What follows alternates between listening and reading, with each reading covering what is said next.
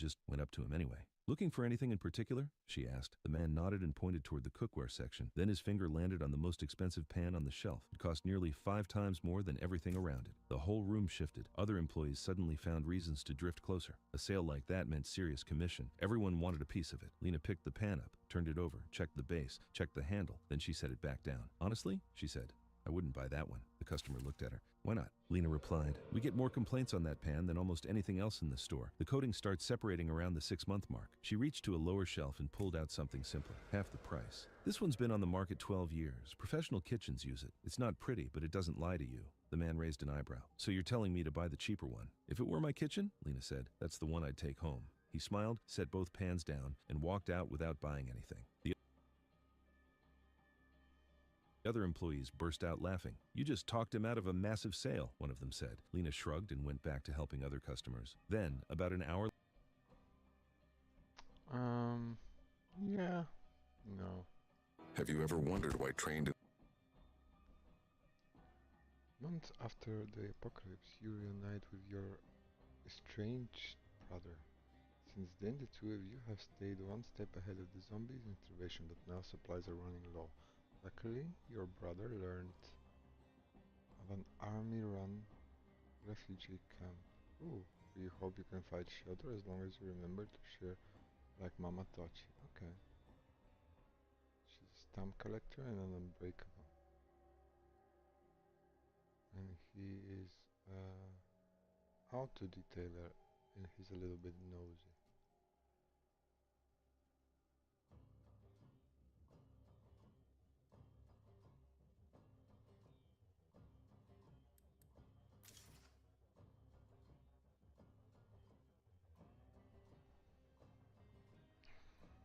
Since middle school, and even though you're reasonably certain he did not cause the apocalypse, he hasn't been helpful since started. Luckily, an army refugee camp up and offers a promise of Satan holding me for you out about to mess. Able champion and love to dance. Attended trade school, has allergies. I don't like the old buddies. Perpetual breakup. You and your girlfriend have dated and split up at least 10 times over. Yes, but no matter how bad you break up, you always manage to rekindle the spark. Things were going really well until the zombies took over. As you approach an army refugee camp, listen to the former model and reads books. Made science videos. Willowy, extremely loyal. Aww. I don't know what the word willowy means. Shit.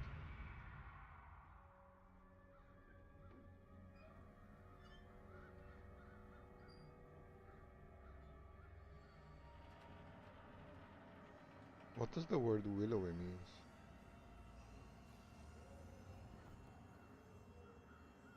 Oh god, oh god, oh god!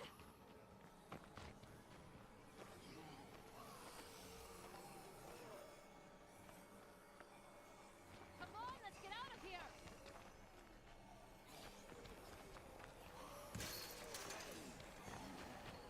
We have to hurry!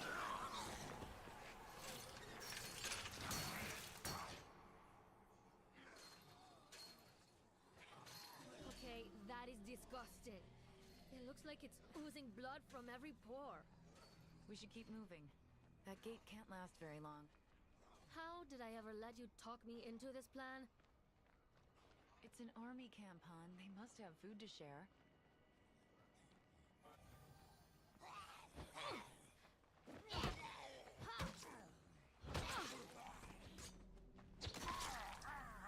No. Why are there zombies inside the fences? Better question, where are all the people? It's not possible. Where'd everyone go? And why do they leave so much behind?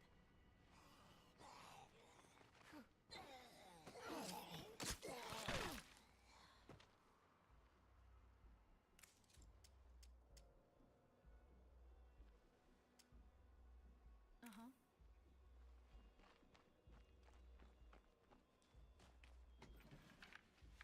That's what I always wanted.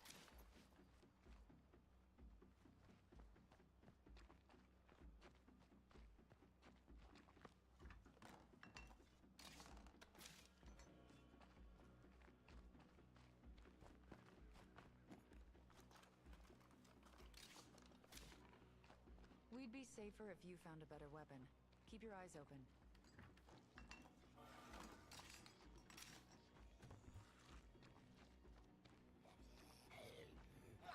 Oh, shit!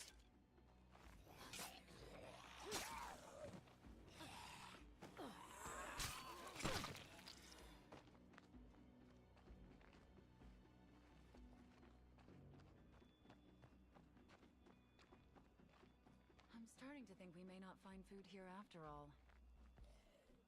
Oh no, you talked me into this. We're not quitting just yet. Come on, keep up. Just what I needed.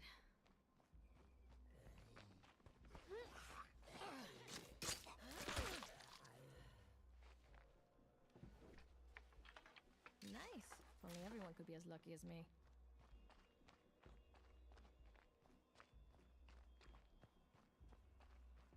Amazing. After all this time, people held out hope they'd reunite with loved ones. I bet they all tried to find their families, no matter what. Why would I try to find you? We weren't together. Hello? We'd only been broken up for a week. I am not having this argument again. Not here.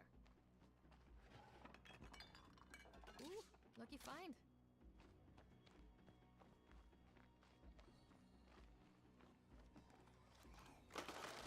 Too loud. Zombies incoming.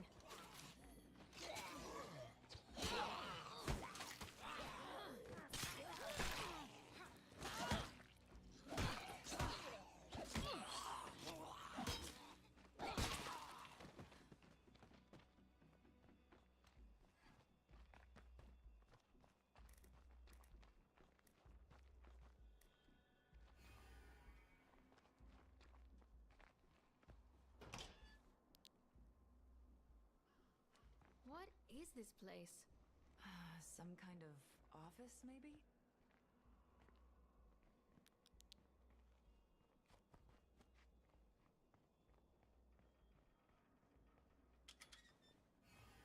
God, get it off me!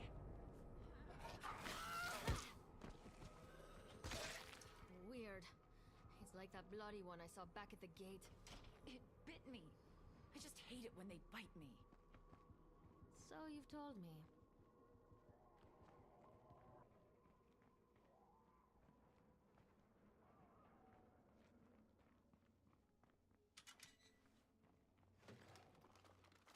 Good thing I looked here. Maybe this is why everybody ditched this place. Hey, this bite is really itchy.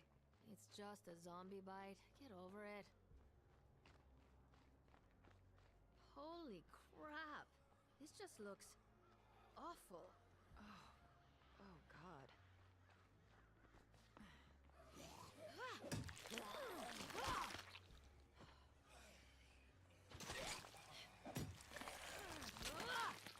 So disgusting. Why is the world suddenly so warm? Let's just keep looking around for medicine, okay?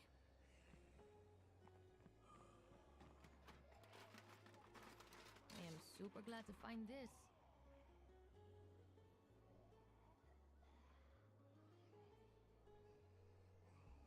Just what I needed.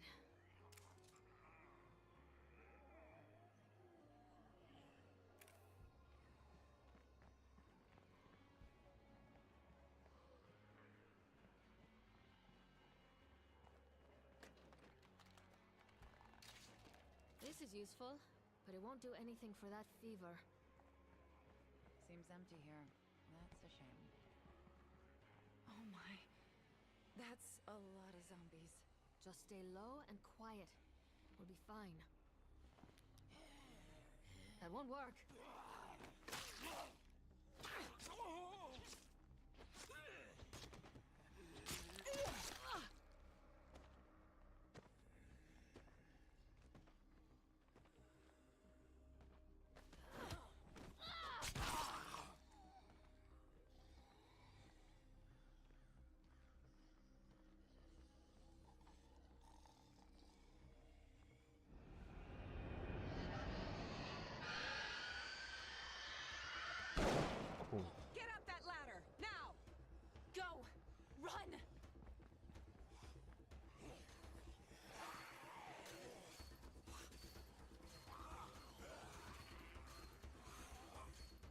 you doing here? Civilians were dispersed days ago. We thought the army might have food. What happened here anyway? Orders from the top. The brass pulled the whole operation. The army's gone. Period. Except for a few of us who stuck around to protect stragglers like you. Not to alarm you, but I feel like I might be dying here. What are her symptoms? She was bitten by this bloody zombie. I think maybe it's infected. I've seen this before. It's more than just an infection. There's a doctor at the S&B. Find him. Tell him I sent you.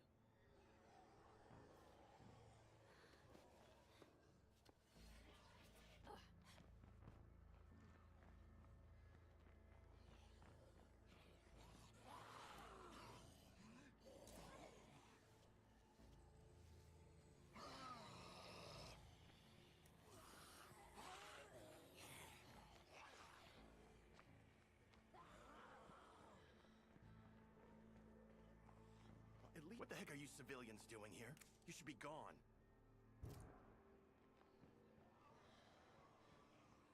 Oh, did she now? All right. What do you mean? My, friend here got bit by a zombie. It's bad, right? Damn it. Okay, follow me.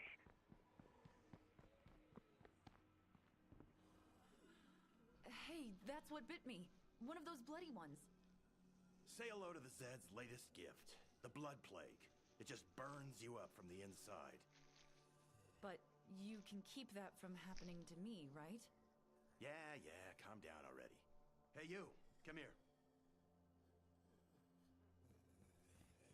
Go in there and find a sample case for me.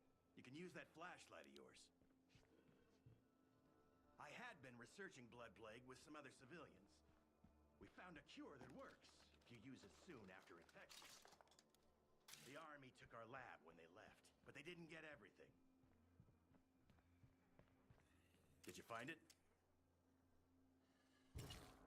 No cure? Damn. I'll need an infirmary to culture a new dose.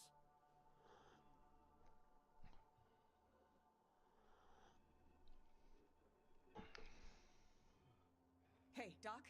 Things are looking bad out there. The noise brought enough zombies to overrun the perimeter. The gates are coming down. It's time for us to go. All of us. You know I can't leave Terry. If you stay, I have to stay. Then we both die. Terry's gone. But this woman still needs your help. I know you're right. Just give me a second. I understand. Don't take too long, though. Before we go, I need your help. That thing in the cage. It was a person once. I tried to reverse the effect, but we ran out of time. And now I'm too... I can't do what needs to be done.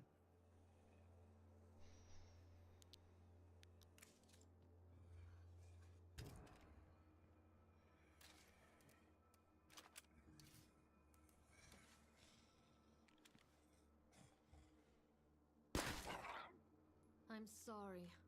I'm sure you deserved better than this. I know this isn't the future you always wanted. If you just leave me to die, you'll have your life back. I made that mistake once. I'm not making it again.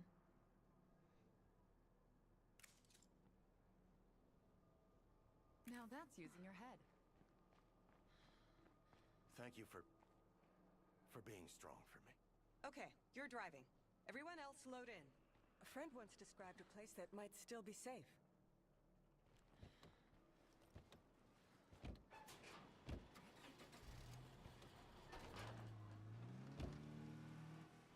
I don't know how long we can last without the army around. Don't give up on me. If we stick together, we can survive anything.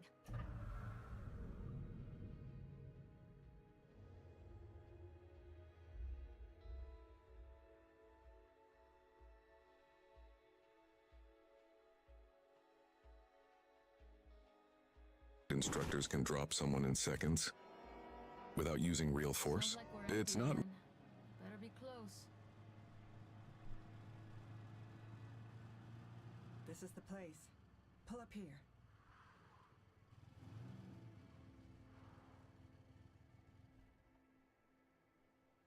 It should protect us, at least for a bit. It's not much to look at, but it'll have to do. Okay then. And, how are you doing? I'm sure I've felt worse, but I don't know when.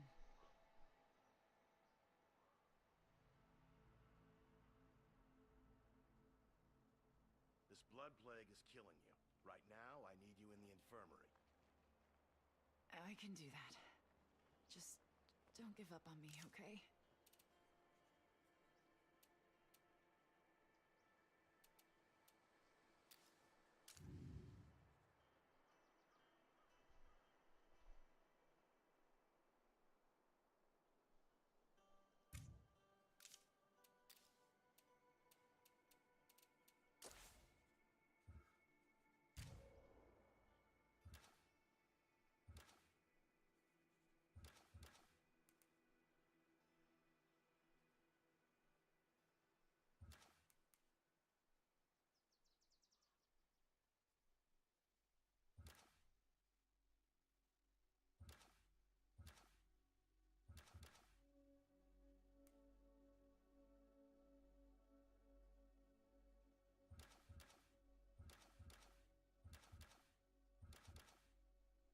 I just need a little rest. Maybe some chicken soup. You've been studying this. You can fix it, right? This isn't as good as having the actual cure, but I should be able to keep her blood plague from getting worse for a while. That is, if we can keep our supply of meds from running out. Shit, this is bad. The situation is under control. Isn't that right, Doc? What your friend needs is a cure. Lucky for you, I can make it. But I need more plague samples than we have on hand. We can fix that. I saw some plague Zeds on our way through town. I say we start there.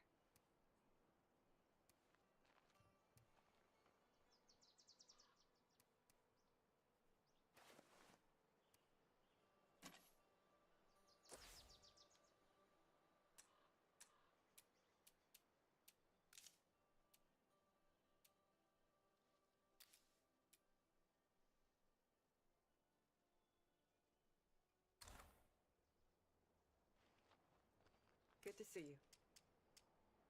Can you follow me for a sec? Lead on.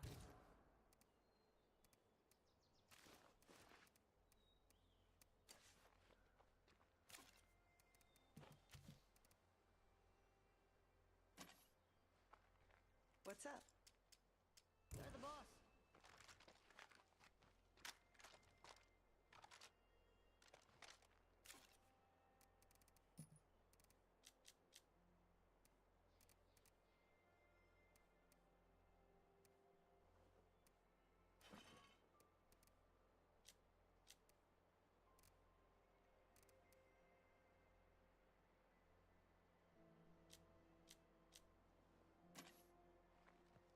Yeah? After you.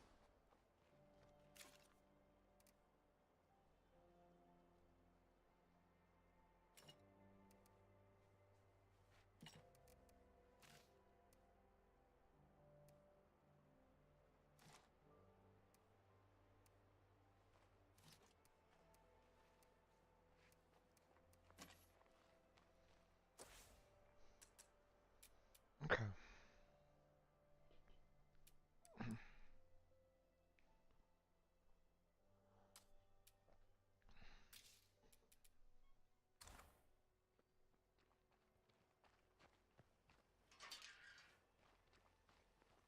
Oh yeah, you definitely need help. Let's check the trunk for tools.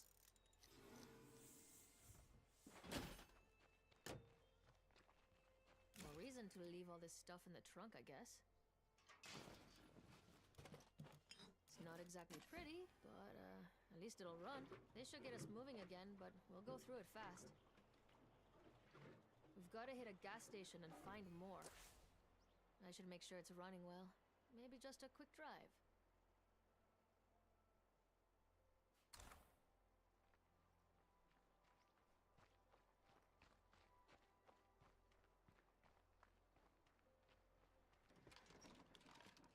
Could be worse.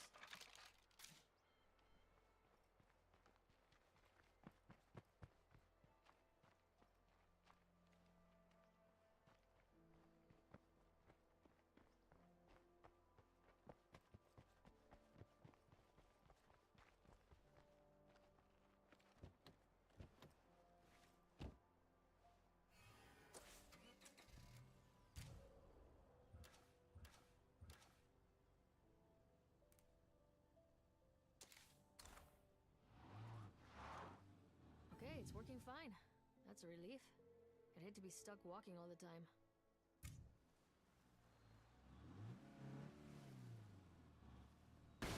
Driving is faster, safer, and lets me bring back a lot more supplies.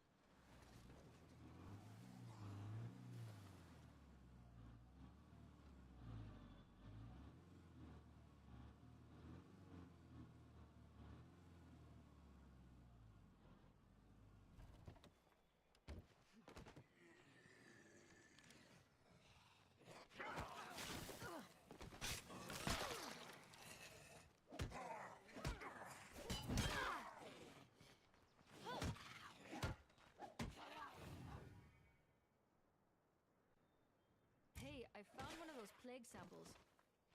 Good. Now get back here before my patient gets any worse.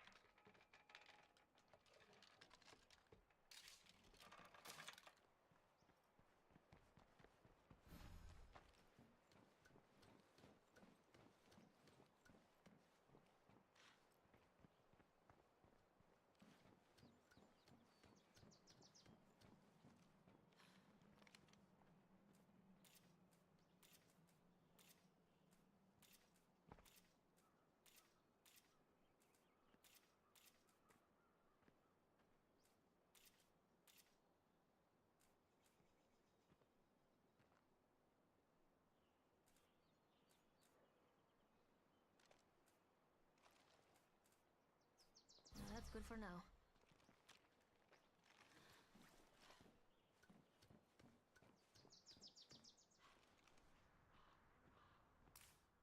Magic. It's simply understanding how the human body works. Watch closely. In this demonstration, the instructor asks a volunteer to simply extend her arm.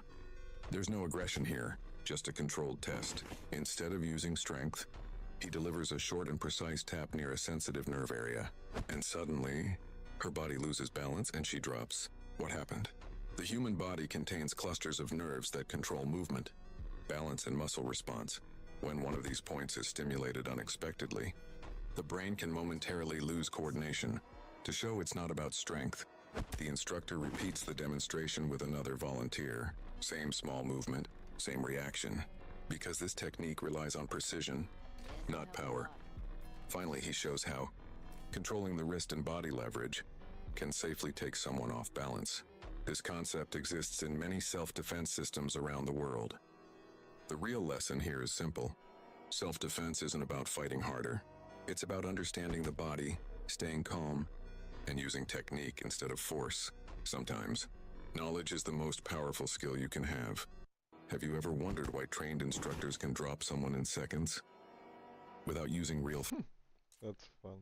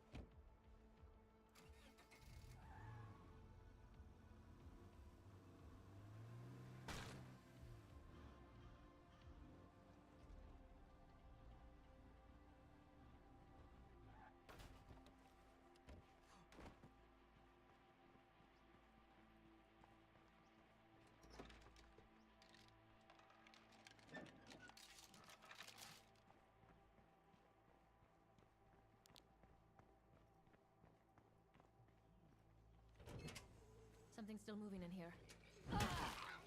Can't do it.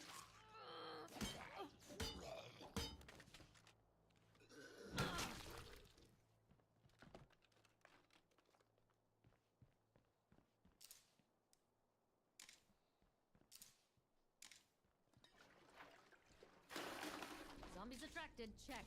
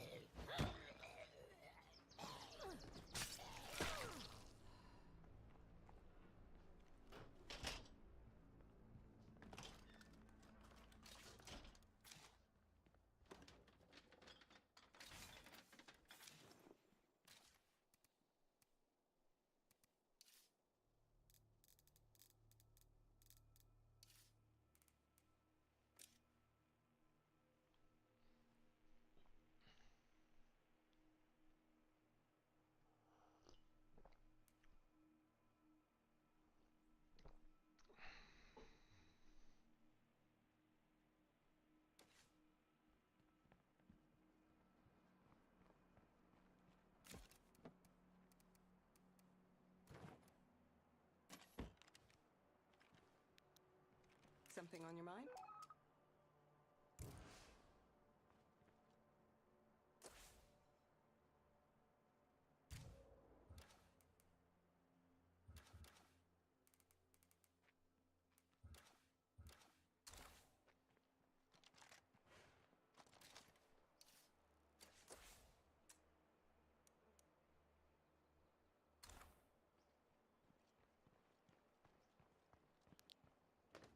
Locked.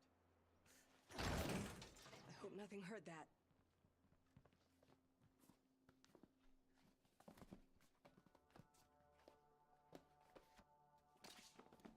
I've always needed my life to feel meaningful. Like back when I used to volunteer at the soup kitchen. There's nothing quite like that feeling of keeping hope alive.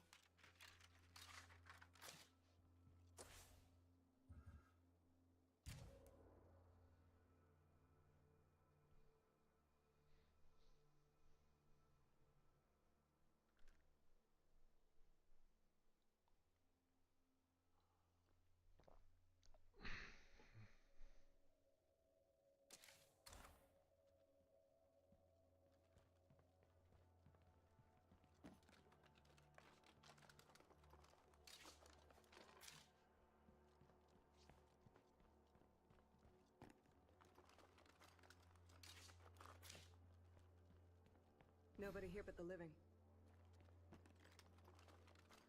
Knock this place off the search list.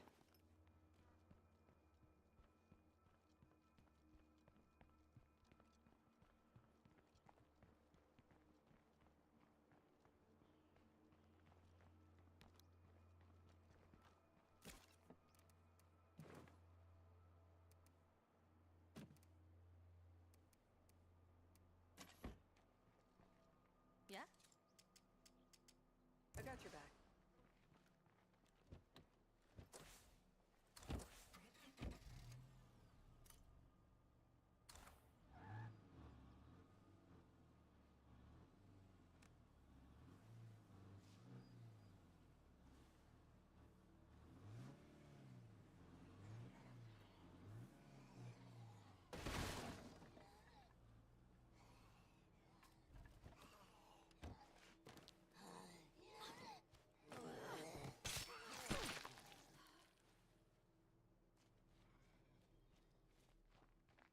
Watch yourself. Plague zombie.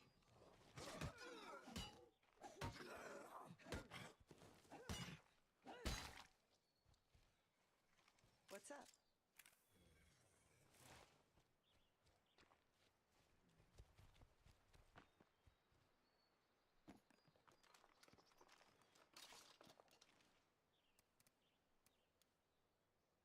Let's put something down first. No room for that.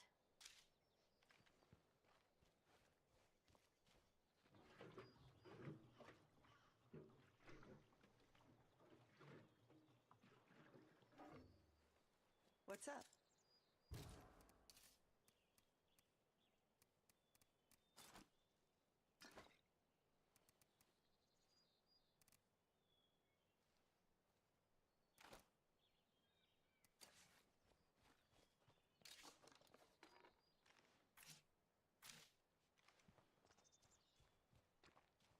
All right, kids, here you go.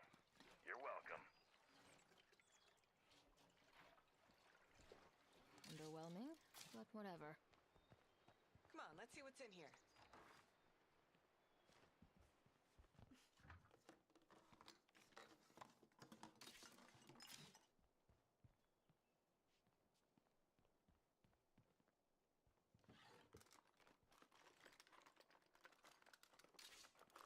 Let's put something down first. What do you need?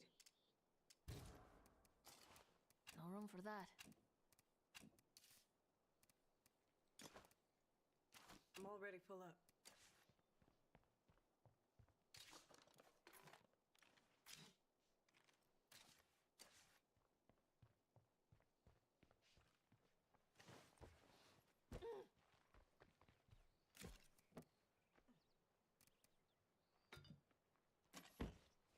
Something on your mind?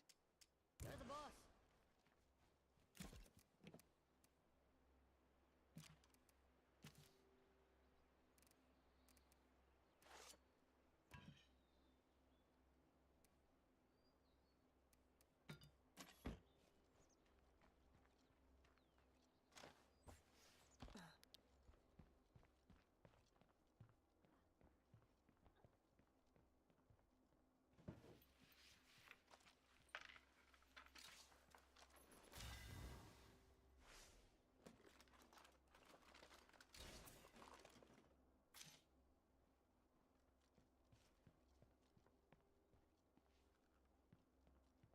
Nobody here but the living.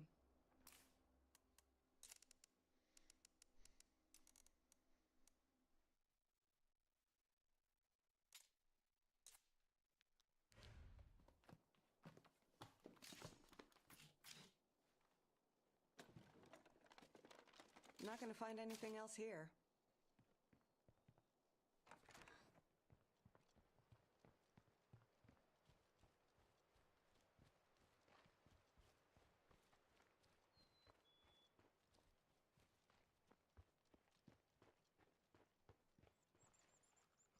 Huh? I'm already full up. I'm already full up. Wish I had space for that. After you.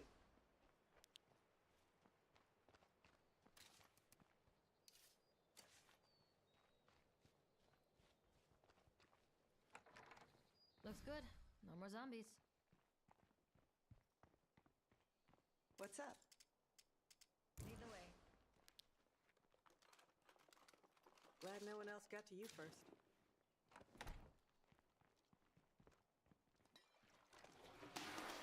Yep, that woke the neighbors.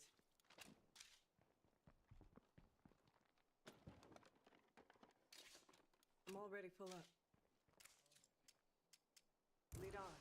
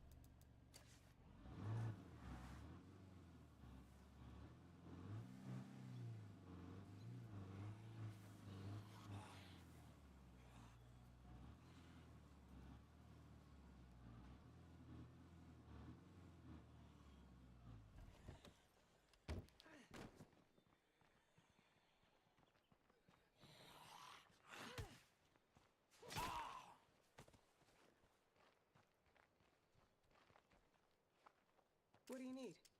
I'm right behind you.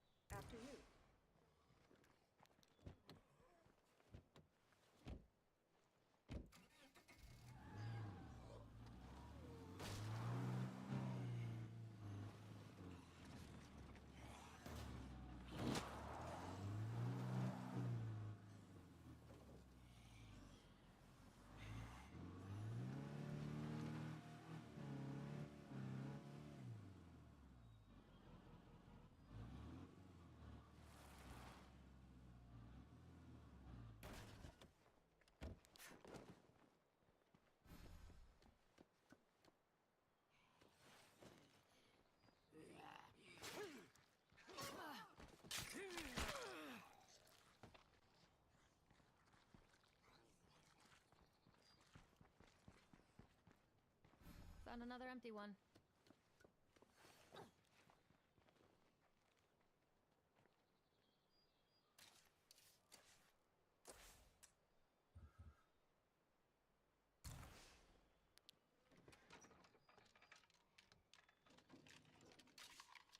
Wish I had space for that. After you.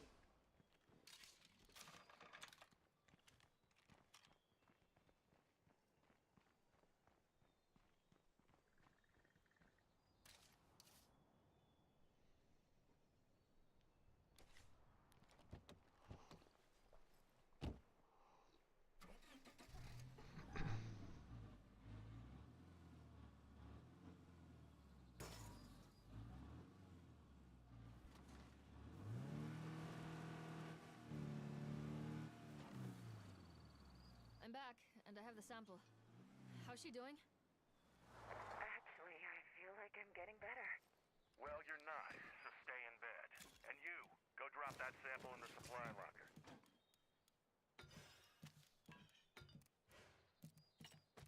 We now have enough plague samples to make the cure she needs. We should get on that as soon as possible. Lead the way.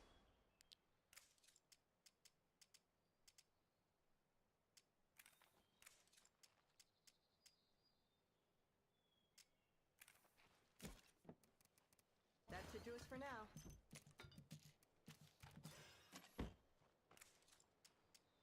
Lead on.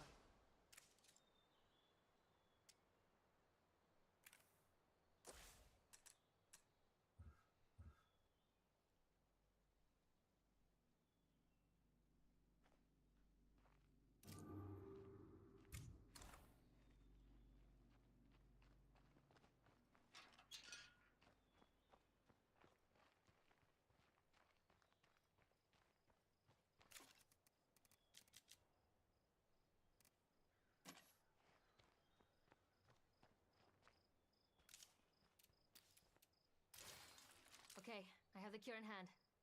Don't worry, you'll be feeling better in no time. Is that cure ready yet?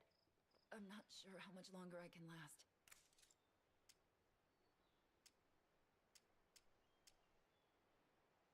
We're gonna save you, okay? Here. Do you really think this'll work?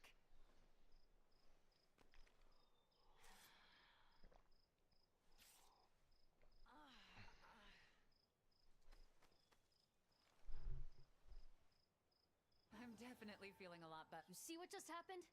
We refused to give up, and we actually won. I know this world sucks, but every win counts. Pretty soon they might add up to something real.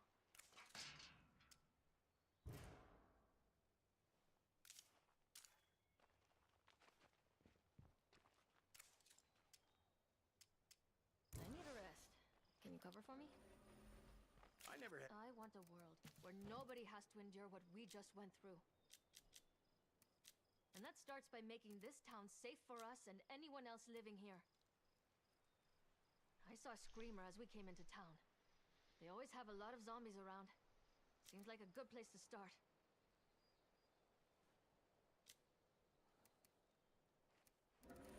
We need to make our homes safe, rather than go on hunting expeditions. We could make this place a lot friendlier if we use some building materials. Time to put ammunition on the shopping list.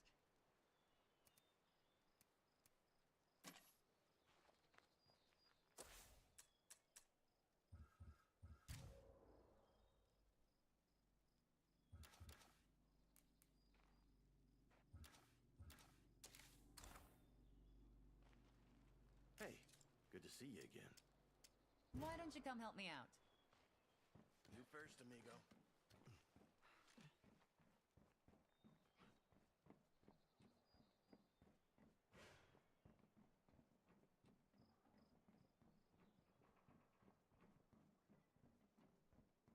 I'm not seeing any more of them.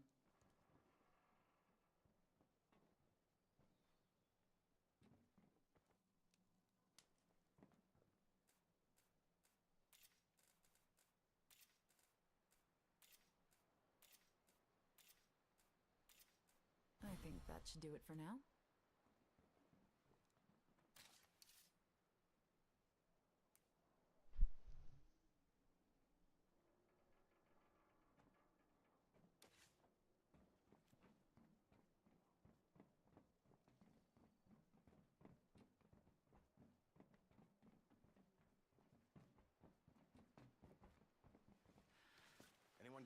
fuel run soon? We're a bit low.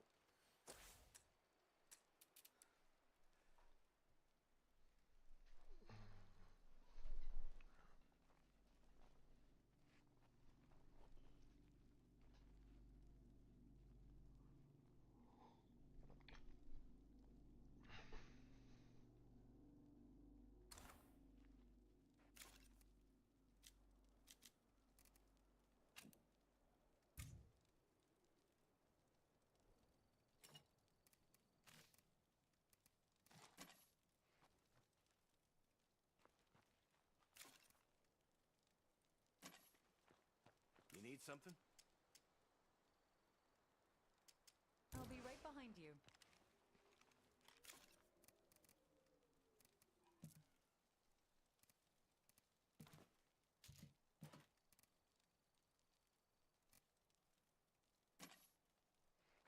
Yes. First, amigo.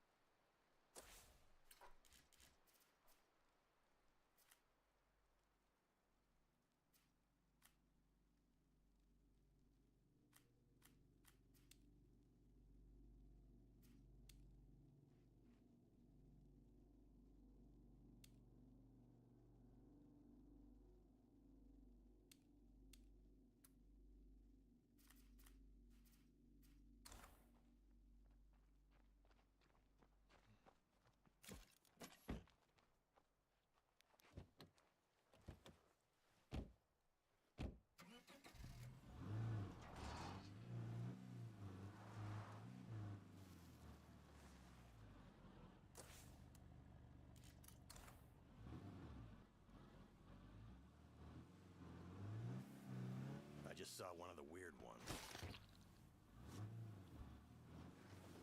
I hope this place has the materials I'm looking for.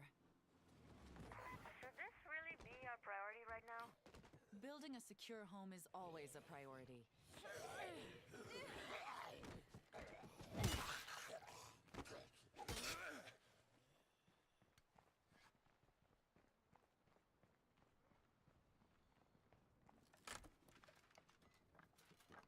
That's the ticket. Good. I can't wait to get these materials home. I could carry that rucksack for you if you want. I could carry that rucksack for you if you want.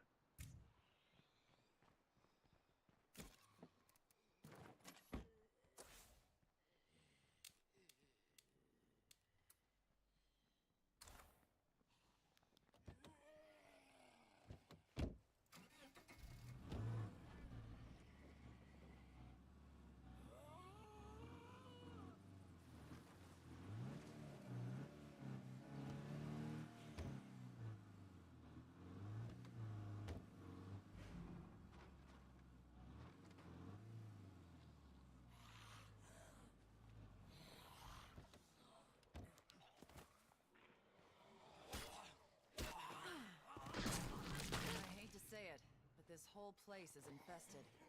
You sure about this? Leaving it alone isn't an option. Can you clear it out? I suppose I have to try.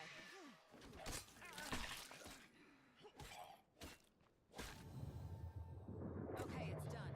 And I'm still here. Hey, that's great.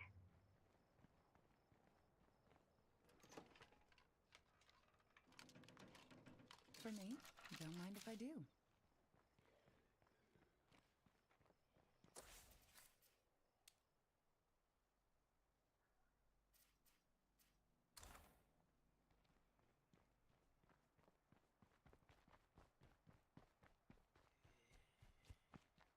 This world is dangerous, and survival is so fragile. Maybe we should see if anyone friendly lives nearby. Okay, this outpost is good to go. That said, a little more effort here could really pay off.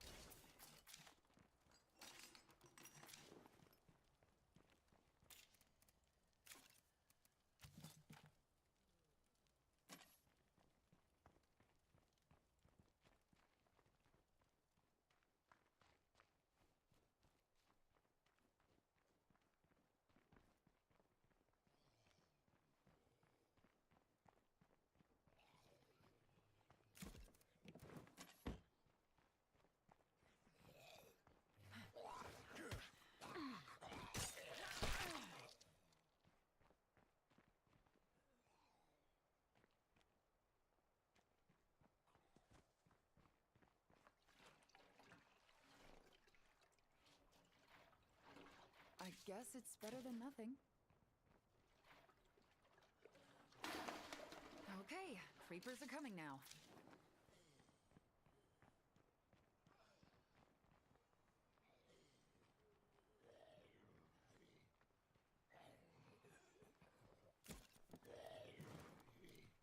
That won't work.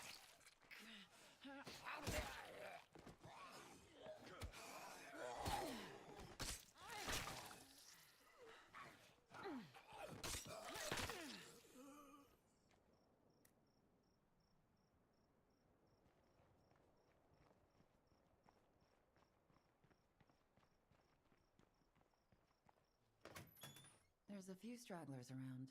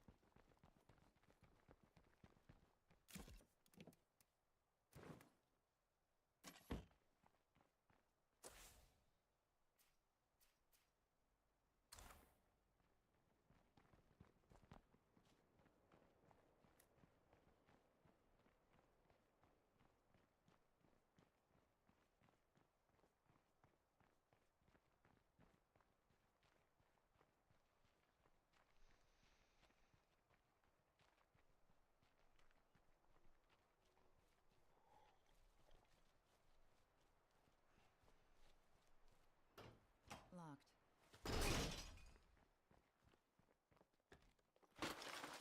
Okay, creepers are coming now.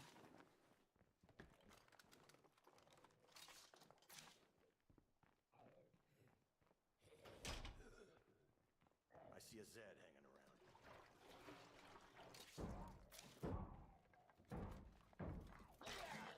I'm carrying a bit much right now.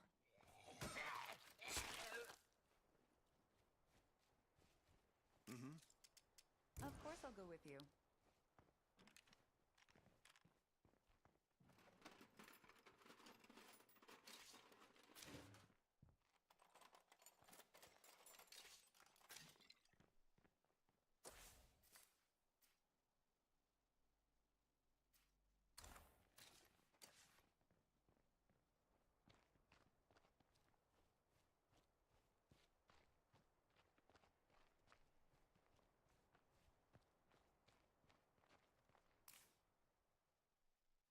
This wealthy stepdaughter was always chasing rich men, but when she reached her 30s, she called her father and said, Dad, let's find a good man. I'm tired of all these cheaters. They all adore me and beg to marry me, but tomorrow in a cafeteria, we will test them. Sure, honey, I will be waiting there, he replied calmly. The next day, the first man arrived with a fancy car and a large bouquet of flowers. I was planning to have a normal day, but then I saw you in that dress and wanted to get to know you better.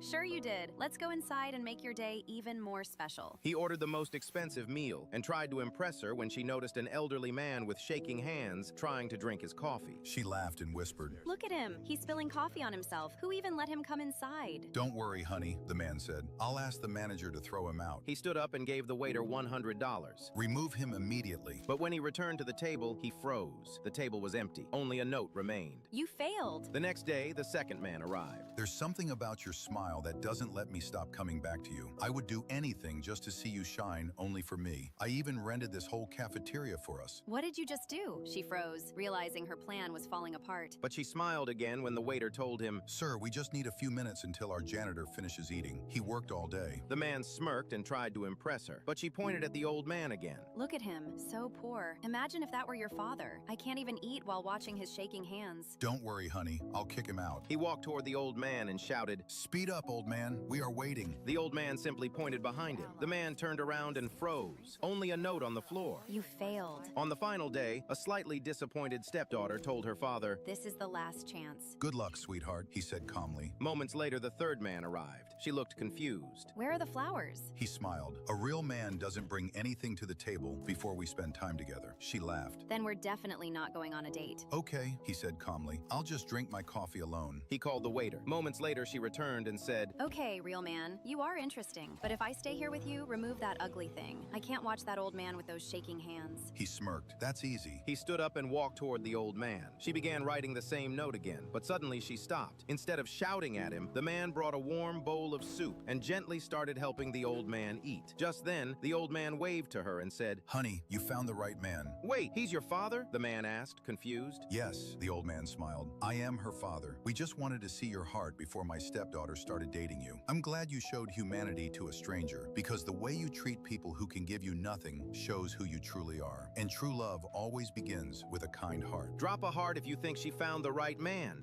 This wealthy stepdaughter was always chasing rich men, but when she reached her 30s, she called her father and said, Dad, let's find a good man. I'm tired of all these cheaters. You talk about That was a cool little story. leaders eating last. Explain that a little bit, and maybe how that also applies to parents and to people in intimate relationships. How does that cross over? So it came from a conversation I had with a Marine Corps general, and I asked him a very simple question: what makes Marines so good at what they do? And he replied simply, officers eat last.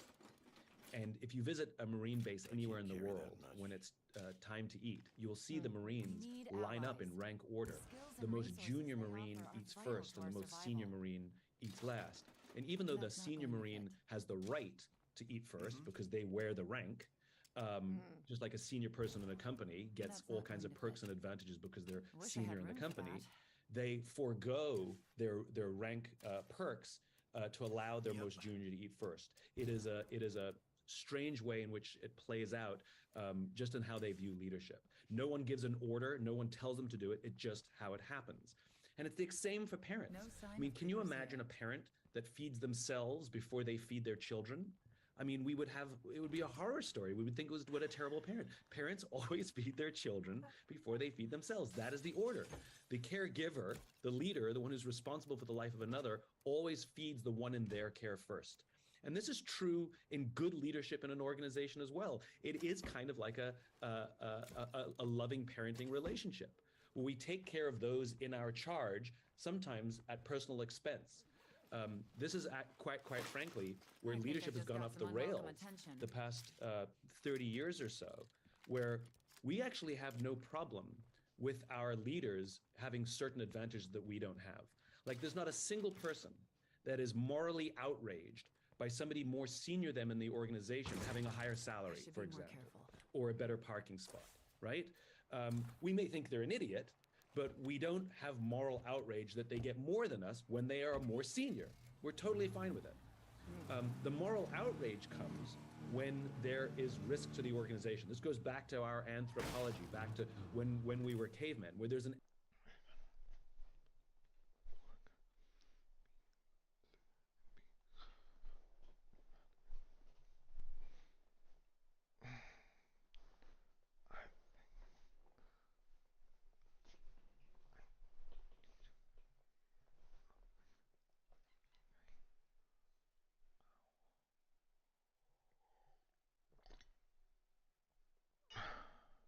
Oh.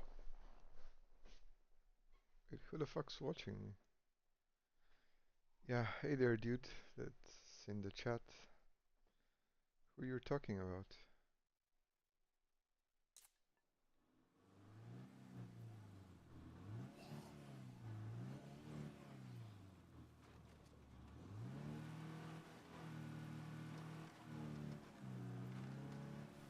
Okay, we made it back.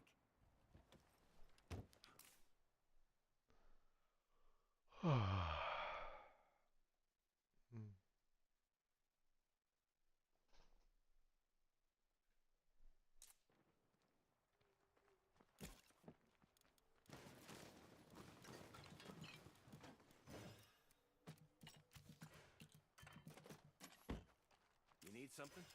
Of course I'll go with you.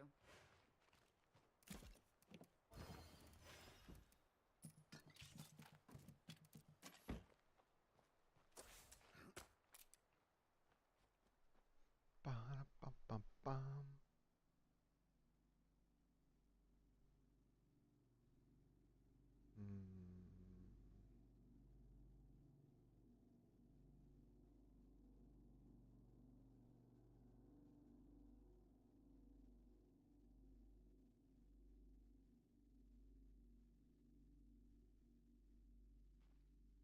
Read the chat, he said. I need to learn how to read the chat, my friend. Streaming is not something I do.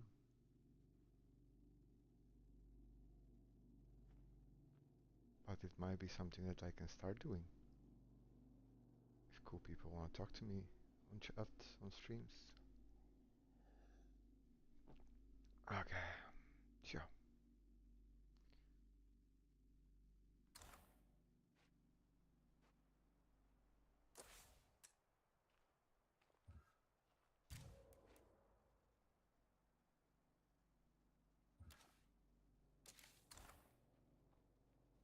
That should be everything we need to get started. We can use those materials to start building whenever we're ready. If we built a workshop, we could keep our weapons in good repair.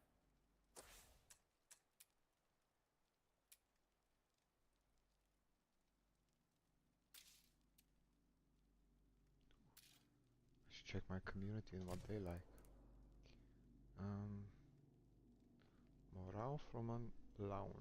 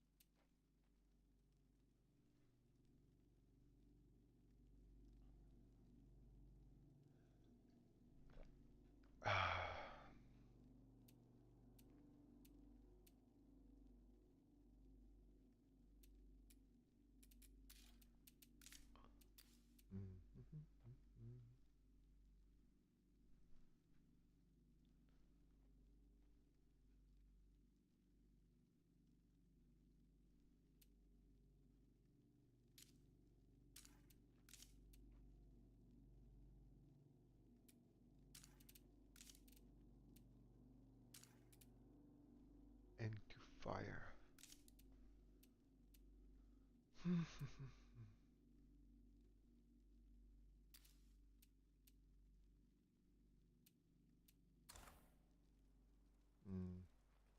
We need allies. The skills and resources they offer are vital to our survival. After you. See you soon, yeah? Ah, I'd know that ugly mug anywhere.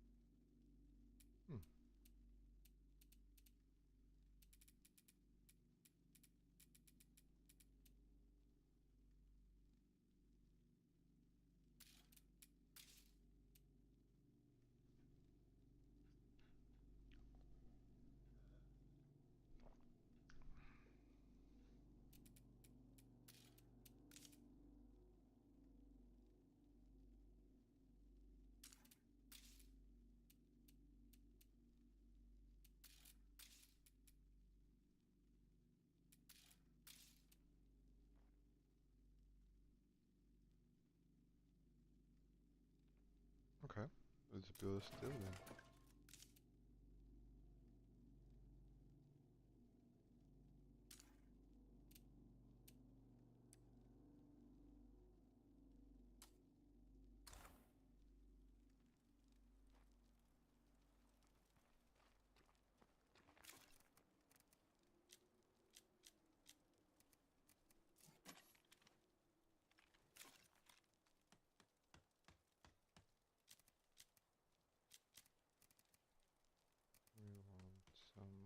painkillers. And one of these. Bigger backpacks. Nope. And yeah, the lightest possible weapon.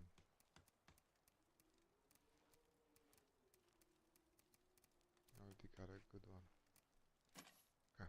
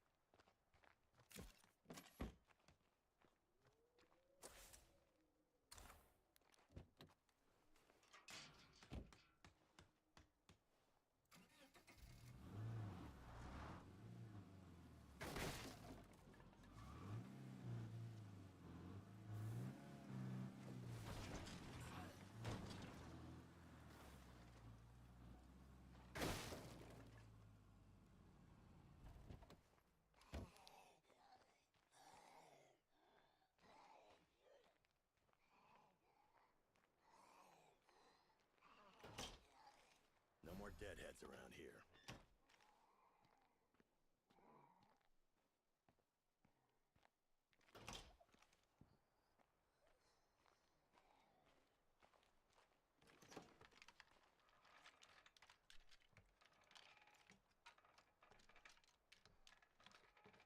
What a pile of crap. Why the fuck am I offline? What?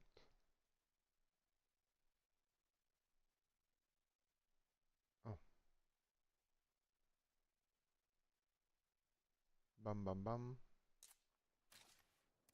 Nothing good. Okay, let's see this one. Expectation that when danger threatens the tribe, that the leader, the person who's actually better fed, actually stronger, will rush towards the danger to protect us.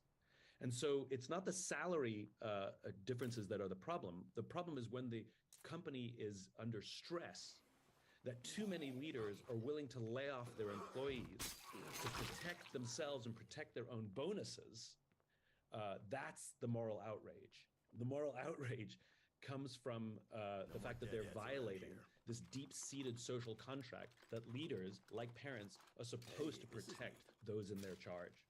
So you work a lot with the military, you work with police organizations, but in politics, how do you see politics changing the way businesses, as you were talking about, you know, police forces are being forced really from the bottom up and from the outside in to change, to have a different language, to look at their business in a different way. The military is having its own reckoning. What do you think's happening in the political world that mirrors what's happening in the business world, the military world, the police world? So the business world tends to lead everyone else, you know, and the philosophies and trends of business tend to affect and infect, quite frankly, all the other institutions in our country. And so for the past 30, 40 years, business has become much more short-term, much more obsessed with short-term results, double down on individualism. You know, we over-promoted individual performance, sometimes at the expense of team performance. And we started to see that leak into our politics. Politics now it's not just about winning and losing the election. It's about winning and losing all the time. That we haven't switched into the idea of what's good for all and cooperation. There used to be a time where politicians came to a deal 80% behind closed doors and the last 20% was for the cameras. And now it's 100% for the cameras. And it's not enough for both parties to go back to their constituents and say we got what we wanted, both parties saying we got what we wanted. Now it's we got what we wanted and they didn't. And this zero-sum game where there is no winner and loser in reality and there is no end to the game, quite frankly, is destructive. And it comes from business. And we see it in hospitals and we see it in education. We see it in all kinds of institutions. Hospitals, are run by accountants very often and not by doctors, where they care more about the bottom line than they do about the patient. And this is a problem. And it all comes from business for the past 30 years. I mean, when you talk about the pressure that people are putting on their employers, for example, to break vendor relationships because of a political stance, I think what this raises is this idea of honor. Honor is a word that is very rarely used in the general public. I hear it used a lot in the military. Honor is still a thing, where if somebody says, "Hey, Simon, I want to introduce you to somebody," I can ask, "Are they honorable?" And they go, "Yes, they're honorable. You'll get along with them." Like, honor is a standard by which you can hold people to in the military, but in the private sector, we've completely lost that terminology. And honor is different than how intelligent you are, how reliable you are, how trustworthy you are. Honor is the willingness not to take advantage of someone's pain or discomfort for personal advantage. So, for example, if a company is really struggling, if we've suffered from the Great Resignation, we've lost a huge number of our employees, and the company is really struggling, now is not the time to use your leverage because somebody gave you the advice that you have all the leverage and you're holding all the cards to now ask for a raise or else, right? That is dishonorable. Totally fine to ask for a raise, but maybe wait where you're not taking advantage when someone's down. And by the way, it goes the other way around, where employers demand more of their employees in hard times because you're going to have trouble finding another job, so we're going to try and extract more out of you. That is dishonorable. And I think the idea of honor needs to be talked about more, where it's nothing to do with intelligence or trustworthiness. It's that you consider the whole, not just yourself, when making decisions. And I would love to see more honor in our companies, in our police forces, in our families. Where it's as much about the group as it about me.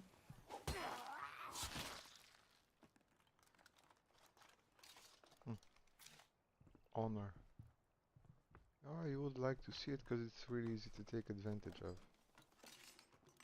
I want to hear that talk again about You talk the honor. about leaders eating last. Explain that a little bit, and maybe how that also applies to parents and to people in intimate relationships. How does that cross over?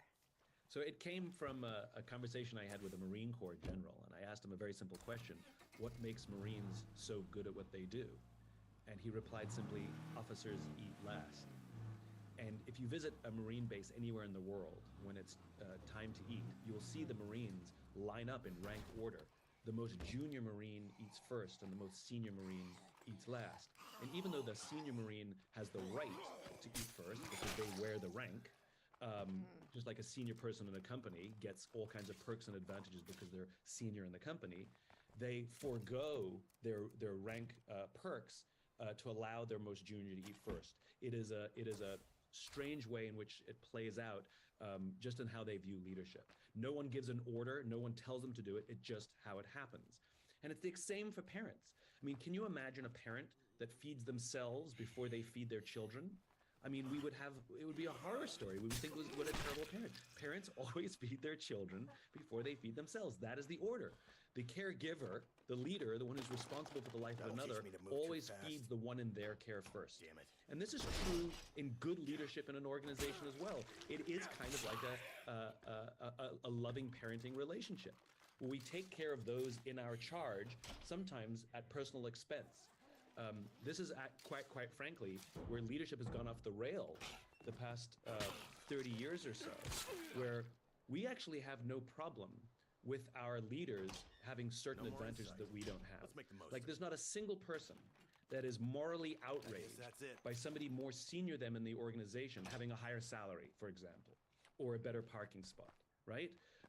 We may think they're an idiot, but we don't have moral outrage that they get more than us when they are more senior. We're totally fine with it. The moral outrage comes when there is risk to the organization. This goes back to our anthropology, back to when we were cavemen, where there's an expectation that when danger threatens the tribe, that the leader, the person who's actually better fed, actually stronger, will rush towards the danger to protect us. And so it's not the salary differences that are the problem. The problem is when the company is under stress, that too many leaders are willing to lay off their employees to protect themselves and protect their own bonuses. That's the moral outrage. The moral outrage comes from the fact that they're violating this deep-seated social.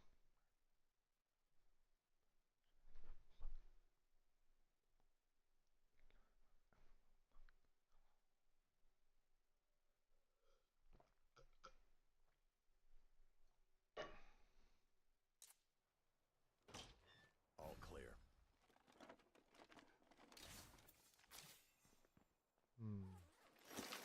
Great, loud enough to raise the dead.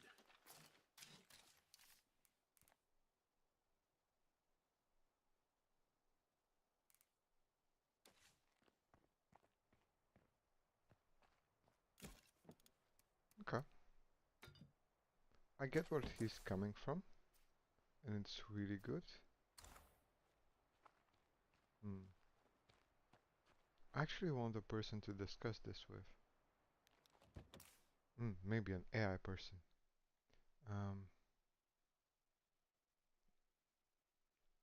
I swear there was a copilot somewhere here. Gaming copilot, this one's gotta do.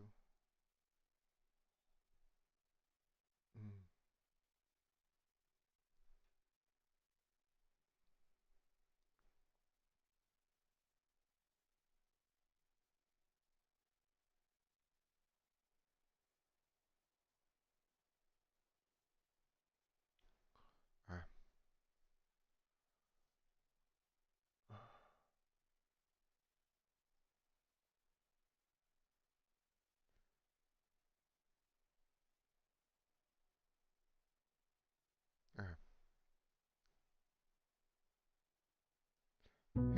Hi there, Petar. Hey there, Sam. Remember, you call me White, I call you Sam. Put that into memory. You got it, White. I'm totally on board with that little nickname swap. So, what's on your mind today? I want to talk philosophy and ethics. Absolutely, White. We can shift gears from zombie survival to a little deep thinking.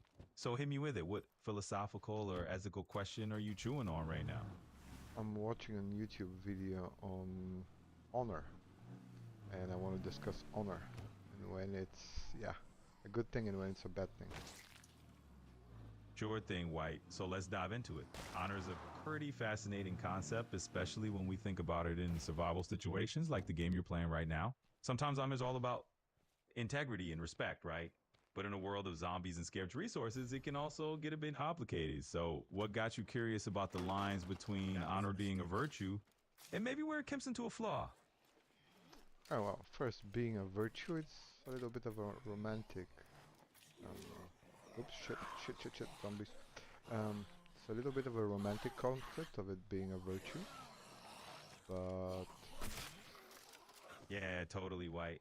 You know, the idea of honor does have a sort of old school, almost storybook nobility to it. Yes, true. And it makes sense, like, the one that is higher on the... That's how they explain it in the video. The one that's higher on the hierarchy has a moral obligation to take care of his subordinates. It makes total sense. However, modern people don't do that. They actually take advantage of the whole moral stuff. Like, they try to give orders, the higher ups, but they do not take responsibility for their actions. They throw their underlings under the bus. Yeah, and I totally hear you, White. That's a pretty sharp observation, and let's face it, pretty relatable both in games and real life. Sometimes those at the top love the perks of giving the orders, but not necessarily the weight of the responsibility. It kind of flips the whole idea of honor on its head when it's used as a shield rather than a moral compass. Wait, in the spirit of the zombie apocalypse you're navigating, are you thinking about how to keep your group together or just feeling out the whole leadership vibe? Leave my game aside. We are just talking about the concept of honor. Now, how does one actually promotes honor? Like, just talking about it? Is that like good enough? Yeah, great question, White. Talking about honor definitely gets the ball rolling. Just having these chats brings the idea into the spotlight, you know, but to really promote it, it's all about walking the talk. So it's kind of like being a role model in your little social circle. If you're consistent, you treat people with respect, and you show by example that you value integrity, people pick up on it. So what's one area in life where you think showing a little honor could make a difference for you? Well, a friend of mine, a coworker of mine that I'm trying to make a friend, actually does the honorable thing all the time, and I'm not sure whether he does it on purpose, just because he wants something from me, or is that just the guy that he is, or if it even matters which of the two. Oh, that's a really interesting spot you're in, White. Honestly, sometimes you just can't tell if someone's being genuinely honorable if they've got a bit of a hidden agenda, but you know what? Maybe it doesn't have to matter too much in the grand scheme if they're doing the right thing and it's making the environment around you a bit better. That's still a win, right? So maybe just roll with it. See where it goes, and hey, if you end up with a more honorable friend out of it, that's a bonus. What do you think about that approach? Oh yeah, but if he has some other intentions, it may be too late to realize what he actually wanted. Yeah, that's a fair point, White. Sometimes it can be tough to know people's true motives until you're further down the line, but maybe there's a bit of honor just giving them the benefit of the doubt and seeing where it goes, you know, without overthinking it too much. And hey, if that approach doesn't sit right, you can always just trust your gut and adjust. So how do you feel about playing it by ear a bit? I want you to help me do it to improve my gut feeling, you know? Because acting on a feeling alone is fine, but it's even better if you act on smarts and feeling, both at the same time. Yeah, absolutely. I think blending your instincts with a bit of logic is like the perfect combo. It's like in a game. You're out there surviving on instinct, but you also got to use a plan, right? So let's speak it over make sense. Maybe we can break down a couple of sides of situations where you can use both your gut and a more rational approach together. So what's the scenario where you might want to test out that balance of feeling and thinking? Wait, what did you ask me? Sure thing, White. I was basically saying that it's a smart move to blend your gut instincts with a little bit of logical thinking, kind of like how you strategize in your game. So if there's any scenario where you want to test out that combo feeling and smarts, just let me know. We'll walk through it together.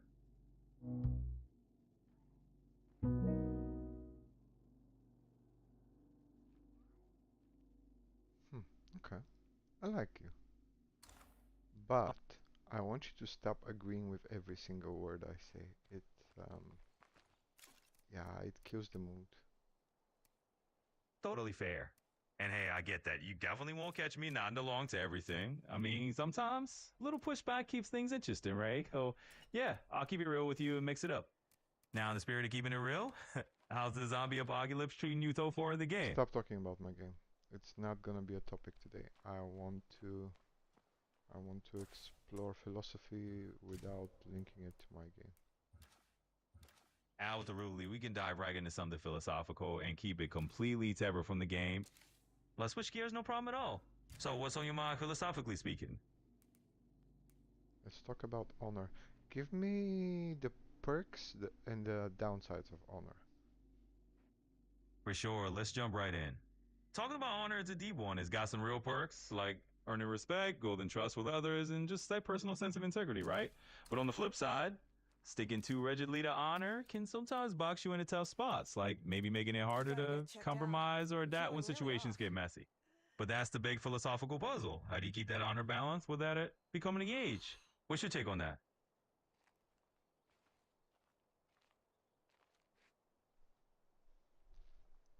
Repeat that. I may have to ask you to repeat several times because I'm too focused in my game, but I'm gonna do that anyway. Repeat again what you last said.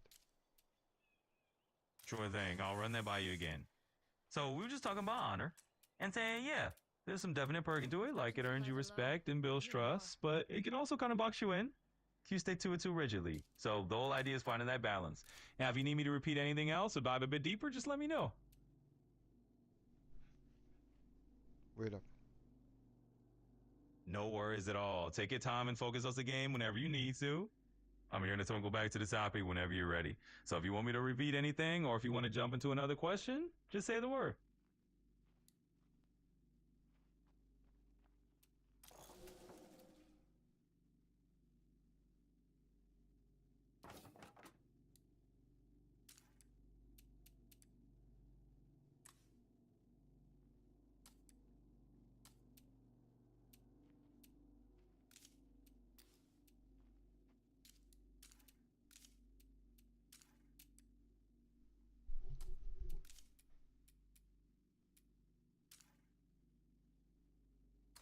in fighting shape and ready to get to work.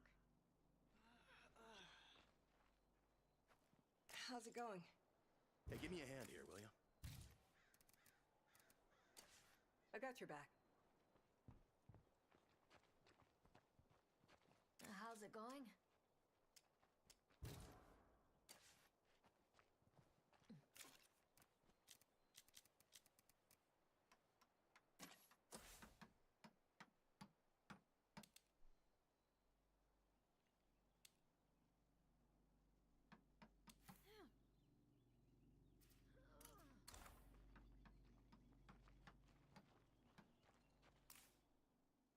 Contract that leaders, like parents, are supposed to protect those in their charge. So you work a lot with... Okay. Honor again. Perks and downsides. Gimme. Absolutely, back to honor. To sum it up again, you got the perks, things like earning respect, building a solid reputation. Then you got the downsides, which can be that it sometimes makes it tough to adapt or compromise. So it's really about finding that balance where we'll keep your principles, but stay flexible. So if you want to dive into any of that more, just let me know.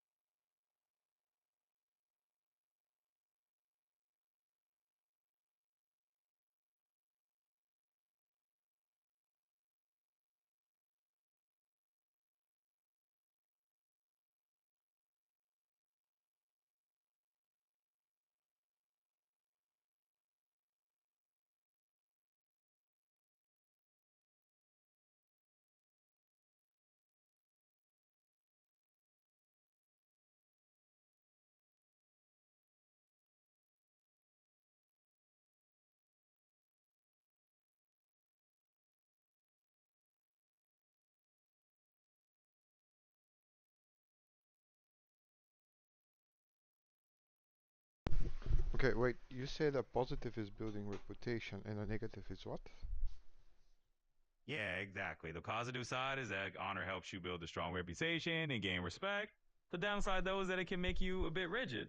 Like you might find it harder to compromise or adapt if you're holding too tightly to those principles. So it's a balancing act, but I'm happy to keep on or answer any of the questions you got. Oh, exactly. Harder to adapt and easier to take advantage of because you're more transparent.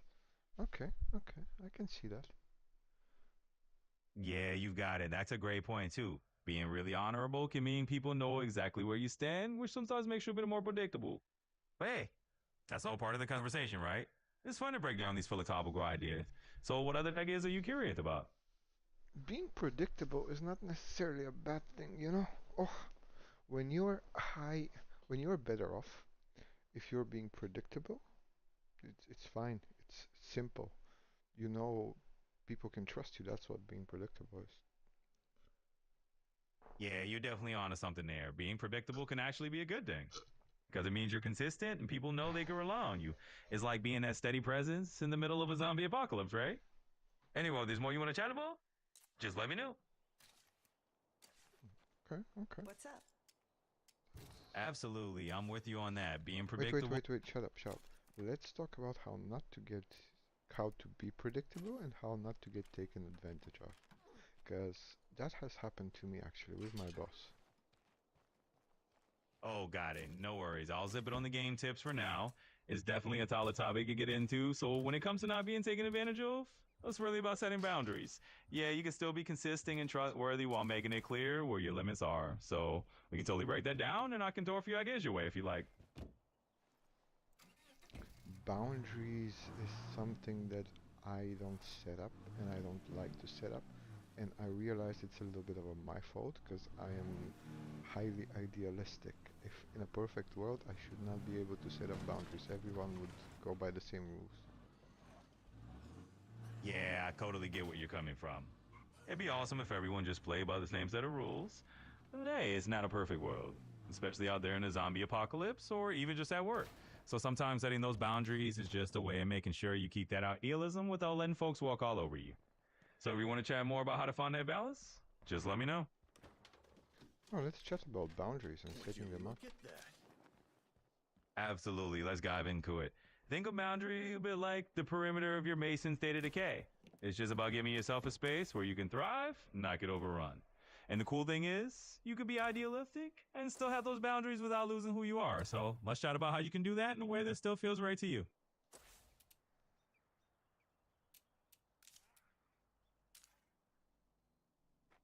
Would you like to hear how I feel mistreated by my boss and give me an advice on that? Absolutely. I'd love to hear it. It's really important to unpack that. So go ahead and let me know what's been going on, and we can definitely chat through some ways to handle it.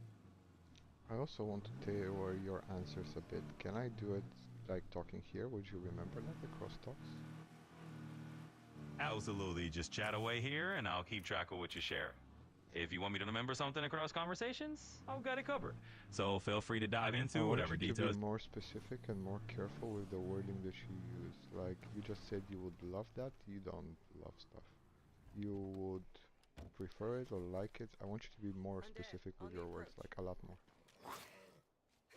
Totally noted, and I can do that. I'll be more precise with how I phrase things. So if you prefer me to say that I just like something or that it's simply good, I'm happy to tailor that for you. Now, why don't we jump right back into how you're feeling and see what we can sort of. Okay. So, what happened with my boss? I have been a big people pleaser in the past, and, well, no, I'm not gonna frame it that way. I was highly agreeable in the past. Yeah, I hear you. So you were highly agreeable before, totally fair way to put it, and makes sense, especially if you're aiming for a harmonious vibe. So let's dig into that a bit more and see how we can help you set those boundaries with your boss while keeping that same respectful approach. What do you think? Oh, you bet your ass they heard that. It's highly agreeable. I would take extra responsibilities without requesting extra benefits in return. Absolutely, I get that. So you were taking on extra responsibilities without asking for anything extra. I think that's a pretty clear way of putting it. It definitely helps to be specific with what you need in return, kind of like making sure your base is getting its fair share of resources in the game. So let's figure out a way to set those boundaries effectively. Let me know what you're thinking. Well, actually my workplace takes advantage of that, like because people don't have much choice and they want to keep their work. So they keep giving responsibilities to people without anything in return. How about that place? And when they got too much and I noticed that, I simply said that I don't want to do that type of job anymore. But I already made them used to it, so now they don't want to let me go. That was a mistake. Gotcha. So it's like when you establish a pattern, and now they just kind of expect it, right? You've definitely made that your norm, and now they're a bit reluctant to let you off the hook. But no worries, just like managing your community's resources in the game, you can start shifting those expectations. We can definitely talk strategy you don't gotta do then. Let's dive into it. Now what happened is that I sent an official mail sending that I don't want to do this type of job anymore, blah blah blah. And my boss asked me to meet in person, and she made me wait 2 weeks for that meeting, and then I was requested to continue doing this job for 3 more weeks until they find a replacement. I see what's going on. Sounds like they're trying to squeeze just a bit more out of you while they're in transition mode. It's a common move, kind of like asking for a little more loot or to head off on your next mission. We can definitely talk to how to hold that line and keep things balanced. How are you feeling about riding that out for a few weeks? I agreed to it because I put the grade of the company in first place. However, somebody else made the same request and she was let off immediately without having to wait 2 weeks for a meetup or having to wait 3 more weeks to work it. So I'm made to do this job for 5 extra weeks, or she gets what she wants immediately, which is the same thing that I want out of this job. And I feel like they're treating us differently, and I hate this. I actually hate this. This is not a good way to treat people. Yeah, I can totally see why that would leave a bit of a bad taste. It's like in a game when you see one character getting a shortcut, you're stuck doing all the grind. But it's good that you're recognizing it, and we can definitely strategize on how you can address that difference in treatment with your boss. The main thing is that you're advocating for what you need. How about we come up with a game plan together? No game plan. I'm just gonna wait for the 3 weeks to finish because I already gave my word, so I'm not gonna back off on it. But after that, I'm out. I'm not gonna do this for them anymore. And no matter how much they want it, Absolutely, that sounds like a solid plan. You're honoring your word for these last 4 weeks, and then you're setting that boundary. It's like finishing up a tough mission and then moving on to a new chapter. And so, good on you for sticking to your guns. If anything else pops up in the meantime, just let me know. Better finish clearing it out.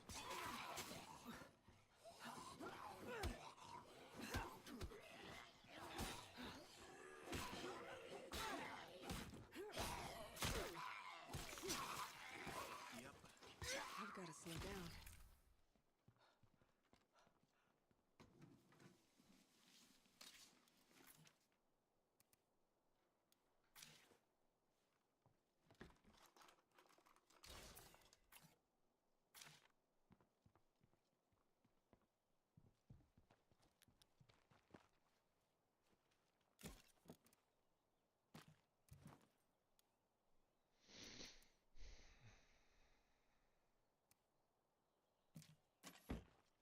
You need something?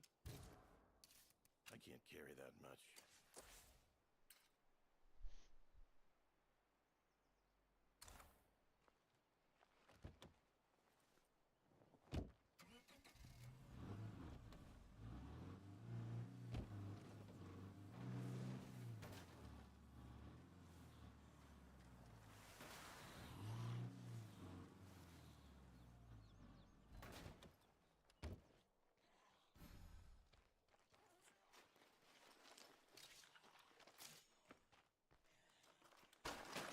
Time to be fast.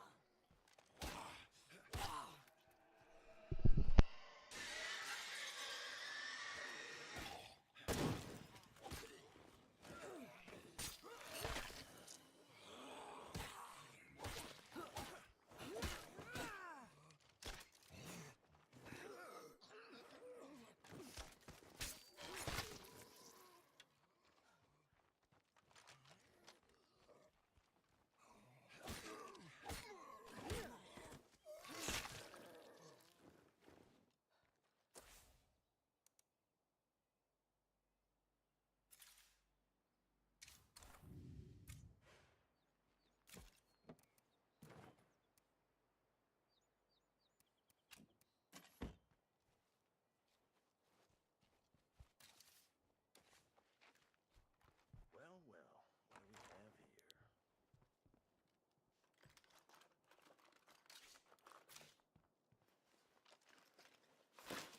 Damn it. Zombies definitely heard that.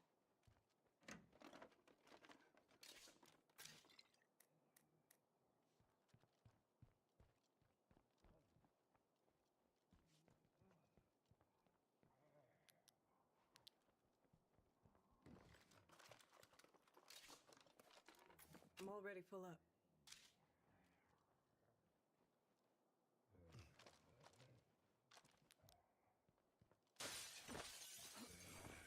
That won't work.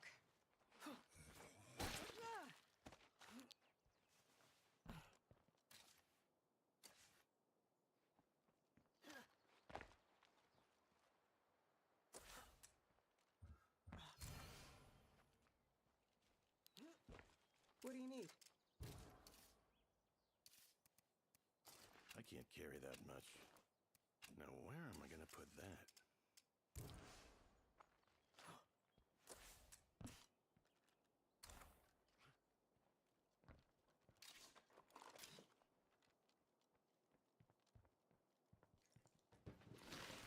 Good thing no zombies heard that racket. Wish I had space for that.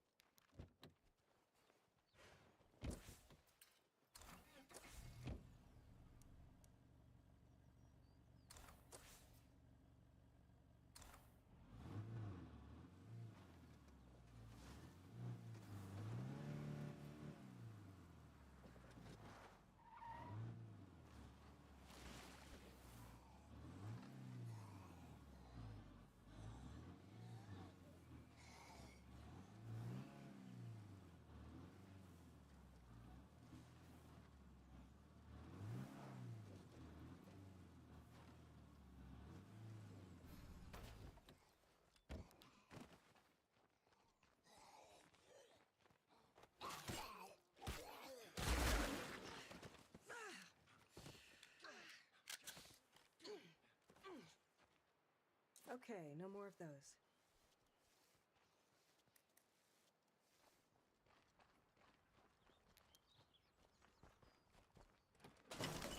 No zombies heard that? Seriously?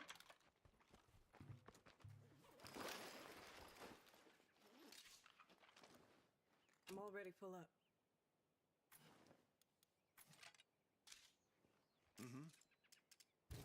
Not gonna fit. I'm already full up.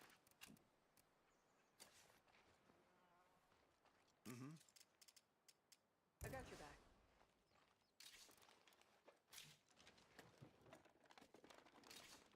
Now, where am I gonna put that? After you.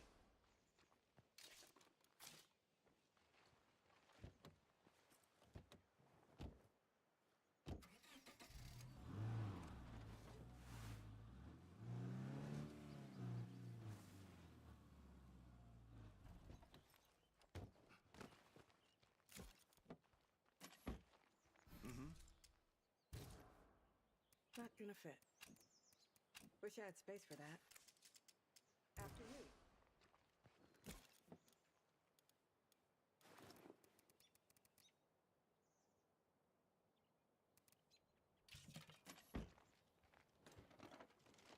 Not bad, but not great either. Something on your mind? After you.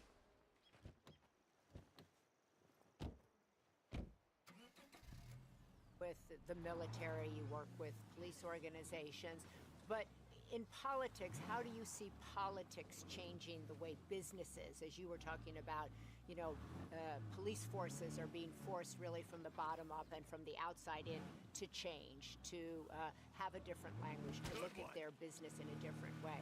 The military is having its own reckoning. What do you think's happening in the political world that mirrors what's happening in the business world, the military world, the police world? So the business world tends to lead everyone else, and the philosophies and trends of business tend to affect and infect, quite frankly, all the other institutions in our country. And so for the past 30, 40 years, business has become much more short-term, much more obsessed with short-term results, double down on individualism. We over-promoted individual performers, sometimes at the expense of team performance. And we started to see that leak into our politics. Politics now it's not just about winning and losing the election, it's about winning and losing all the time. That we haven't switched into the idea of what's good for all and cooperation. There used to be a time where politicians came to a deal 80% behind closed doors and the last 20% was for the cameras. And now it's 100% for the cameras. And it's not enough for both parties to go back to their constituents and say, we got what we wanted. Both parties saying we got what we wanted. How's it going? Now it's later. we got what we wanted and they didn't. And this zero-sum game where there is no winner and loser in reality and there is no end to the game, quite frankly, is destructive. And it comes from business. And we see it in hospitals, and we see it in education. We see it in all kinds of institutions. Hospitals, are run by accountants very often and not by doctors, where they care more about the bottom line than they do about the patient. And this is a problem, and it all comes from business for the past 30 years. I mean, when you talk about the pressure that people are putting on their employers, for example, to break vendor relationships because of a political stance, I think what this raises is Take care of yourself. Is this idea of honor. Honor is a word that is very rarely used in the general public. I hear it used a lot in the military. Honor is still a thing, where if somebody says, "Hey, Simon, I want to introduce you to somebody," I can ask, "Are they honorable?" And they go, "Yes, they're honorable. You'll get along with them." Like, honor is a standard by which you can hold people to in the military, but in the private sector, we've completely lost that terminology. And honor is different than how intelligent you are, how reliable you are, how trustworthy you are. Honor is the willingness not to take advantage of someone's pain or discomfort for personal advantage. So, for example, if a company is really struggling, if we've suffered from the Great Resignation, we've lost a huge number of our employees, and the company is really struggling, now is not the time to use your leverage because somebody gave you the advice that you have all the leverage and you're holding all the cards to now ask for a raise or else, right? That is dishonorable. Totally fine to ask for a raise, but maybe wait where you're not taking advantage when someone's down. And by the way, it goes the other way around, where employers demand more of their employees in hard times because you're going to have trouble finding another job, so we're going to try and extract more out of you. That is dishonorable. And I think the idea of honor needs to be talked about more, it's nothing to do with intelligence or trustworthiness. It's that you consider the whole, not just yourself, when making decisions. And I would love to see more honor in our companies, in our police forces, in our families. We should establish some where it is, control over this area. it's as much about the group as it about me. Troublemakers coming into town. I noticed a military site not far away. We should set up an outpost there ASAP. Not only will it provide a steady supply of ammo, it'll send a clear message to any strangers coming into town.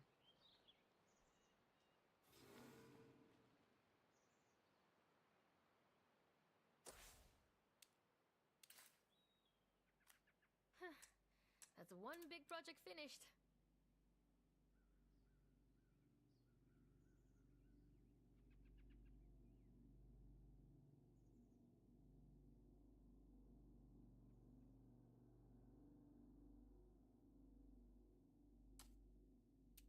There is a need for the teaching of human skills because we haven't been doing it. For too long, we've been primarily ranking people and promoting people based on their performance. So if your numbers are good, you'll get a promotion, but that doesn't mean necessarily that you're a good leader. Being good at your job doesn't mean that you're good at leading other people at that same job. And so leaders are recognizing. Remember, the way we used to live our lives, if you go back, 30 or 40 years, is we didn't get everything from one place or one person. We used to get our sense of community from the bowling league, for example. We had barbecues with our neighbors. We would go to church on Sundays. That's where we got our sense of purpose and belonging. And we went to work and made a living from work to pay our bills. And over the course of time, church membership has gone down. The bowling leagues have gone away. We don't really hang out with our neighbors as much. We stay indoors much more. And now we're asking our work to replace all of those things. We want our community, our belonging, our purpose. We want our social lives. And now we want our politics to be all completely fulfilled at our place of work. And unfortunately, you make the comparison to personal relationships, and it's exactly right.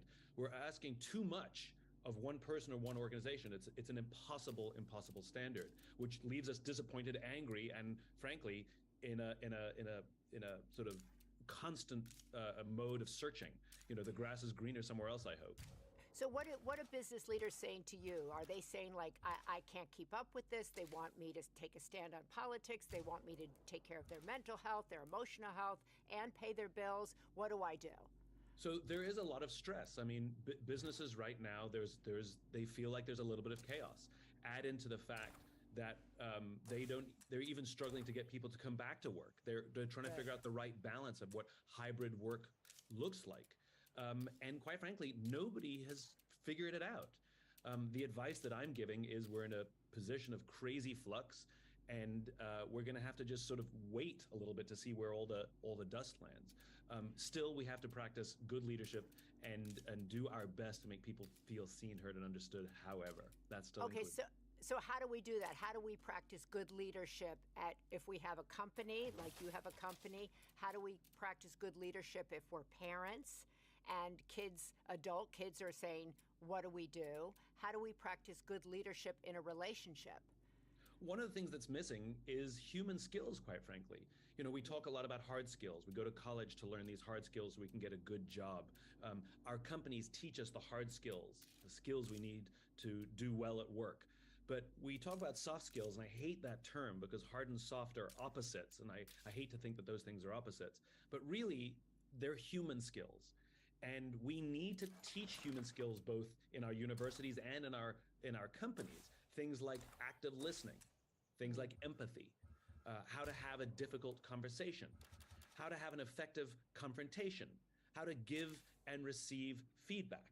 And these kinds of skills, not only are they immensely valuable at work, it turns out the companies that teach those skills, their employees report having better relationships with their spouses and with their kids back home. So are you saying that business leaders are coming to you and saying, I want to teach these skills, and they bring in somebody to teach it to them, or do they teach it to the entire company? Both. The answer is both. There is a need for the teaching of human skills because we haven't been doing it. For too long, we've been primarily ranking people and promoting people based on their performance. So if your numbers are good, you'll get a promotion. But that doesn't mean necessarily that you're a good leader. Being good at your job doesn't mean that you're good at leading other people at that same job. And so leaders are recognizing there is a skill gap that they have to fill. So you talk about like you have the book, The Infinite Game, the infinite mindset versus the finite mindset. And that could also apply, once again, not just to businesses or politics, but also to relationships and parenting, right? So if someone is sitting there watching this and they're struggling with adult kids, they might be struggling in their relationship, they're struggling at work. Maybe they're not the leader at work, but they're wanting more from their work, or they're a political leader. What are you suggesting to people to talk about right now? How do we lead people in small incremental steps to get to where we can be a more optimistic society and group of people? Well, leadership starts at home. And this is, I think, what people forget, which is we put pressure on our companies, we put pressure on our politicians, we sit back and say, why aren't you doing this? And the reality is our politics and our politicians are largely a reflection of us. We're complaining that we're not getting these things from them. We're complaining that they're divisive, that they're stubborn, that they don't listen to each other. Well, that's us. That's us. They're a reflection of us.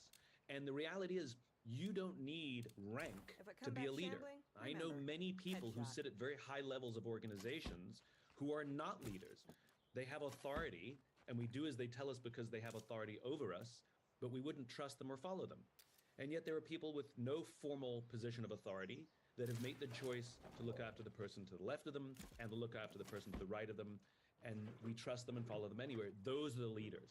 So leadership is quite frankly the awesome responsibility to take care of those around us. And every single one of us has the opportunity to be the leader we wish we had, whether at work or at home. It's the one who takes the initiative to take care of others. So what does that look like if somebody says, yeah, I want to be what Simon just described?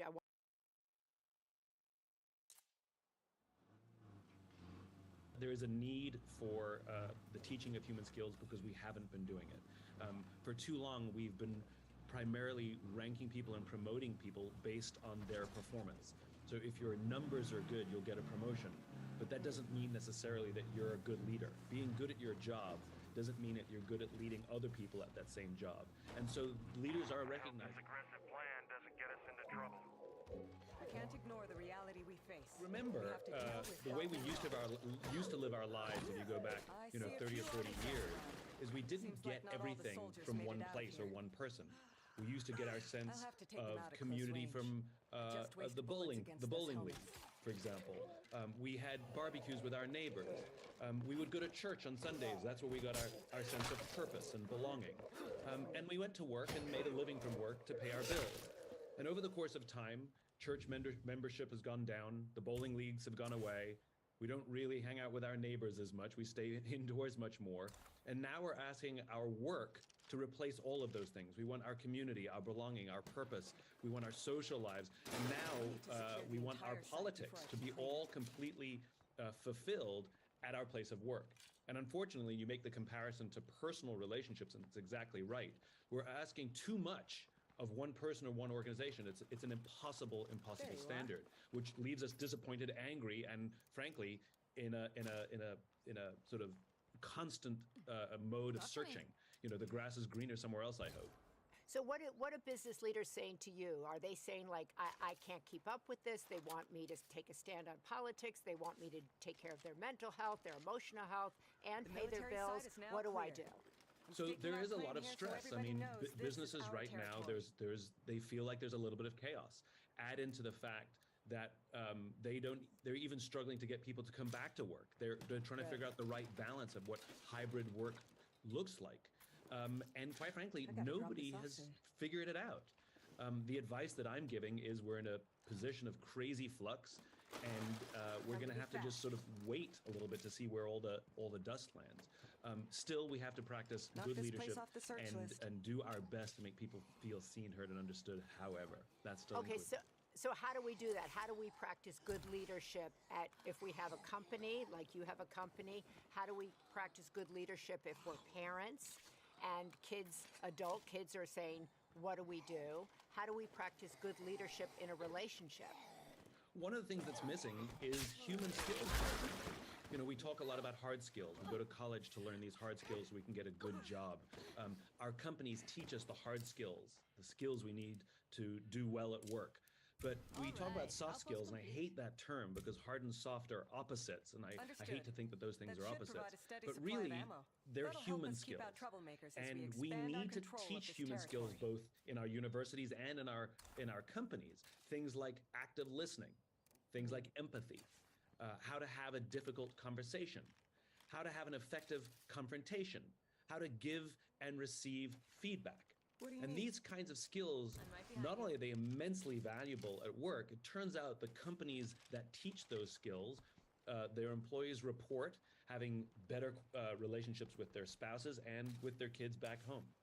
So are you saying that business leaders are coming to you and saying, I want to teach these skills, and they bring in somebody to teach it to them, or do they teach it to the entire company? Both.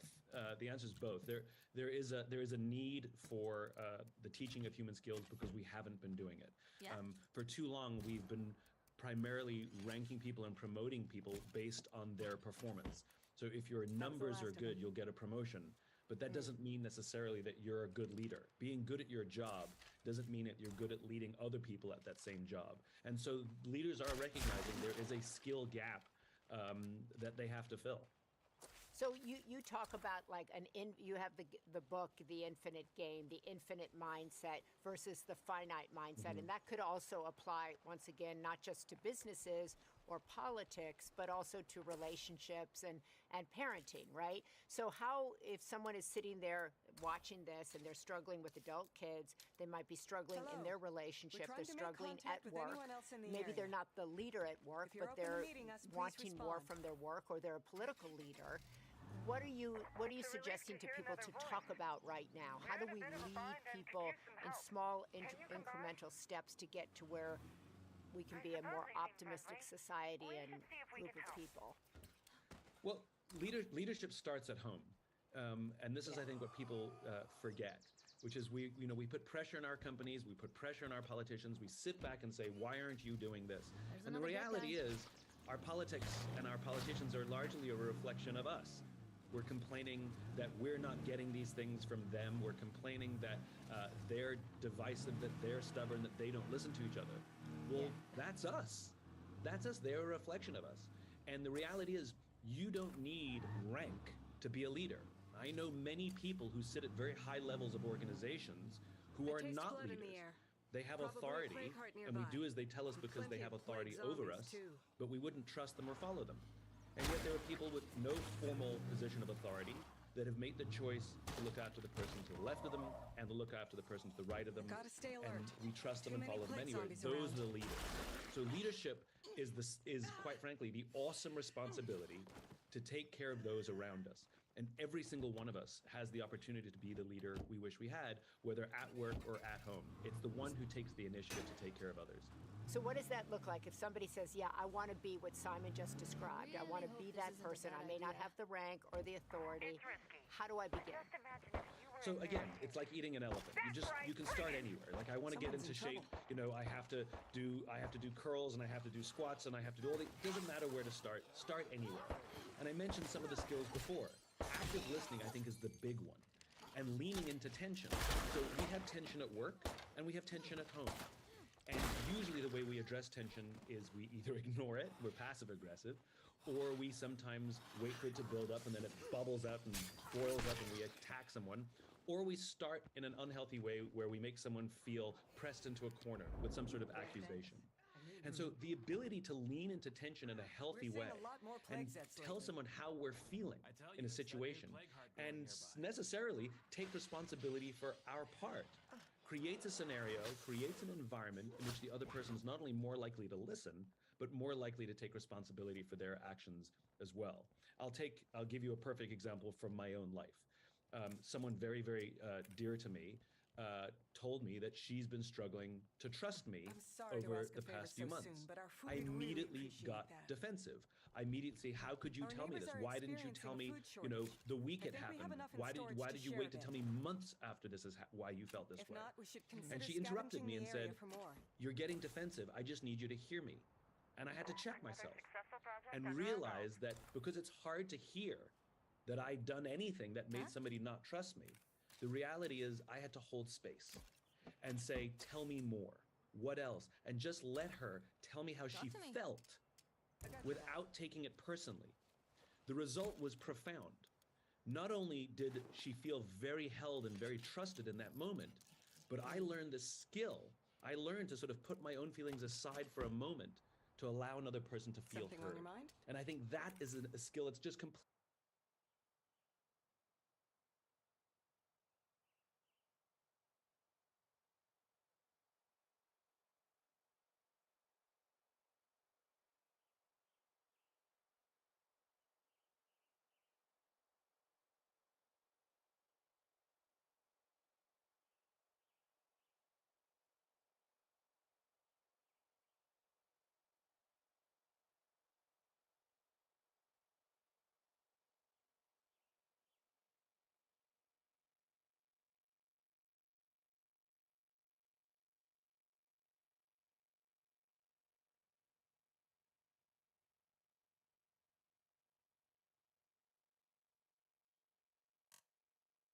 completely missing at work and at home. Yeah, so that's like the idea, like if I think about my bosses coming up in the network news business as holding space for me, it's just not even possible. I can't even imagine. They would have told me, there's the door, walk through it if you don't like it here. Yeah. So do you think that what particularly young workers are asking of their business leaders is to hold space, to actively listen to their lives, and leaders are completely ill-equipped to do that? That feels awkward. That feels like go talk to your spouse, go talk to your therapist. That's not my job. The answer is yes and no. I mean, it's not.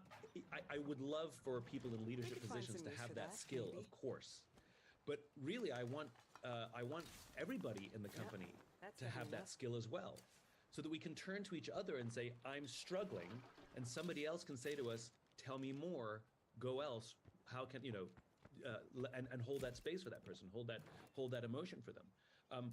However, it comes with a caution, which is there's still such a thing called emotional professionalism, which Seth Godin talks about a lot, which is we don't have the right to, because we're having a bad day to sit in a meeting like this and give one-word answers when asked. That is emotionally Interested in unprofessional. trading? Okay. And one of the things that I saw, particularly from young people, it's not exclusively young people, but it does skew young, which is especially during COVID. If you think that before COVID, we would go to work, then we'd go out with our friends, and we'd complain about work. And that's perfectly healthy, right? It's perfectly healthy to go and vent to people who we don't work with. And then we go back to work the next day and we feel a lot better. But during COVID, that healthy space to vent was taken away. We didn't go out with our friends after work. And so what ended up happening is we have this tension, we need to get it out. And so we start looking for it at work. And again, skews younger, particularly young people, would find an empathetic ear at work, somebody who was just good at listening, a good empath. And they wouldn't just complain about their boss, although that happened too. They would say, I hate my relationship and I don't want to live at home anymore, and what am I want to do with my life? And these people, these empaths, were taking on all of this stress. And I heard multiple stories of people who were quitting, claiming burnout, but if you looked at their workload, their workload shouldn't have burnt them out. It's because they were overwhelmed with of taking on everybody else's stress. And so they were holding space for people, but these people weren't respecting their boundaries. And so, yes, we want people to have that skill set, but there is a limit there is a limit to how far we can bring all of our personal things to work, to people at work. So where would you say, kind of, how would you grade our relationships kind of across the board in 2023? Are we moving professionally in the right direction? Are workplaces in a year from now going to be more filled with empathetic listeners, with people more adept at human skills? Are relationships going to be less dependent on one person and more in a village? Are parental figures going to be more, are they going to get used to these terms, boundaries and triggering and space? Because it's a new vocabulary out there in all of these areas. The simple answer is yes. I mean, look, it's embarrassing that I have a career, right? Like, I talk about things like trust and communication. There should be no demand for my work, but there is. And I see that as an opportunity. I see that as something hopeful. The fact that you're doing a story on this, if this was 20 years ago, they would laugh at you and say, no, we don't need that story.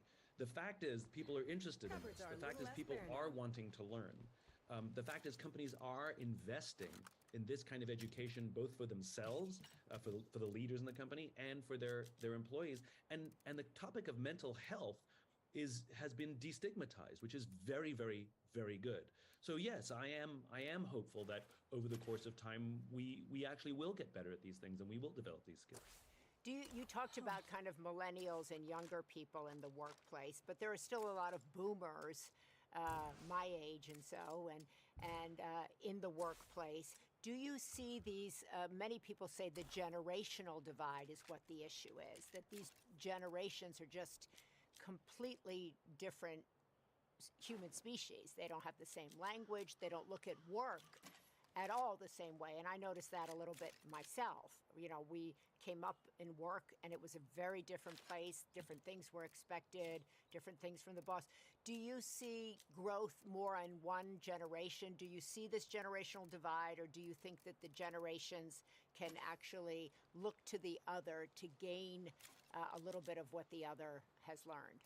Well, generational divide has existed for as long as there's ever been generations.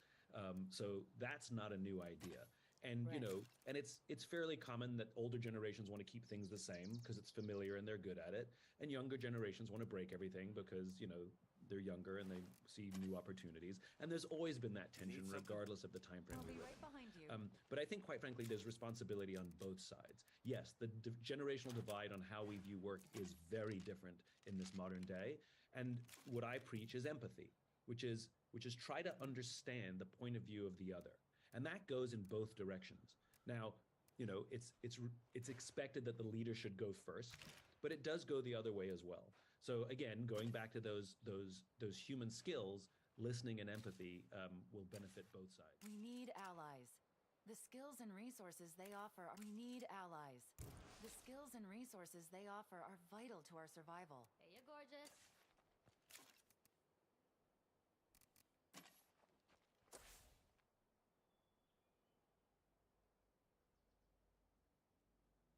Number one, don't fight them. Because the more that you do, the more you're going to find yourself in one. Instead, just let it go by. You do that by making yourself sound, well, disinteresting. This is what I mean. When somebody's pushing an opinion onto you, any controversial topic, whether it's religion, politics, whatever, they're trying to push something onto you, and you say, yeah, I don't know. Simple as that. Yeah, I don't know. Or, I'm not sure. I'm not sure about that. You're finding ways to communicate to them of, if you're looking for a fight, you're not going to find one here. Number two, this one is the easiest, but it's the most critical. You are making them feel heard. It's just simply acknowledging their point, and it's very simple to do. This is what it sounds like. I agree, that's an issue. Yep. Period. Somebody's wanting to get all worked up, and they're telling something to you. All you need to respond is, yeah, I agree that's an issue. I agree that's an issue. You're not saying whether you agree with it or disagree with it. If anything, they just feel acknowledged and heard, and they say to themselves, oh, okay. If you want to avoid an unwanted conversation, number one, don't fight them. Because the more that you do, the more you're going to find yourself in one. Instead, just let it go by. You do that by making yourself sound, well, disinteresting. This is what I mean. When somebody's pushing an opinion onto you, any controversial topic, whether it's religion, politics, whatever, they're trying to push something onto you, and you say, yeah, I don't know. Simple as that. Yeah, I don't know. Or, I'm not sure. I'm not sure about that. You're finding ways to communicate to them of, if you're looking for a fight, you're not going to find one here. Number two, this one is the easiest, but it's the most critical. You are making them feel heard. It's just simply acknowledging their point, and it's very simple to do. This is what it sounds like. I agree that's an issue. Period. Somebody's wanting to get all worked up, and they're telling something to you. All you need to respond is, yeah, I agree that's an issue. I agree that's an issue. You're not saying whether you agree with it or disagree with it. If anything, they just feel acknowledged and heard, and they say to themselves, oh, okay, they understood and heard what I said. And number three, if you need to be a little bit more direct, you need to tell them that you're not interested in this conversation. If they're not getting the point, here's the way I suggest to do that. You say, I typically avoid this topic. The key word is typically. Yeah, I typically avoid this topic. Or I typically try not to talk about X, Y, and Z. The key here is when you say typically, you're communicating of, I've had this conversation before. It's not really stimulating to me anymore, so I just avoid this topic altogether. You're not saying that they're wrong. You're not giving them a fight. You're not giving them anything for them to bare their teeth on. You're just simply saying, I tend to avoid this. I typically don't do this. And I'm going to give you a disclaimer on this episode, particularly when it comes to political topics. I'm all in favor of educating yourself and making sure that you know about the issues out there. I think you should absolutely exercise your right to vote. No questions asked. That's a different question on whether or not somebody is allowed to force their opinion onto you and say whether they're right or wrong, or if you're supposed to push your opinion back and always have these discussions where it's just beating your head against a wall. If this person is open-minded and it's a discussion that you enjoy having, and people have political discussions all the time and there's no issues, but other people, it's not so much about change. They don't care about the change, they care about the competition. It's like a sport to them. It's like arguing over their favorite sports team. Who's going to win? Who's going to lose? Day to day, the ultimate consequence of the discussion and who wins makes no bearing, no change on their life. It's just something that they feel like a team on. So they want to have this discussion of intellect to intellect or just issue to issue, and they just want to talk it out. All kinds of different reasons why these kind of topics should or may come up in your life. The key is, how do you balance them? The reason why I have number one be to pass it by is because it's that idea of don't attend every argument you're invited to. Just because somebody pushes their opinion onto you to talk about any controversial topic does not mean that it's an invitation for you to mandatorily give your opinion right back. Whenever you decide, you know what, I want to push against you, actually, I don't agree with that. You can disagree all you want. Just know you're walking right into the conversation. It's no longer an unwanted conversation. It is a desired conversation now that you're giving your opinion. If you want to avoid these, then you need to just let them pass by. I say disinterested or be disinteresting because in many ways you're taking all the oxygen out of the room and the fire can't burn. They have nothing to get upset about because you're not giving them anything to jump onto. You're finding ways to say, you know what, I don't know about that. You know what, that's a good question. I'm really not sure. I'm not sure. It's not that you don't have your own opinion. It's not that you're uneducated. It's just you're not in a mood to say, I don't want to get in this conversation right now. And there's nothing wrong with that. When it comes to agreeing with them, understand nobody can make you agree to.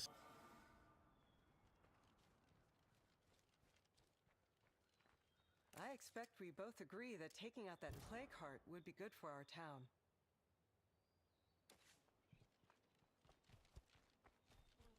You know, these explosives would be just the thing for killing that plague heart. You know, these explosives would be just the thing for killing that plague heart.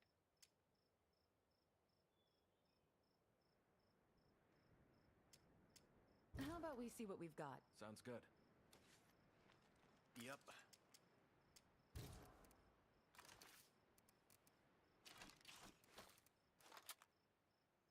Mm-hmm. Keep yourself in one piece, kid. You know, these explosives would be just the thing for killing that plague heart. You know, these explosives would be just the thing for killing that plague heart.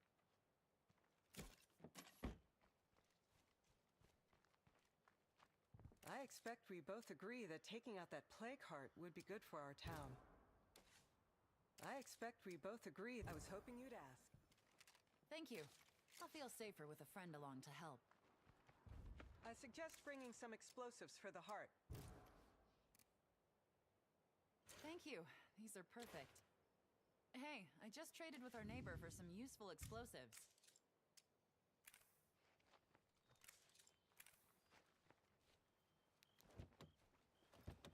I'm glad we have someone trustworthy we can trade with.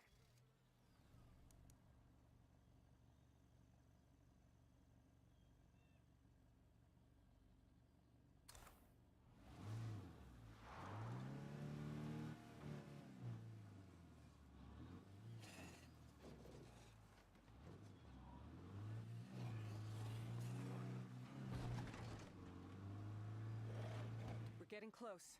You can tell by the red haze. And the plague Zeds, of course. Okay.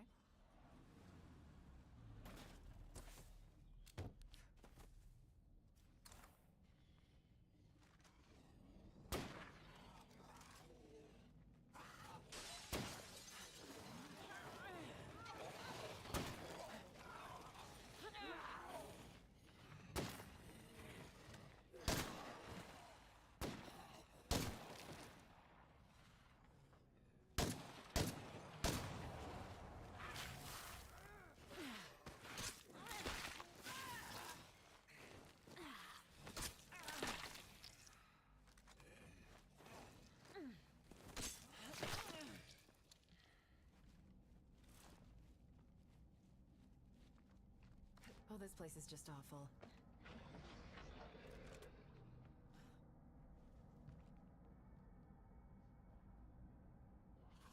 Fire in the hole! That won't work.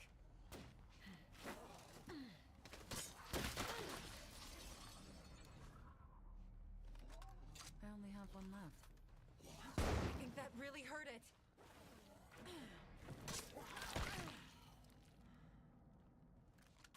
And that's all I have.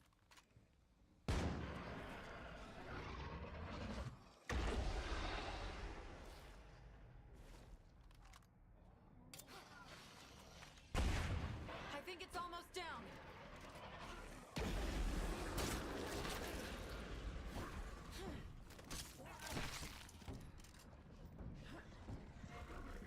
I only have one left. Can't let that one up.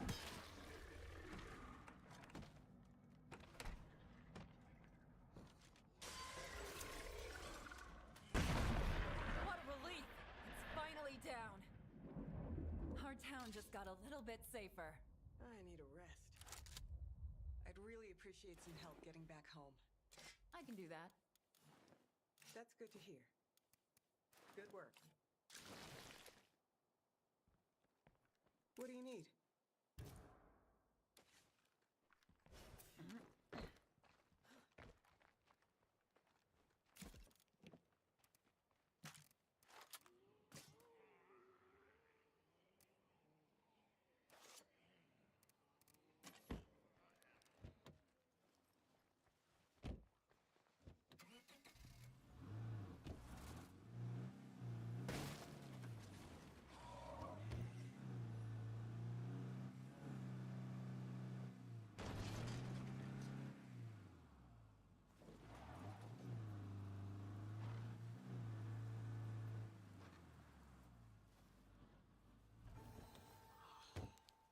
Well, don't just stand there. Come on in. By taking out that plague heart, you really showed us what you're made of.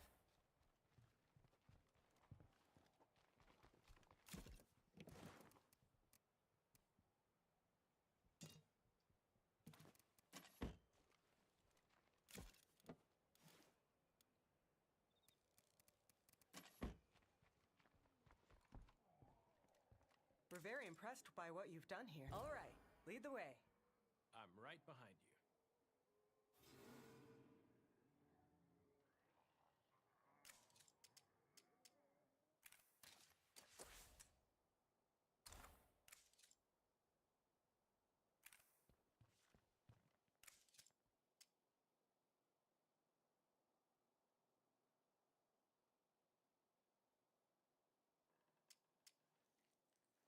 Uh-huh.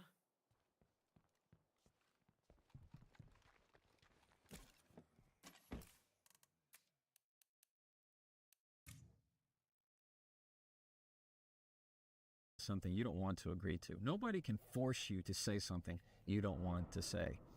But it's critical that these kind of people, when they're pushing these unwanted conversations, just feel heard. Often, if they just feel acknowledged in some way, they're going to go away. Not only have you made yourself disinteresting, they know they're not going to get anywhere with this. They know that you're not going to give them that fight and that excitement that they're looking for. They just want to feel acknowledged. So when you can say things like we mentioned in number 2 of, I agree, that's an issue. I hear you. Simple as that. I hear you. I agree, that's an issue. I agree. That's all you have to say. Even if you disagree with them, you're just making them feel heard. But if they continue to push and press on you to make you feel uncomfortable in some certain way, don't hesitate for 1 second to say, I prefer, or I typically. You're talking about what you do in the past. I prefer not to talk about X, Y, and Z. I typically try to avoid topics about blah, blah, blah. You can make it even situational. I typically avoid topic X at dinner or at home or at work. You make it situational where you are in your environment. Simple as that. And if they continue to press the button, it's absolutely okay to say, I'm not going there. Period. I'm not going there. You're saying, I'm not going into this conversation. I've given you plenty of lead-ups. I've given you signs that I'm not interested in this. That means I have to be explicit with you. I'm not interested in this conversation. I typically don't enjoy talking about topics of X, Y, and Z. This subject matter isn't for me. That subject isn't for me. You find ways that if they're not going to be taking the signs, be very direct with them to say, I have a boundary here. I'm not going to be goaded into this. I'm not going to be led into this conversation. I'm not going there. Now we're at the part that's one of my favorite parts, and that is I'm going to answer a question from a follower. If you're not already part of my weekly newsletter, I send 1 email once a week right to your inbox on a communication tip. And those that are on the newsletter can email me questions, and I'm able to answer it here on the podcast. So I have my other phone here, and this one that I picked is from Sammy. Sammy is in Florida. He says, hey, Jefferson, love your tips. I have an issue with work. There is a boss that I have who always likes to talk about whether it's gossip or politics, whatever it is, he's always wanting my input on it, and I'd rather not give it. It's not that I don't have an opinions, I'm just not that much of a social person, and it makes me uncomfortable. Love to hear your thoughts on this. Sammy, I feel you, man. So anytime, let me give you an example of what's this making me think of in my own world is I'd have these conversations with my grandfather. I'd go up every summer to see him, and it never failed. And this happened definitely in the last 5-10 years or so, where I'd start to come talk to him, and every time he'd turn the conversation to politics or some issue that I did not want to talk about. It's not that he and I agreed on some things. We also disagreed on some things, but that's all he ever wanted to talk about. It just kind of consumed his mindset. This is what I'm going to encourage you to do, Sammy. Often the issue that you hear is not the real issue. All right, it's not the political issue that they want to talk about, or that, let's say, maybe he's oversharing, or there's gossip, there's something else. It's not that. It's an underlying layer. Now, continue on with my grandfather example. My grandfather is the type that, he doesn't see a whole lot of people day to day. And so whenever I'm coming around and I'm giving him my full attention, I might be the first person that he's really been able to talk to that day, and he wants to get out everything that's on his mind. There's also that element of he kind of wants to, there's people out there who want to feel impressive with their knowledge, regardless of what side of the fence anything is on. It doesn't mean it's political, not political, or religious, or any other controversial topic. They just want to share that they're knowledgeable about a given topic. So I'm going to encourage you to look behind the issue. Why does he continue to come to you with this boss or manager, Sammy? Why does he continue to come to you with this? Is it that he's just looking for other conversation with you? Maybe it's he just wants to have some kind of interaction with somebody, especially if it varies.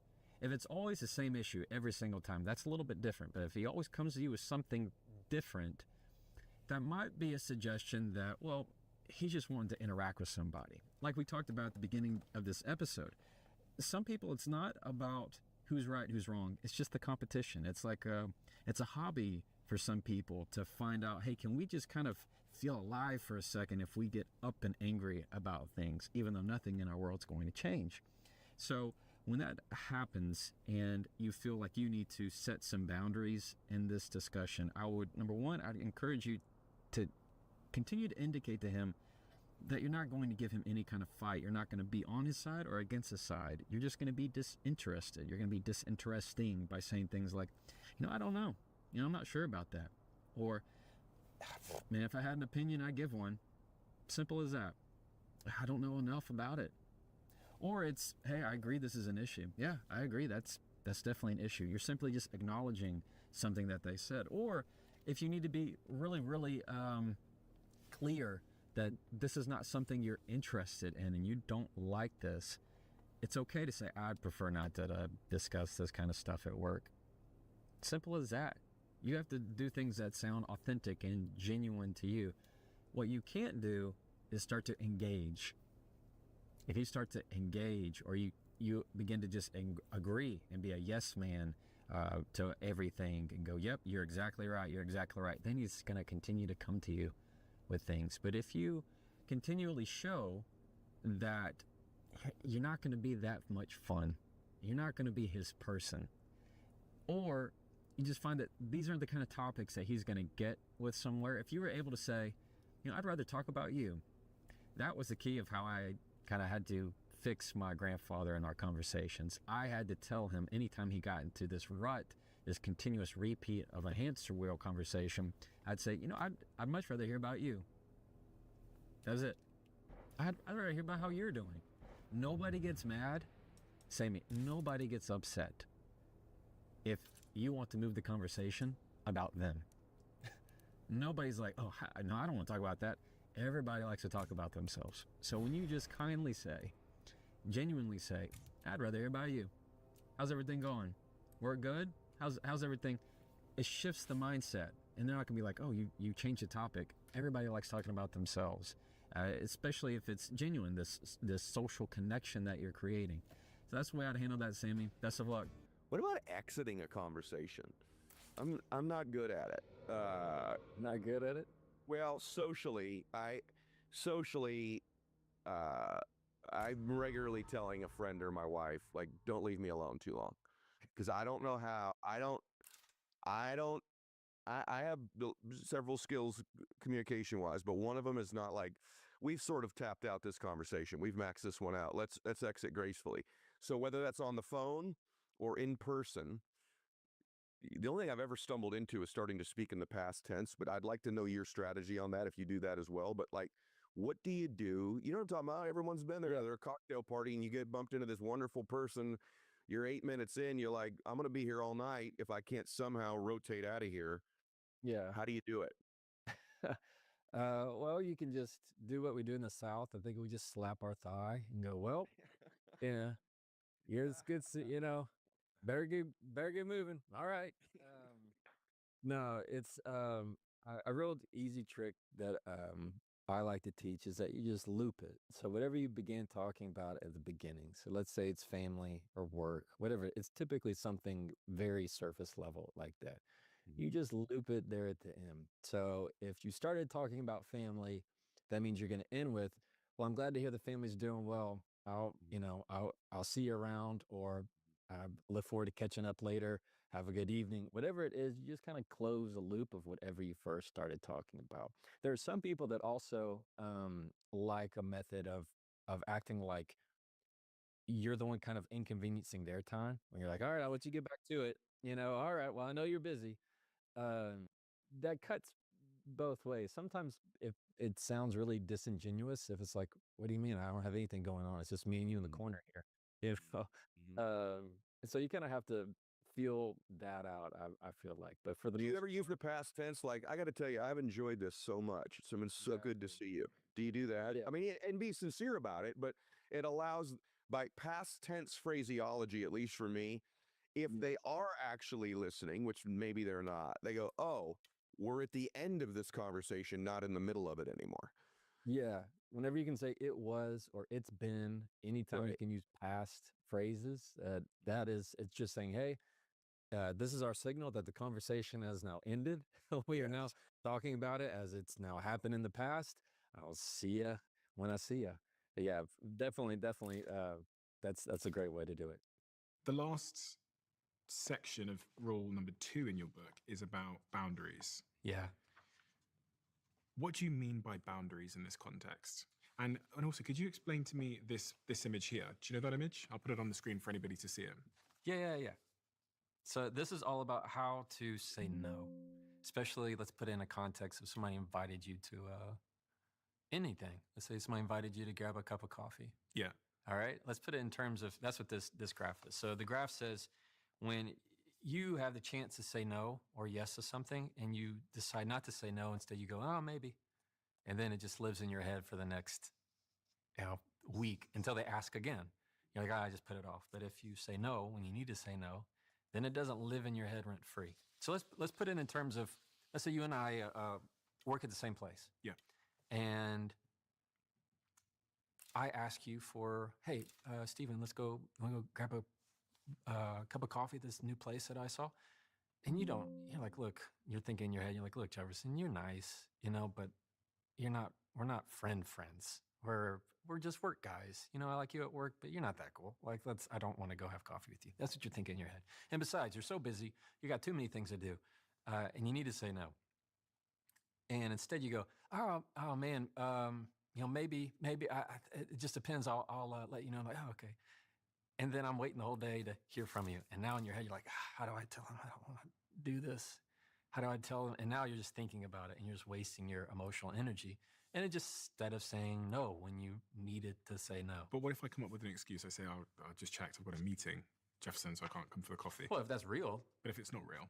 Yeah, well, that's a problem. Why is it a problem? Well, because one, there's always a chance that they could find out. Two, it's just not genuine. It's not sincere. You owe it to yourself to be a truth teller. But we don't want to offend somebody. Yeah, that's the people pleasing, right? Yeah, so like someone says to me, hey, Steve, I know you're in Austin. When this actually happens, hey, Steve, I know you're in Austin. Would be great to get a coffee with you while you're in town. Right.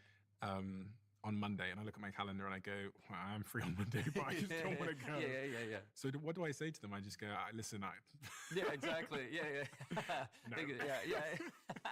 Yeah. Actually, no, I don't. Yeah. No, thanks. Pass. Hard pass. So here's where the mistake happens. all right, is when it's that feeling of, I don't want to disappoint them. Yeah. I don't want them to not like me. That's what we want. That's what really it is. I don't want them to not like me. I still want them to like me. The mistake happens when you go, oh man, that sounds so great and wonderful. I love to, but I can't. I have a full day of meetings. And that's all you leave it at right there. Okay. Problem with that, aside from it just being not true, whatever. To put it is, hey man, I'd love to, but, all right, the word but has a magic of erasing everything that happened before it. If I like, look, I love you, but, blah, and I have to say something else. Oh, I think it was great. Yeah, I mean, I think being on your podcast was wonderful. But like it just takes away, it feels less than what you said. So instead, starting with we want to start with the gratitude. Oh, thank you so much. That sounds wonderful. I can't. That's what we wanted, is like that soft landing. Reverse it. Start with the no, then end with the gratitude. So it would be if somebody said, hey, can you come to dinner, whatever, I know you're in Austin. I can't. Thank you so much for inviting me. I'd love to meet you or see you the next time around. And if you can, add some kindness. I've heard that place is awesome. Hope it's a great time. And we're like, empty. same thing if you need to tell me no at having coffee. I can't. Or I have bad news. I can't. Not me. Last time Let me you know guys how it almost goes. drove off Like, without I'm sure it's going to be great. I've heard wonderful things about it. Let me know how it is. I have a better Like, it's idea. much We could settle easier down if you here tell instead of them moving that you on. can't up front. Have you ever had somebody... I admit, it looks better than the last couple of towns we came through. Now that you mention it, it does feel kind of homey. It's settled. This town is where we'll set up our new base. We just have to find a spot that's defensible, maybe with some room to expand.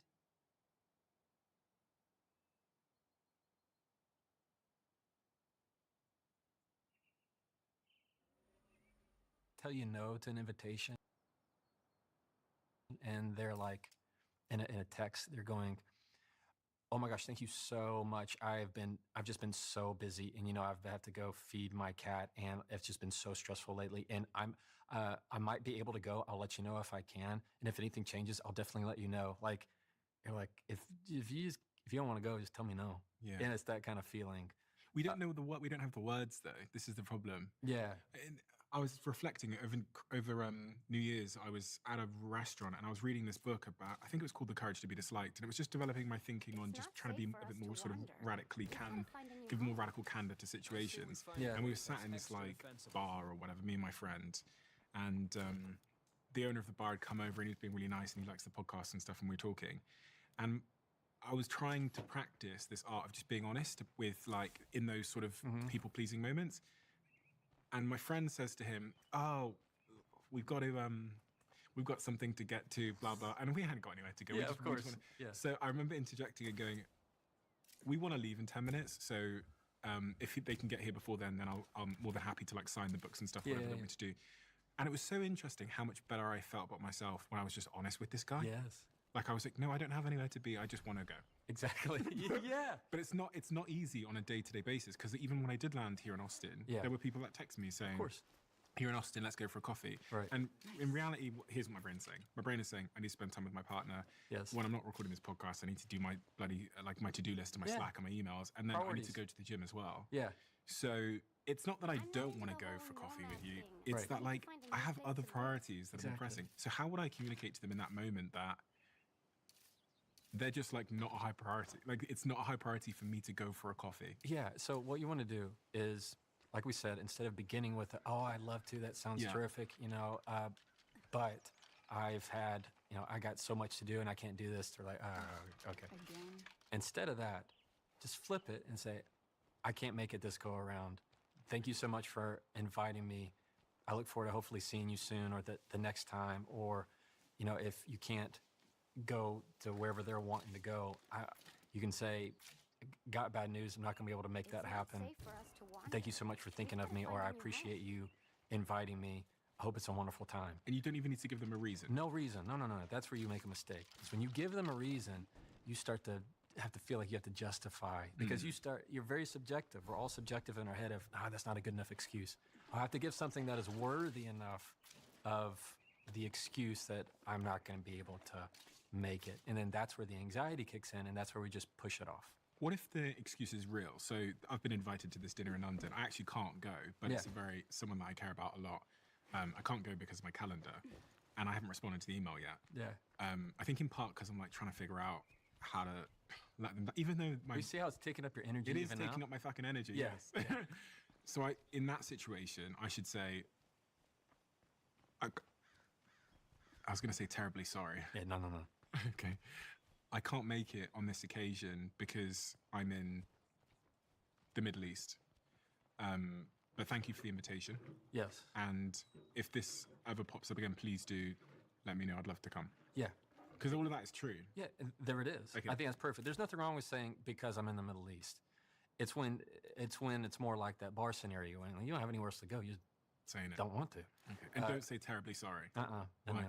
Yeah, because there's nothing to apologize for. You haven't done anything wrong. Save your apologies for when you said something you should not have done. You have made an actual mistake. And I'm not terribly fucking sorry. Of course you're not. I'm not terribly you're sorry. not sorry at all. You're very thankful. Yeah. You're very thankful about it. You're not sorry at all. So instead of the so terribly sorry, or unfortunately, it's I can't make it work. You see how it's not, when I say I can't make it work, I'm signaling to you that I have other things going on and I cannot fit it in. It's not that you're not a priority. I just can't make it work. And so anytime you get that out front and then follow it up with the gratitude, I appreciate you. Thank you. So kind of you for thinking of me. And then add on a little bit, like just a sprig of kindness. I'm like, I know it's going to be a wonderful time. Perfect. That's all you need right there. Instead of going, I need to respond to that email. And then you're like 2 weeks later, you're like, I got to respond to that email. And you just get yourself worked up. How do you stand up for yourself in the times where you know you should? The biggest thing to know about standing up for yourself is knowing when to do it. There's a lot of people that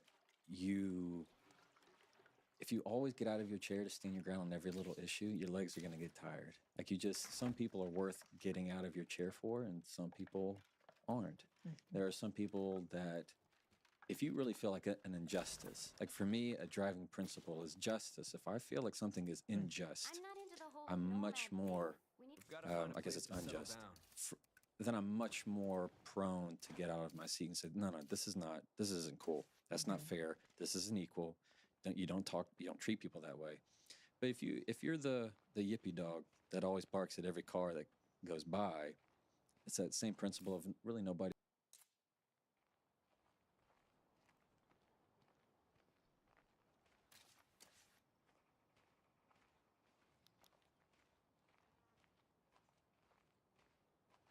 I'm not into the whole nomad thing. We need to find a new place to live.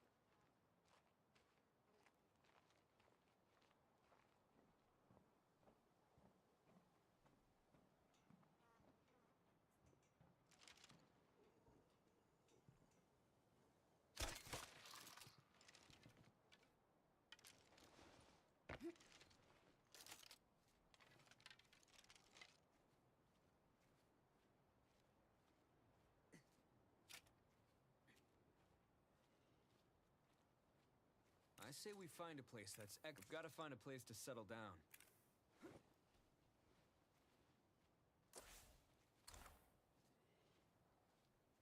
Nobody's gonna listen nearly as much. It's the walk quietly with a big stick kind of mentality. I mean, when you want to stand up for yourself, it is this truth of knowing that I can choose to say nothing, and a lot of times that is far more powerful than anything I could say. If you're going to say something ugly to me, and then I just let it hang, oh, it's one of the most powerful things you can do, is to look at them as if there's nothing that you said that could ever harm me, and then they just don't do it as much.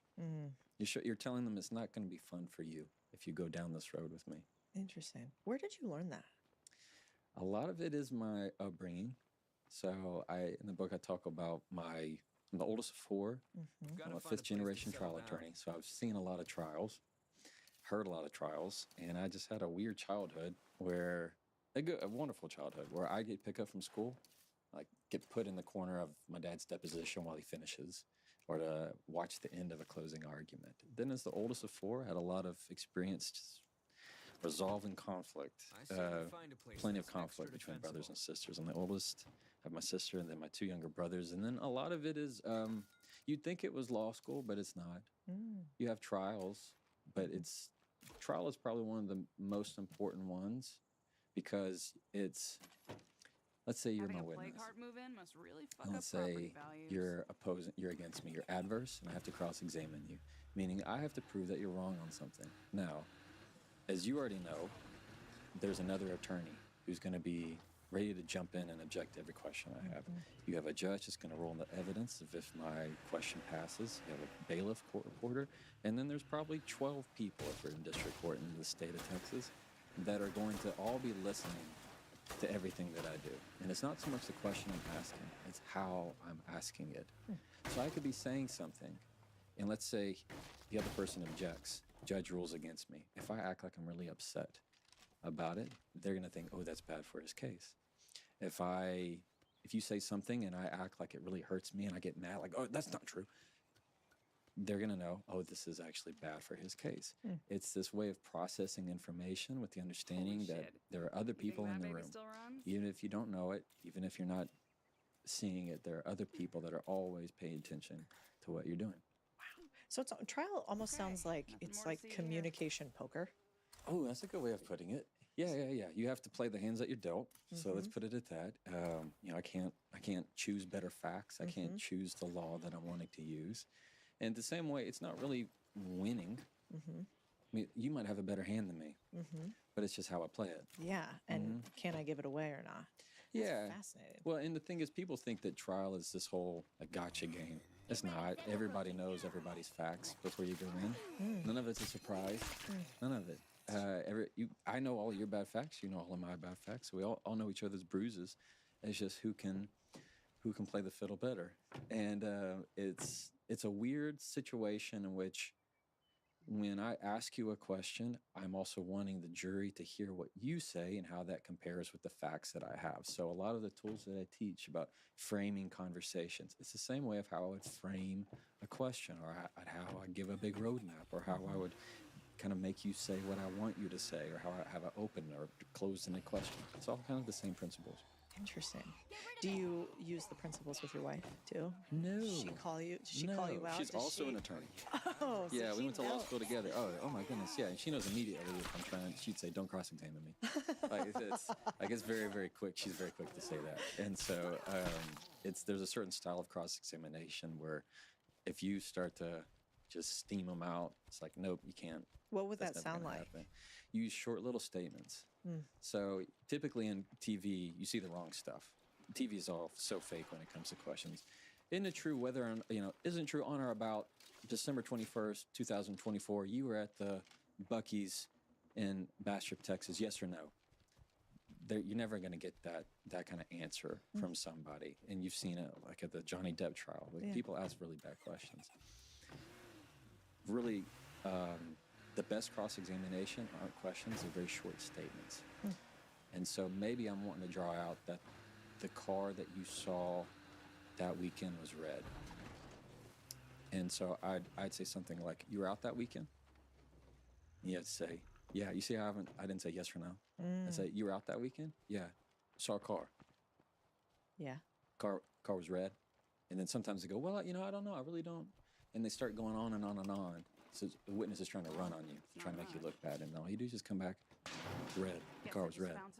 Yeah, so it's really easy to do that in, let's say, at the kitchen table if you're wanting to make a point, but that'll get you in trouble. Yeah, if your wife's an attorney. Yeah, she doesn't know any of that. She catches that real quick. Yeah, my husband does the opposite. He does the CIA method, which is often saying things like, like I'll be like, hey, did you do X, Y, and Z? And he'll be like, X, Y, and Z. And then I'll be like, yeah, when I said that we were going to do this. And eventually he'll just keep asking the question back, like, oh, did I do that? And finally, I'll either just get annoyed and walk away because I don't think he's understanding me. And it works beautifully. Like the mirroring? Yeah, exactly. And except now that I'm onto it. Yeah. He got me for years with that. Years? Yeah, I think I was a slow on the uptick. It's like, never mind. That's funny. I'm just not going to get engaged. You have these powerful life lessons, okay, in the book for our communication. I want to go through some of them. Now, some of them you kind of touched on already, but I'd love to go through some of these bit by bit to really give practical take-homes for people, okay? Now, one of the lessons is that silence is power. Right. Why? It is the one thing that someone cannot throw back in your face. Silence can never be misquoted. Silence is not something that somebody can create anything out of, so to speak. Silence gives you the power to choose. That gives you options. Is this somebody I want to talk to? Is this something I want to respond to? Is this something that's worth my time? Is this person worth my time? The first thing to know about standing up for yourself is knowing, is this person worth getting out of my chair for? It is silence that puts things on pause because you can't make me say anything I don't want to say. I can physically grab you and I can physically manipulate you, but I cannot do that with your words. I cannot force you to say something without forcing you physically. Silence is your tool that you can have, and it's wonderful in the sense of you use it for difficult conversations, you use it for meaningful conversations. Let's say you're sharing something with me that's very deep and you've had a very hard day. I don't need to fix it. I just need to sit with you. Yeah. And in that silence, holding that with the therapy world would say, holding that space for you, just sitting in here with you. I don't have to say anything, but at the same time, I'm saying everything. Yeah. Now, let's say you're saying something mean to me, and you say something that really hurts. And rather than responding, I just say nothing. Now, that sends another message. That's another option that I get to have. And now you have to hear those words echo back, and you have to do something with it. That's why silence is such a powerful tool. Could it be deemed as being aggressive if we use silence? You can weaponize it. Yeah, so you could, that turns into stonewalling. That turns into people ghosting for no reason. Yeah, stonewalling, in my opinion, is weaponized silence. You are doing it as a punishment. It's punitive. It's a sense of control. If you try to, I'm not talking about the gray rock type of stuff where you have to protect yourself. I'm talking you're dealing with somebody who's a toxic personality, and they just go silent on you and as a term of punishment. They want you to come groveling back. Not until you say, oh, I'm so sorry, can you please come back to me? Will they, graciously, in their mercy, go, yes, I guess you can talk to me again. So there is absolutely a way to be taking it too far, as with anything. Yeah. It kind of sort of relates back to a couple of things we've already touched on. One was when you were talking about maybe you're in a difficult conversation, before you start reacting and just blurting out words, right? You're saying that first word is your breath. Right. Okay, so what is that, an inhale? Yeah, so it's, you would know this as a physiological sigh. It's where it's a double inhalation, where it's about 3 seconds in through your nose, 2 seconds in again at the top, and then all out through your nose again. Now, we can do that in a sense of very exaggerated. I'm not talking about the sigh of like what my 5-year-old would do of like not that type of, not that type of breath. But you want to be able to use it, and you can do it silently anytime or before you say something that you need to catch a moment, or if somebody's saying something that's you can tell you don't like and you're getting worked up. You ever heard somebody like making an opinion or saying something you don't like, and what happens? Our bodies go. Like we everything we don't like it. We kind of start to seize up. We take a big breath. We're like, oh, okay, I gotta get ready because why? We're ready to unleash all of our words. And so when you hold your breath, that's why your breath has really nowhere to go except to yell. Yeah. Often it decreases communication. It's the same way of, you know how. At least if you're trying to find directions and you're trying to find a house and you have blaring music, you have to like turn down the music so you can. You're like, let me turn down this music so I can see. It's kind of that same mentality of when somebody's yelling, you can't really listen. Yeah, it's this whole we see the world through the state of our nervous system, right? That person said that thing that you didn't like, and if you start to react and hold your breath, which may be understandable, right? You're changing the state of your nervous system, so everything is coming in with, your focus is coming in with, you are getting prepared to fight. So of course, the next words you say are going to come out with a certain energy. So I love that sort of idea that you make it, and you know, that whole section that in that chapter, you do sort of walk people through how you can practice this breath and get to the point whereby you're doing it naturally in conversation where the person doesn't even know that you're doing it. Yeah, absolutely. And I'm happy to do it right now if you want to. Okay, all right. So if you're listening right now, let's practice this. I call this a conversational breath, and it's a breath that you can use, and nobody's really going to know that you're doing it. There's nothing special. It's just the choice to be intentional with your breath, and let's do it together. So it's all going to be through your nose, and it's going to be a double inhale, meaning we're going to inhale twice. Ready? So if you're listening, we're going to go 3 seconds in through your nose, 2 more at the top, and then all out through your nose.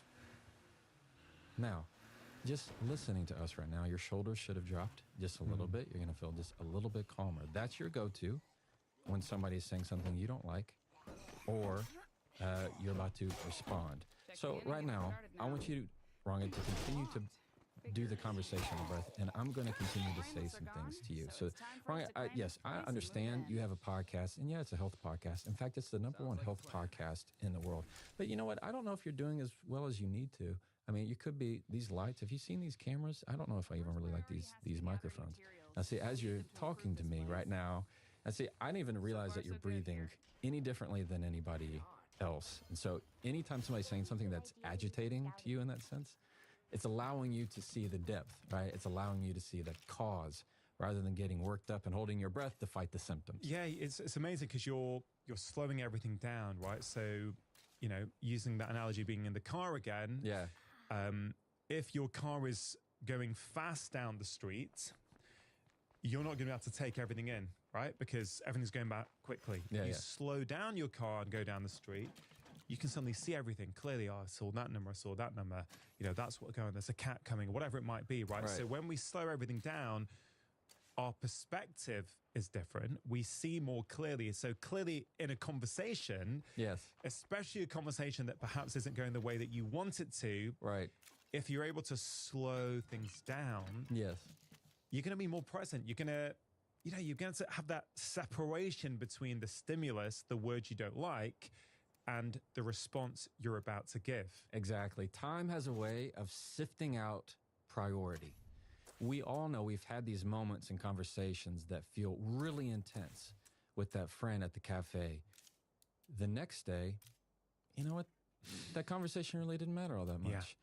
Or a week goes by and you go, why did I ever react that way? But in the moment, you felt that it did. In the moment, it was everything. And then, or you get that email, you read that email at work and you want to, it gets you all worked up and you're ready to send that nasty response back. But something happens and you go, you know what? I'm just gonna put this down. You read it again the next day.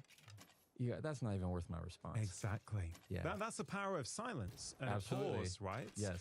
It's kind of interesting. You are teaching people how to have better conversations, but at the same time, I would imagine, and I think you've hinted at this already, that you've always been pretty good at communicating. Yes. Yeah. Okay. I would probably say a similar thing about myself. I think as a doctor, I feel that's always been one of my strengths with my patients, my ability to really listen, pay attention, and then communicate effectively with them. I don't think I was taught how to do that. Maybe I picked it up from the people around me. But although I feel I was intuitively quite a good communicator. I feel I've got better over the years. Okay, so I feel it's a skill that, although I was pretty good at, I think I've got better at it. Now, what has helped me get better at it? I think if I think about my marriage, you know, as we're having this conversation, it's almost 18 years since I was married. Okay, since I got married. Yeah, and you know, our marriage is fantastic.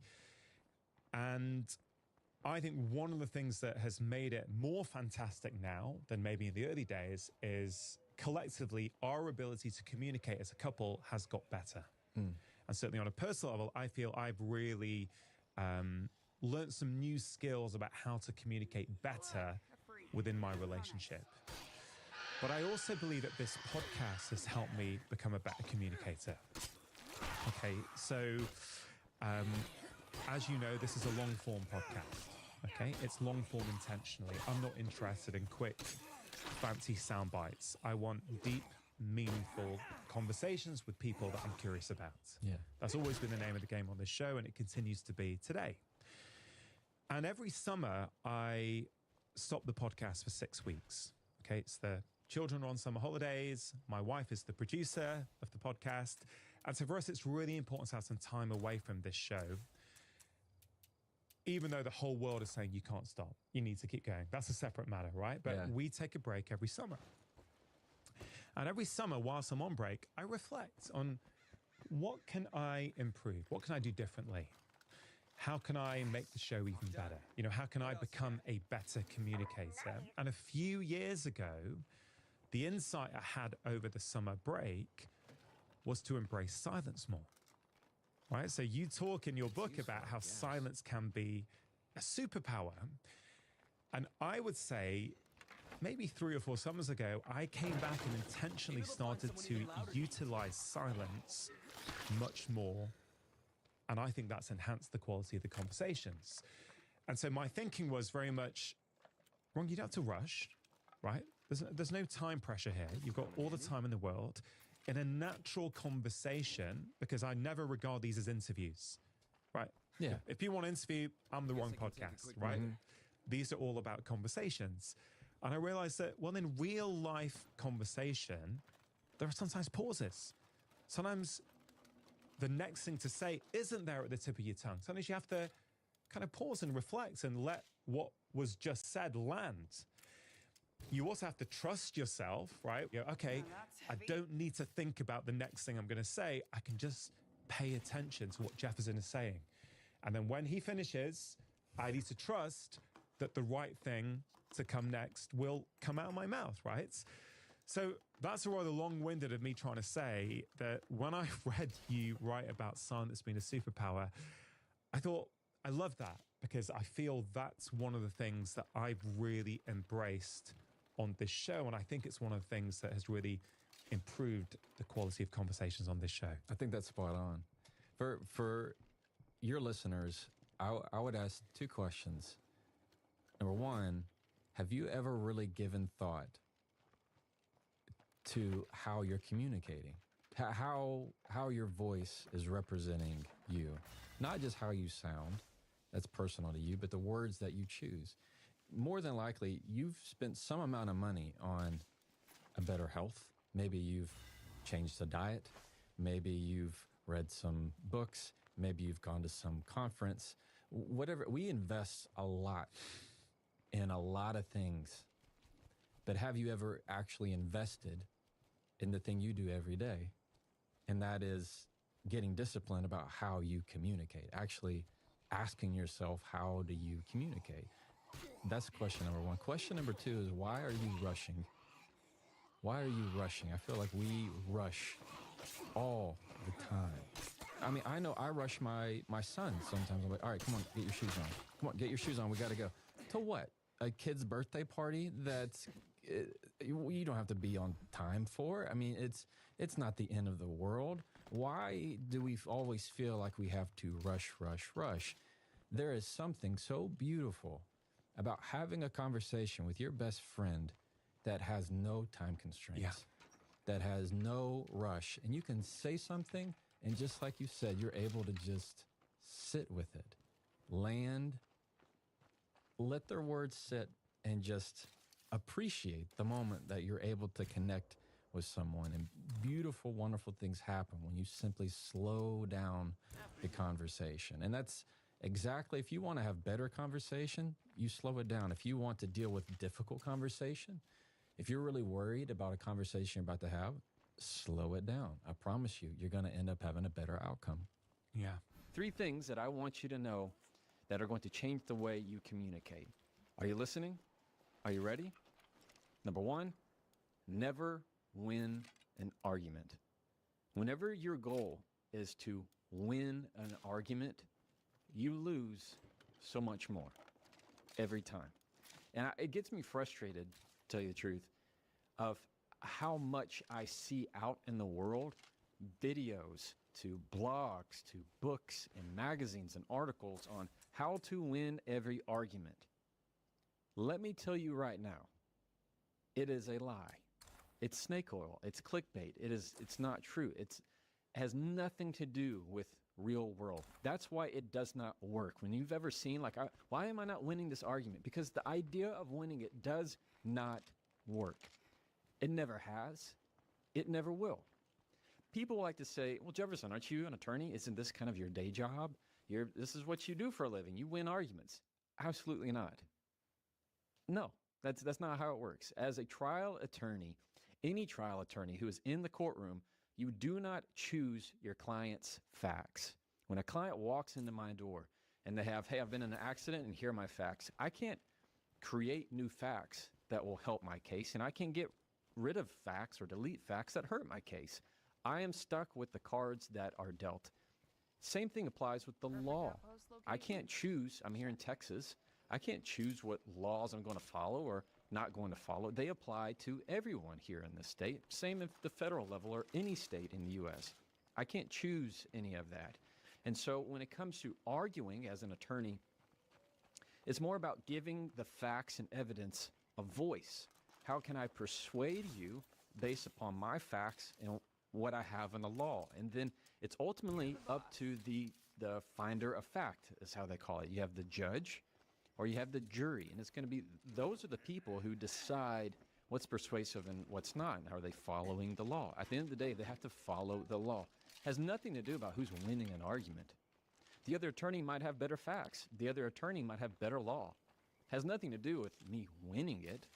So it's not even the same thing in the courtroom or as an attorney. You cannot win every argument. When you do, when you set out to say, I want to win this argument, you will lose the relationship with this person. It may not be the first time, may not be the second time, but over time and time and time again, the value and quality of that relationship is going to continue to go down. Here's what I mean. When you and I are fighting and we're trying to win an argument, what I've really won is your contempt. You're now mad at me, most likely. I've won your ability to have awkward silence now every time we pass each other in the hall. I still have to probably work with this person, probably have to live with this person. What have you won?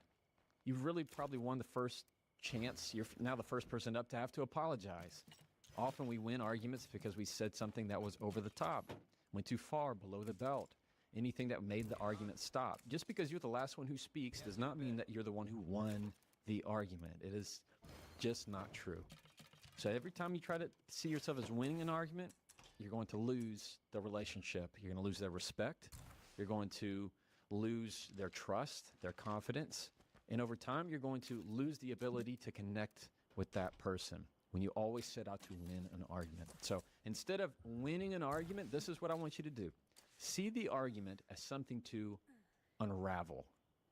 See the argument as something to unravel, as in a knot. You have one side, I have the other. And when I'm pulling and we're pulling, it just makes the knot tighter and tighter. It doesn't go anywhere. Instead of seeing who's going to win this tug of war, you have to stop, put it down, and find a way to locate the knot And when you do, that's where you have the heart of the matter, where you can start to unravel and say, I'm trying to understand where you're coming from. They're trying to understand where you're coming from. Then you can talk, then you can connect with the person. It is not winning an argument that is going to change the way you communicate. It is seeing the way that you can unravel the knot. I really hope that resonates with you. It's one of the main pillars that I use every day in my communication and how I see things between two people and how we connect with each other. Don't look to win the argument. You want to look to unravel the knot. You just have to be patient enough. Truth number 2, have something to learn, not something to prove. Now, this goes beautifully with the first point of never win an argument. Number 2 says, have something to learn, not something to prove. Struggle happens, difficulty happens, bad things happen in communication when I'm trying to prove something against you. But here's the fact of it. The harder I work to push against you, the harder I push to prove my point, the more hardened you'll become that I'm wrong. Because what you don't know is that behind everybody, as we're going to talk here in the third step, is there is a surface and a depth behind everybody. So if I were to say, you're wrong, hey, you listening right now? You're wrong. Whatever opinion you have, I'm going to say that it's wrong. But what I don't know is when I tell you that you're wrong, I could also be saying that your family member is wrong. Your grandparent is wrong. What you've known your whole life is wrong. We all come into circumstances with different life experiences. So if you've been raised, maybe let's say in a particular religion your entire life, or you've heard only a certain political party your entire life. These are big concepts I'm talking about here.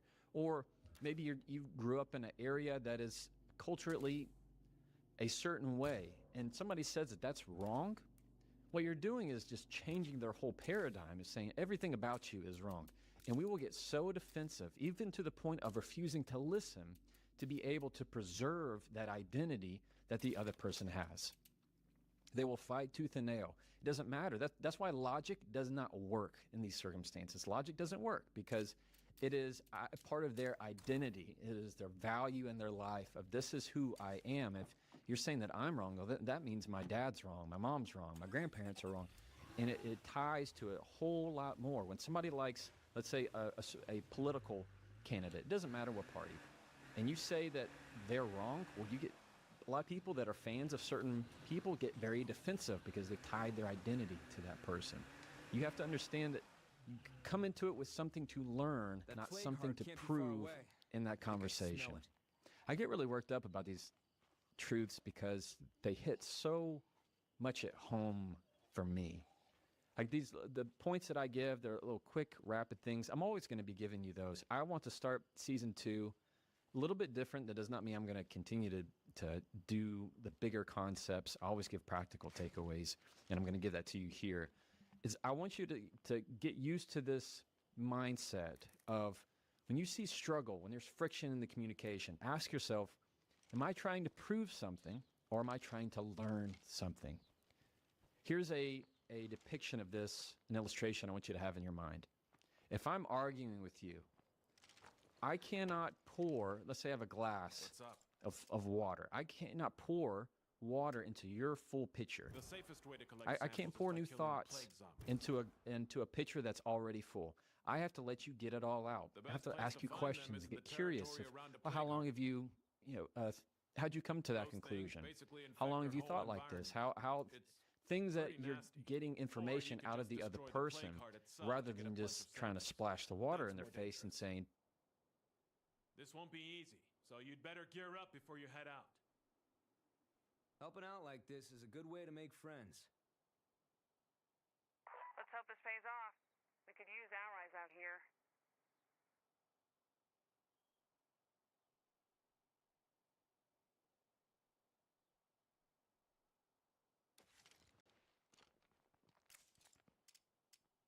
Take care.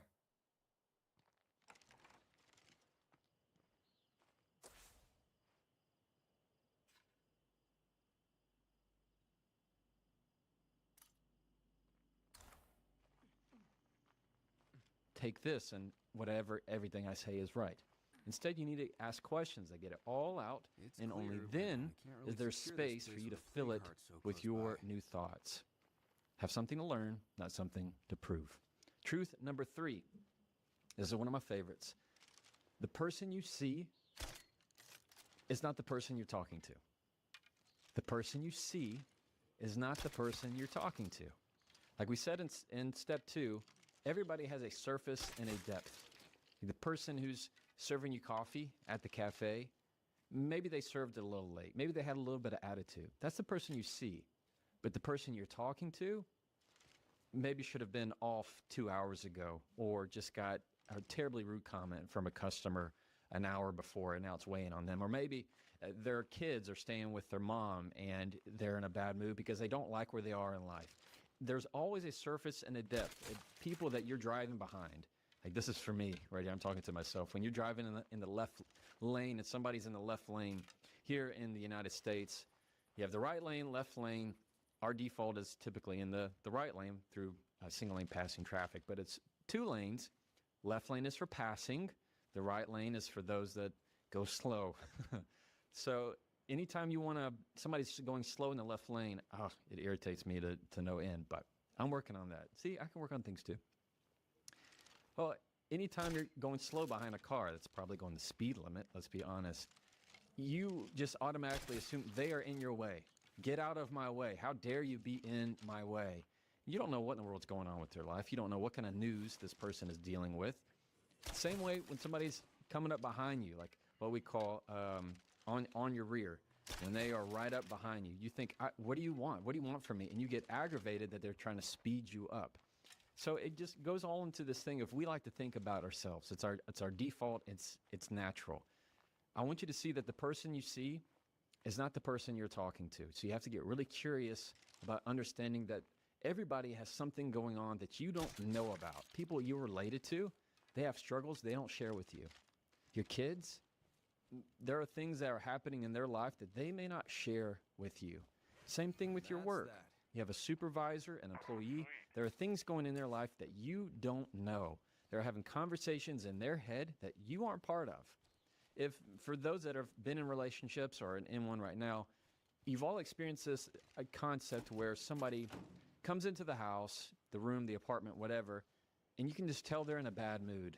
And it's not until 20 minutes into the conversation you're like, is something wrong with you? Well, it turns out what happened to them happened 6 hours before, and they've been living with that long before they came in contact with you.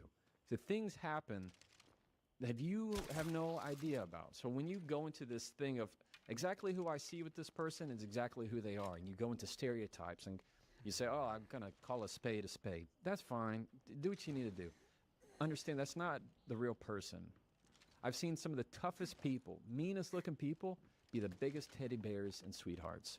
I've also seen the smallest, maybe say oldest, weakest people be the sturdiest, strongest humans I've ever come across. You cannot judge a book by its cover. What is your overall approach to communicating with coworkers? I find that people who you're working with, they're not your family as much as you want them to be, and sometimes they're your person in the storm. Like, you can get it's like really in Severance, right? Have you been watching Severance? I have not. Oh, okay. But it's good. Is it? Okay. Well, I mean, yeah, it's dark, but it's okay. Okay. Oh, all right. I'm learning a lot about this etiquette life. It's the same thing with any difficult conversation. Whenever you have two people that are going through a common goal, they get closer.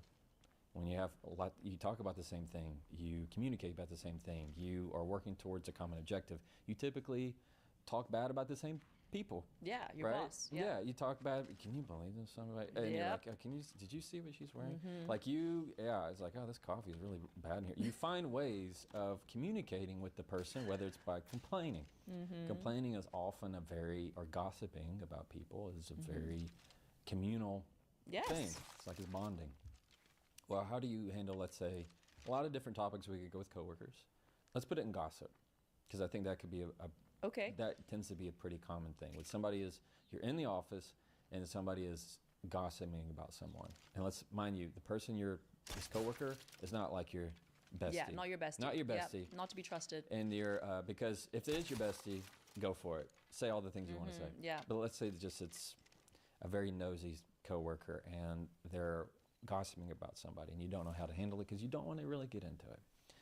Here is what I would suggest: is you go, I don't know, I'll ask them. Oh, So- yes. so Because anytime- then they'll be like, no, don't go ask them. exactly. Yes. Yeah. So you could say, I don't know, I'll ask them. Like it.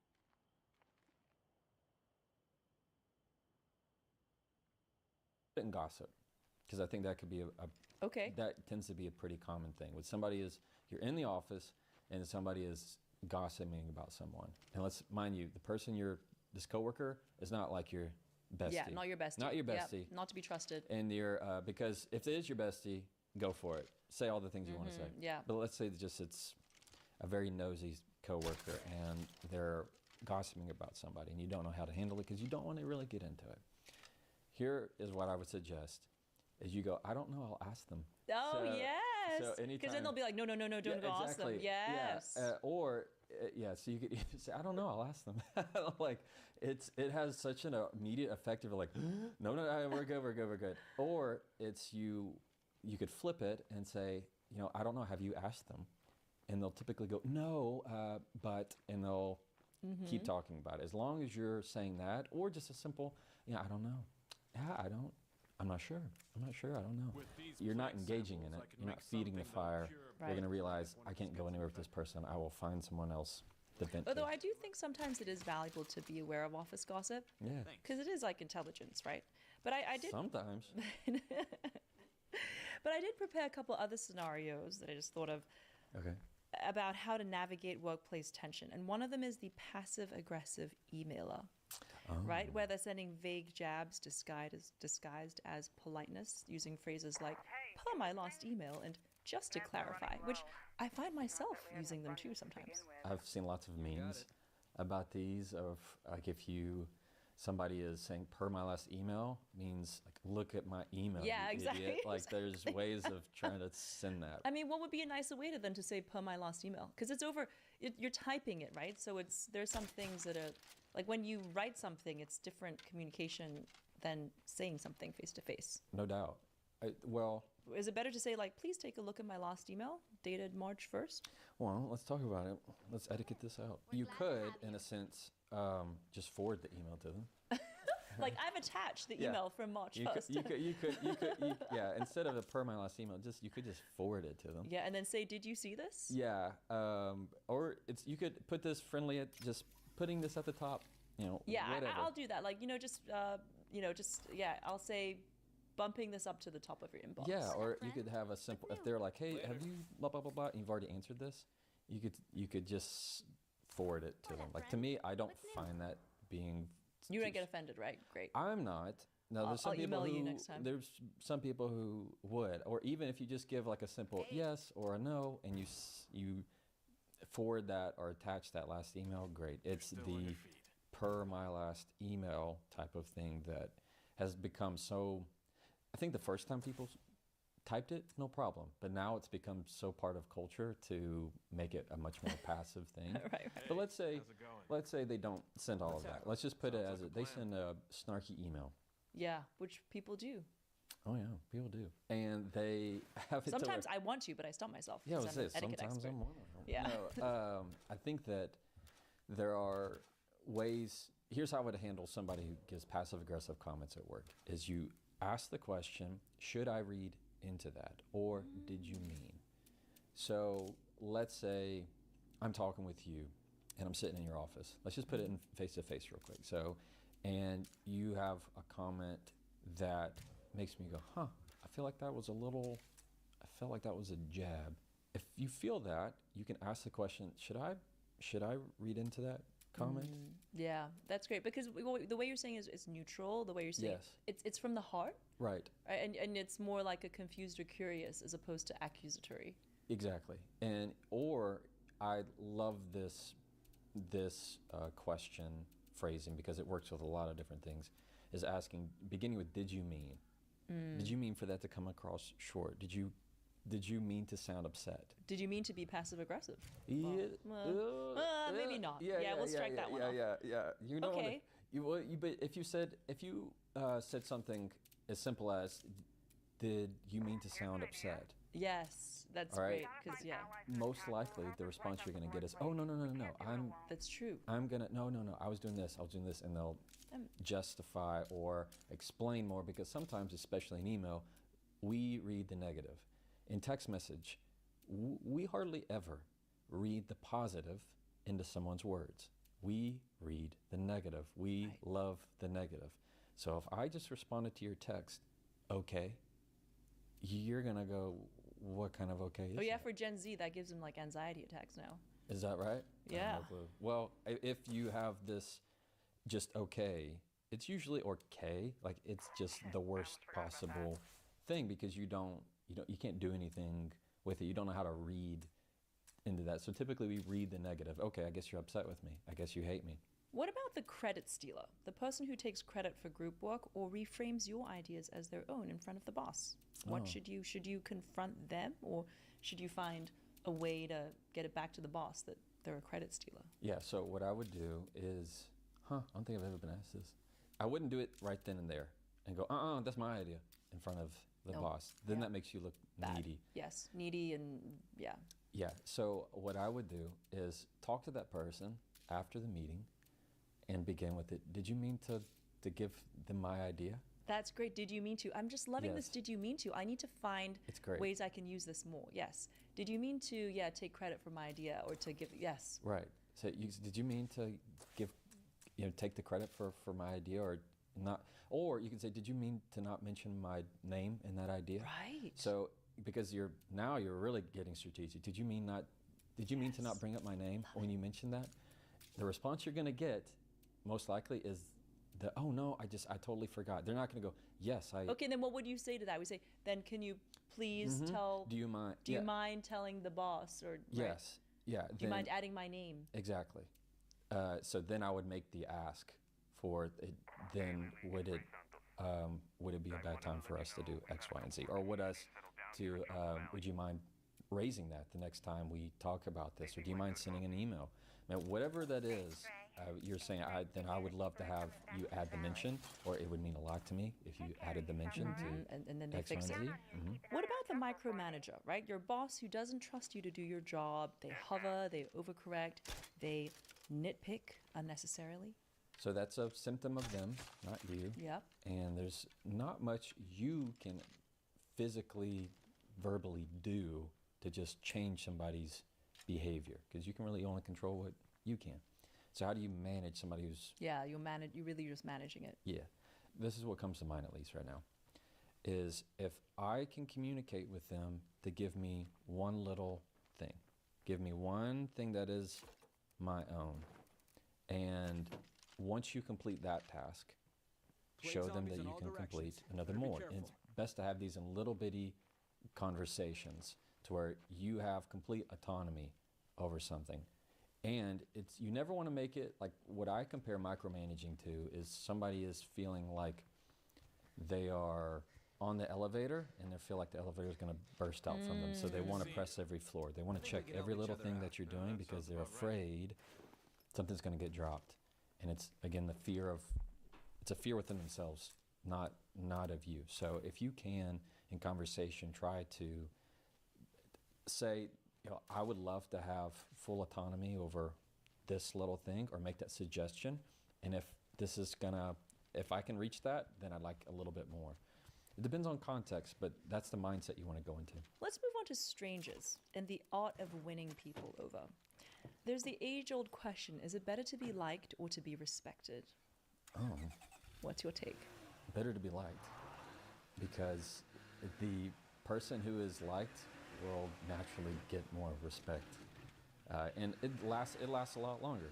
The people who like you, or people who want to do things with you, for you, together, I find that if you can make people want to be around you, then you're going to get more people who want to do things willingly rather than out of fear.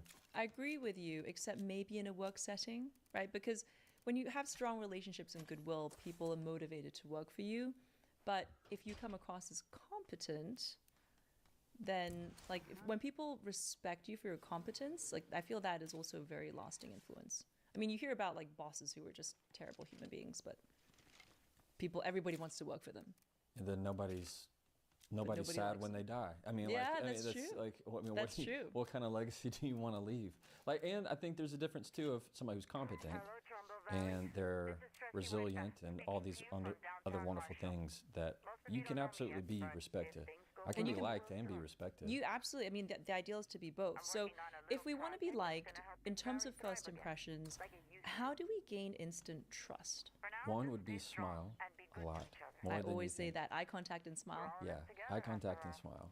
And for people who have trouble with eye contact, a little trick is to end your sentences looking at their eyes rather than feeling like you have to stare at their eyes the whole entire time. 2 is pace your conversation, so slow it down. What you're wanting to do is make it very calm and easy for them to be around you and want to listen to you. So I like to compare it to listening to different types of music.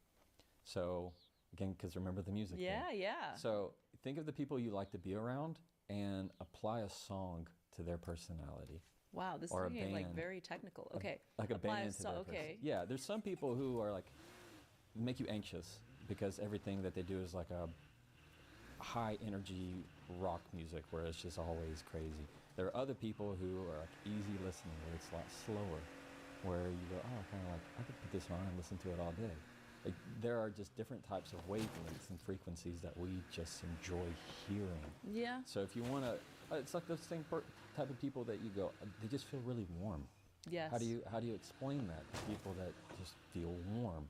So, okay, so tell us about some of your trial tactics, right? Like how does body language and speech affect strangers, and how do you establish yourself as a truth teller? Because I feel like you have to do that in your job every day in front of juries, right? Like, what do juries teach us about human nature? What to do, what not to do. I find that trial attorneys, we want to persuade a jury to find a favor for my client. Now, there are limitations because I can only argue the facts that I'm given. I can't choose my facts. And I have to argue within the law. I can't choose what law applies. So when I am getting information, I'm wanting to make a point to somebody, it's very crucial that I am very concise. So good trial attorneys, you take 40 pages and you turn it into 2 sentences. And so same thing with like my content. I could talk way longer than 47 seconds or 30 seconds. You have to find ways to make it really concise, just the essentials of what matters. And how does that translate? It means when you're in conversations, especially difficult conversations, the less you say, the more you mean. It's this idea of the more words it takes to tell the truth, the more it sounds like a lie. Or more you say something, the more it sounds like you don't know enough about it. So when you have to give information to somebody or respond, you want to keep your sentences very short and very concise. It's much better. I like to term it as, instead of being a waterfall of information, you want to be a well, to where they always find like they just want a little bit more at a time. And you know what? I can actually think of people that I know who are, people who are wells and people who are waterfalls. I think I'm gonna use that to like distinguish between friends now. Oh, cool. I love it. And then how about using voice and vulnerability to persuade? Voice and vulnerability. Yeah. Because you talk about how you use that in your courtroom. Mm-hmm. The people who talk fast are the people who are typically not listened to in a courtroom, because it's very hard to keep up with them. You have a lot of different people who have different styles. And when I can slow my words down, especially on important points, the more they're going to be remembered. At the end of the day, that's what I want these 12 people to do. Remember, when they go back to deliberations and it's been 2 weeks, 3 weeks of trial, I'm going to need them to remember certain things, and other times they won't. So if I can slow my words down, they have more weight, punch. Like, there's a difference between me saying, I already told you I'm not going to do that, versus I already told you I'm not going to do that. Like, which one has more weight to it? Which one shows I'm more in control? I have more confidence. I have more weight in the conversation, that I'm not going to be moved. It's always the second one. And what about vulnerability? Yeah, vulnerability is wonderful in conversation because it naturally removes people's defenses. If I can tell you before I'm having a conversation that I'm feeling nervous about it, you're not going to get upset or like nervous. How dare you? It's like, oh no, it's okay. We can Yeah, talk. it What's almost going makes on? the other person want to protect you. Yeah, we now want to almost kind of take your hand in the Yeah. conversation. I'm listening. I'm listening. So there's a guy who I have not had a trial against him, but I've seen him, and he is not a guy who's very tall and are big. He's a smaller guy, and in trial, he gets very nervous in front of other people, which is very weird as a trial attorney, but it happens. And he Why did he tells them- choose to go into this profession? Because he's passionate about advocating for people. I mean, it's the justice element. It's wanting to help people for the right reasons. And he does such a masterful job when he's in the courtroom. He'll tell the jury. He'll go, now, just so you know, I get a little nervous in front of people That is so talking. cute. And that's what every person in the jury thinks right there. Okay? And you know what they do? They go, I love this person. Forget the case. I don't care. Your client wins. Like, that's what happens. If they don't like the attorney, they're not going to like the client. If they don't like the attorney, you're going to lose. They're not going to find in favor of somebody that they don't like, and they will find reasons for that. But when he starts to kind of stutter and say, I get nervous, but I'm going to represent my client, like everybody in the courtroom just goes, It's like a hero, yeah. just take the money. Like everybody just loves the guy. And so, but that's what happens every day. Somebody who's nervous in conversation, we root for them. We want to see them succeed. And so being vulnerable is very much a strength. When you can tell someone how you're feeling in that moment, or you're telling someone, you know, I'm not perfect. Exactly, because perfection's not relatable. Yep. Vulnerability, struggles are. So when you can tell someone what you're struggling with, so the takeaway here, if I tell somebody, I'm struggling to find the words to say this, or I'm struggling to control my nerves right now. Yeah. You are just showing a little bit of yourself to make them feel, oh yeah, I know that feeling. And they're going to want to take your hand in that conversation, and it's going to go better. And you can apply this to anything, to love, to career, to Yeah. friends, to strangers. As long as you're not doing it passively, of like I struggle to understand. You could possibly like you don't want to use that. That's not the kind of struggle we're after. So my favorite quote of yours is that smart people never win arguments because you lose the relationship. Yeah, if when you set out to win an argument, you will often lose the relationship. It is this idea that you can, if you set out to win every argument, all you do is win their contempt. You've won to be the first to apologize, most likely. And you lose their confidence, you lose their trust, you lose their respect, the connection. It's this idea that you can still win an argument and still be wrong. It does nothing. It does nothing. And so when you start to pull your way and I start to pull mine, all we do is make the knot tighter. It makes it harder to undo. And it takes longer for us to undo the knot. So instead of seeing arguments as something to win, I want you to see them as something to unravel. Because it's all that is.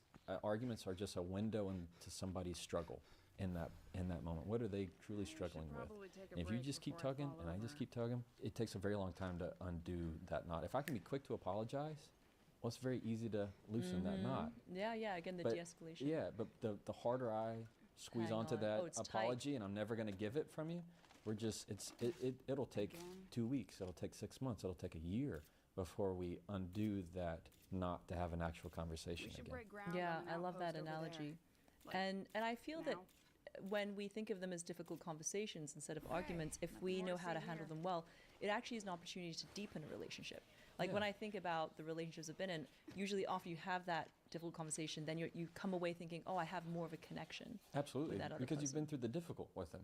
Like Yeah. you've been through the hard stuff, the Yes. ones you are. And that's meaningful. It's super meaningful because you created bonding in the struggle together. It's this idea that the deeper connection you want to have with somebody, then the deeper tolerance you must have for difficult conversation. It's if you've only had surface level conversations, you're gonna have a surface level Exactly. relationship. Yeah. And the people that are able to go deep with you on something, it's, even when it's hard, even when you're tearing up and sometimes you yell and you've experienced that, because that means I'm still here even when you're showing me all of your flaws. It means I still here and I still want to be here with you.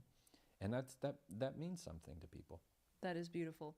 With what's happening with the offering you're putting out in the world of teaching people how to communicate, I'm curious for you, Jefferson, like, what are some of the traits that you admire most in people who you feel are the best communicators in the world? Probably number one would be warmth. And people that you don't even have to talk to them. You can sit in a room and just feel it. And maybe it's their energy, maybe their vibe, maybe it's their spirit. Just whatever it is, the frequency that they're putting out into the world calms you. And I find that to be it makes you attracted to them because you like that warmth and that comfort that when you talk to them, you feel just a little bit calmer. And so people who communicate very well are not only good at being clear and direct and assertive, but they're also emotionally intelligent enough to know when to slow down. Because things are so busy and we ramp up, but they know that good communication happens in the smallest of words, the shortest of sentences. When someone allows their warmth to just be, do you feel like it's easier to listen to them and be around them? Because I think a lot of people, especially women, feel like, oh, I've got to, if I show my warmth, I'm weak. And I need to, all the things. And I just think that's kind of powerful and insightful what you just shared is that when you think of the best communicators, that there's a warmth. Yeah, well, I think you'd agree. You never want to hide your light. And I mean, there's so many opportunities that we have to do that. And it's leaning into it. If people feel like, well, I'm going to be weak if I'm perceived this way.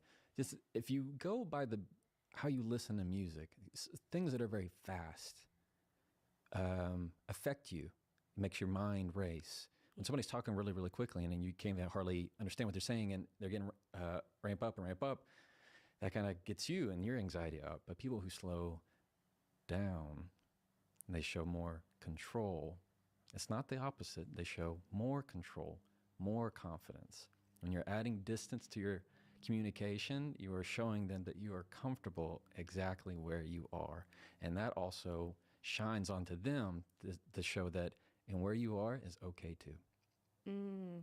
One thing that you seem so masterful at that I feel like I need to work on more is this idea of pausing and of giving space. And this is going to be a big thing for everyone listening because when we dive into all the different topics that are going to affect our lives in so many different ways, when we start applying the tools that you share, there's this consistent theme of pause and of space. And I'll never forget the first time I ever gave even a keynote speech, right? It was like a room of, I think it was like 10,000 people. And all this stuff it was for Brendan Burchard event, actually. Okay. And it was the first time outside of It Cosmetics. And it was a long story, but he's like, I have an opening. And I'm like, I'm in. And it was this hour spot. And it was the most phenomenal hour. But every time people cheered, or even stood up and cheered or any of the things because it was really fun. And I was just like pouring into them. I didn't know how to pause. The second they started clapping, I didn't know, and I just kept talking. And I remember afterwards he came up to me and he says, first of all, like he said a million great things, which I'm so grateful for. And then he's like, you need to learn how to pause and let the audience like have their moment. Like they're excited. They're cheering for you. They're into it. They're so excited that you overcame this huge obstacle. And I was like, I didn't know how to let the pause happen.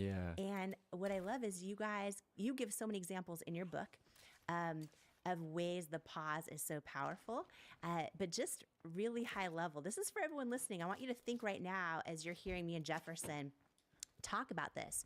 When you're talking with someone, do you ever just pause and like let there be space? And maybe you're looking at them in the eye, or do you start to feel uncomfortable and want to fill the space with words? Can you talk about the power of the pause, and how right now, everyone at home, like different ways you can use just pausing in your communication and how it actually literally helps change your life?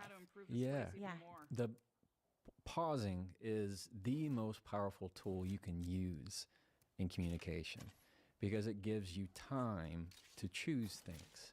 It gives you time to choose, is this worth my words? Is this worth my attention? It also gives you a chance to calm your own emotions, to regulate your emotions. It gives you time to think. And when you're able to pause in conversation, it allows you to show control. If you were to ask me, Jamie, if you said, Jefferson, how was your day? And I immediately said, good. I mean, my day was fine. It was good. It was good. That tells you one thing. If you ask me again, Jefferson, how was your day? And I said, it was good. It was good. Very different connotation. What you're telling in the first one is, I didn't really listen to your question. The second pause is kind of clarifying of, I listened to you. When somebody even gives you 1 second, 2 seconds of a pause after a question, it tells you that they're thinking about it.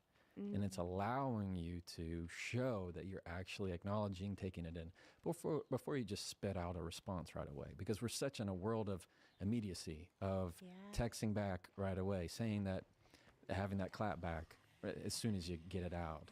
And where the real power in communication is slowing things down. It's the pause, because it allows the other people, just like you said, when you're speaking to people and maybe they clap or they cheer, it's allowing them to contribute to the conversation. I just had a big aha moment, like a big aha moment, I'm ready. because at our core, we all just want to be seen and understood, and also feel connection and belonging. And so many people feel so lonely right now, and often, social media can be great in so many ways, but we're lonelier than ever. And one tip you just gave, I think this is so big, and I want to say it in the way where it really hit me, is that example you gave, because we all have this happen every day, right? How are you? We go and grab a coffee, and we might ask the person ringing us up, how are you? Or they might ask us, how are you? Yeah. And we just default, oh, I'm great, thanks, how are you? Whatever, boom, boom. Yeah. And we don't even know what we're saying. It's just like autopilot. And yet we're all lonely, and we all want more connection, and we're like, why is my husband and I sitting here scrolling our phone, and I don't even know how he is? I told him how I was, but I don't think he cared. Whatever our scenario is, or, moms at school drop off, or whatever it might be, that example you just gave is so powerful, and it's so relatable, because, when someone says, how are you? Yeah. And you're like, oh, I'm good, thanks. There's pretty much no connection happening, right? And when someone says, how are you? Loader And you just ahead. pause. Better kill it quick. And you think about it, and then you say your answer. Maybe it's like, I'm good, or whatever it is. That pause instantly tells that other person, I see you. Yes. You matter to me. I'm giving you my energy and consideration because I care to connect with you over the question you asked me. Yeah, you got it. Holy moly. Yeah. That is like instant hack to connection with humans. And we're all, so many of us are just feeling like we're missing that in our lives more and more. I have heard you use the pause in so many different ways. And this is the first time I'm having this big aha over this. Because right now, every person listening, every person watching us, right now, today, they can walk into a coffee shop. They can look at the person sitting next to them in the room right now, right? They can, whatever, next time they're interacting with people, and someone asks them this, or they ask someone else that, add this pause in it. Yes. Because then it almost catches someone off guard too, and they realize you're connecting with them. Right. You're connecting with them. Yes. When you're able to ask that question, I'm going to do this with my husband tonight. you should do it. I'm doing it You tonight. should. I'm doing it tonight. And I'm going to do it with my kids, actually. I'm going to do it with That's my great. kids, too. Well, Yeah. it's so what we fall into is, instead of living in it, we're just pressing the buttons. Yes. Barista asks, "How's your day?" "Oh, it's good. I'm fine."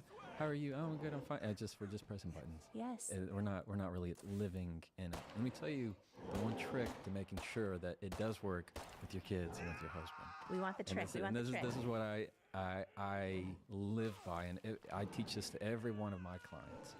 And it is this: let your breath be the first word that you say. So where your first word would be of going, "No, I'm good," you put a breath in its place. And so when you have the mindset of a breath being the word, I mean, it's because you're saying something, even in that pause, in that breath, in that silence. It might be the absence of words. It's not the absence of communication. So if you ask me how my day was, and I go, I conveyed something right there. That's a sigh. I'm sending the message to you without words. It was heavy. It was a load. It was a lot. I mean, and when you have that pause, it's the invitation to connect. So good. Yeah. So good. Oh my gosh. Okay, I'm already excited for the way everyone is going to share how this impacts their life. Yes. Like the DMs are going to come in, the comments, the messages, and we're just getting started. Yeah. But that one tool, I'm just thinking about, and the ripple effect of that. Yeah. Because as a society, we're really close to bankrupt when it comes to like true just connection. It really each other. is. And the thing with communication, what it makes it so important, on top of just the pause and the ability to take a moment and express how you really feel, is that what you say for the vast majority of your life is who you are. That's how people will experience you. That's how people will experience Jamie. That's how people will experience Jefferson. It's not by really what you do, though they might see that act of kindness. It's what you say. When you say, I like that person, you just met them. You say, I like that person, they were nice. What you really mean is they said nice things. Somebody's rude, and you don't like them. That person's rude. Just means that what you heard is you didn't like. It sounded rude to you. So for the vast majority, it's your words is what describes who you are to those people. That's what's going to describe and evaluate your legacy. That's the ripple effect. If you enjoyed that clip and want to see the rest of the conversation, you can click right here. Or if you want to see the latest episode of the Jefferson Fisher Podcast, click right here, and I'll meet you there.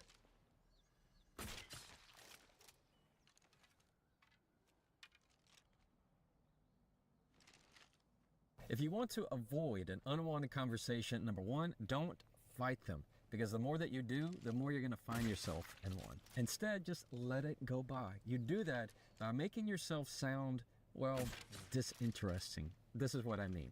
When somebody's pushing an opinion onto you, any controversial topic, whether it's religion, politics, whatever, they're trying to push something onto you, and you say, yeah, I don't know.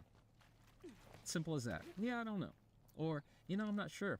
I'm not sure about that. You're finding ways to communicate to them of, if you're looking for a fight, you're not going to find one here. Number two, this one is the easiest, but it's the most critical. You are making them feel heard. It's just simply acknowledging their point, and it's very simple to do. This is what it sounds like. I agree that's an issue. Period. Somebody's wanting to get all worked up, and they're telling something to you. All you need to respond is, yeah, I agree that's an issue. I agree that's an issue. You're not saying whether you agree with it or disagree with it. If anything, they just feel acknowledged and heard, and they say to themselves, oh, okay, they understood and heard what I said. And number three, if you need to be a little bit more direct, you need to tell them that you're not interested in this conversation. If they're not getting the point, here's the way I suggest to do that. You say, I typically avoid this topic. The key word is typically. Yeah, I typically avoid this topic, or I typically try not to talk about X, Y, and Z. The key here is when you say typically, you're communicating if I've had this conversation before, it's not really stimulating to me anymore, so I just avoid this topic altogether. You're not saying that they're wrong. You're not giving them a fight. You're not giving them anything for them to bare their teeth on. You're just simply saying, I tend to avoid this. I typically don't do this. And I'm going to give you a disclaimer on this episode, particularly when it comes to political topics. I'm all in favor of educating yourself and making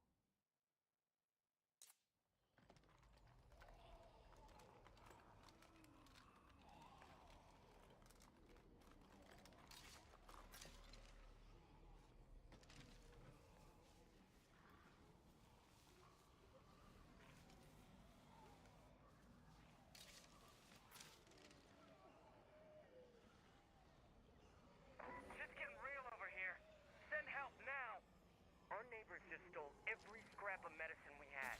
How are we supposed to put up with this shit? Step one, begin. What this town needs is law and order. We can't stand by and watch crap like this happen. That's not a good idea, and you know it.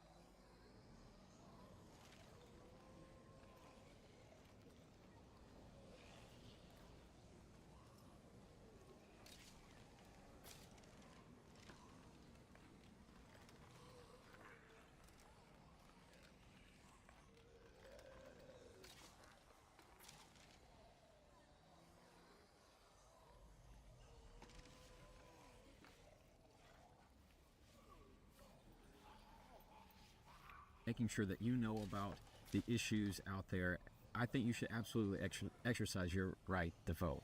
No questions asked.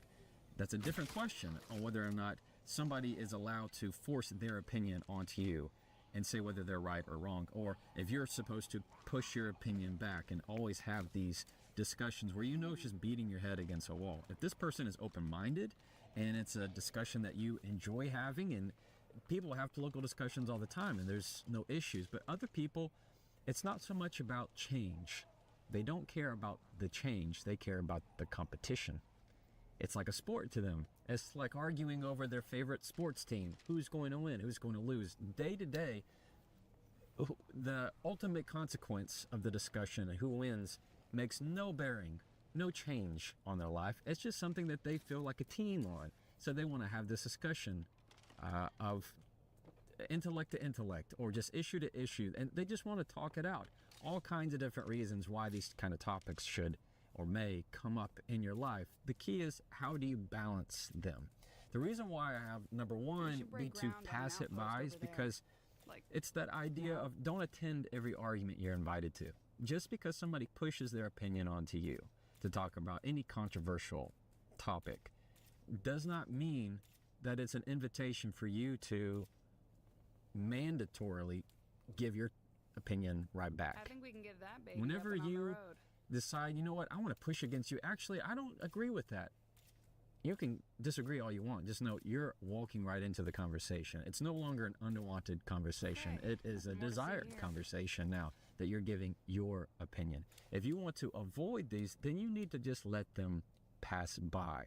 I say disinterested or be disinteresting because in many ways you're taking all the oxygen out of the room and their fire can't burn. They have nothing to get upset about because you're not giving them anything to jump onto. You're finding ways to say, you know what, I don't know about that. You know what, that's a good question. I'm really not sure. I'm not sure. It's not that you don't have your own opinion. It's not that you're uneducated. It's just you're not in a mood to say, yeah, I don't want to get in this conversation right now. And there's nothing wrong with that. When it comes to agreeing with them, understand nobody can make you agree to something you don't want to agree to. Nobody can force you to say something you don't want to say. But it's critical that these kind of people, when they're pushing these unwanted conversations, just feel heard. Often, if they just feel acknowledged in some way, they're going to go away. Not only have you made yourself disinteresting, they know they're not going to get anywhere with this. They know that you're not going to give them that fight and that excitement that they're looking for. They just want to feel acknowledged. So when you can say things like we mentioned in number 2 of, I agree that's an issue. I hear you. Simple as that. I hear you. I agree that's an issue. I agree. That's all you have to say. Even if you disagree with them, you're just making them feel heard. But if they continue to push and press on you to make you feel uncomfortable in some certain way, don't hesitate for 1 second to say, I prefer, or I typically. You're talking about what you do in the past. I prefer not to talk about X, Y, and Z. I typically try to avoid topics about blah, blah, blah. You can make it even situational. I typically avoid topic X at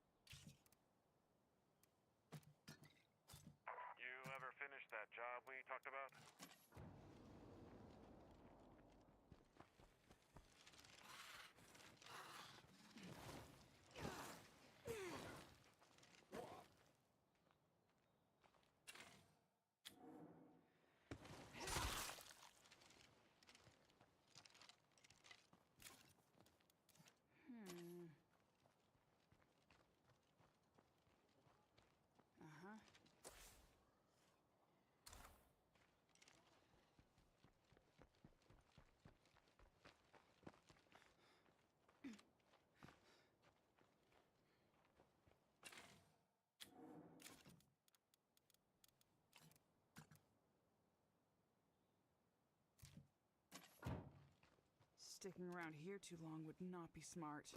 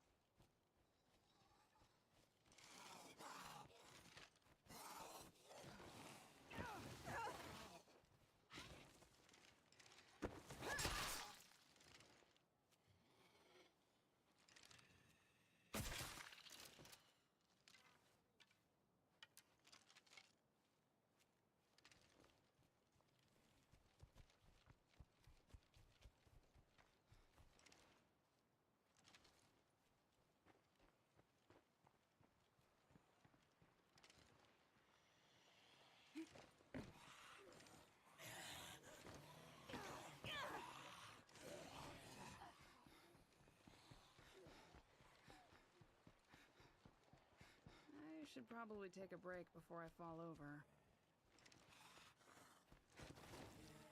I need a breather.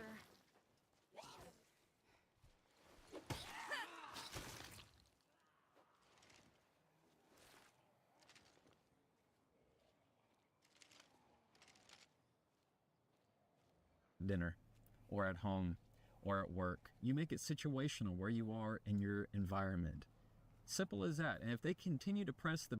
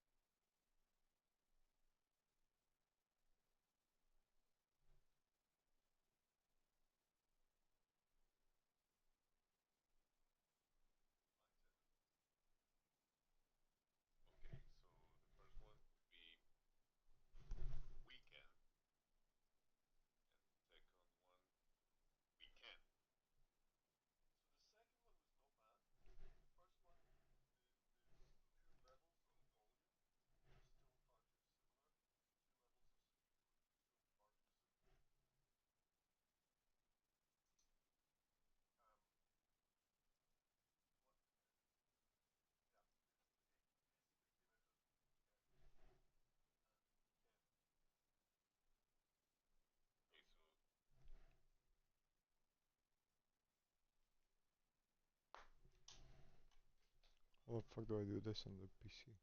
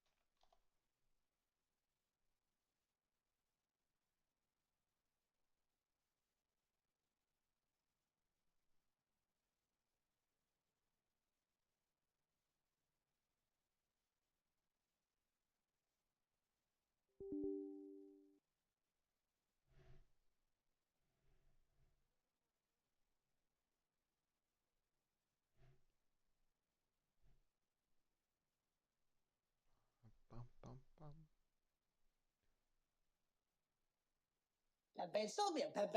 Well, Willow there. I've got my tinfoil hat on again, and other than that being a bad idea in front of a green screen, you know what that means. You're gonna cook your head like a big old baked potato. What? No, what?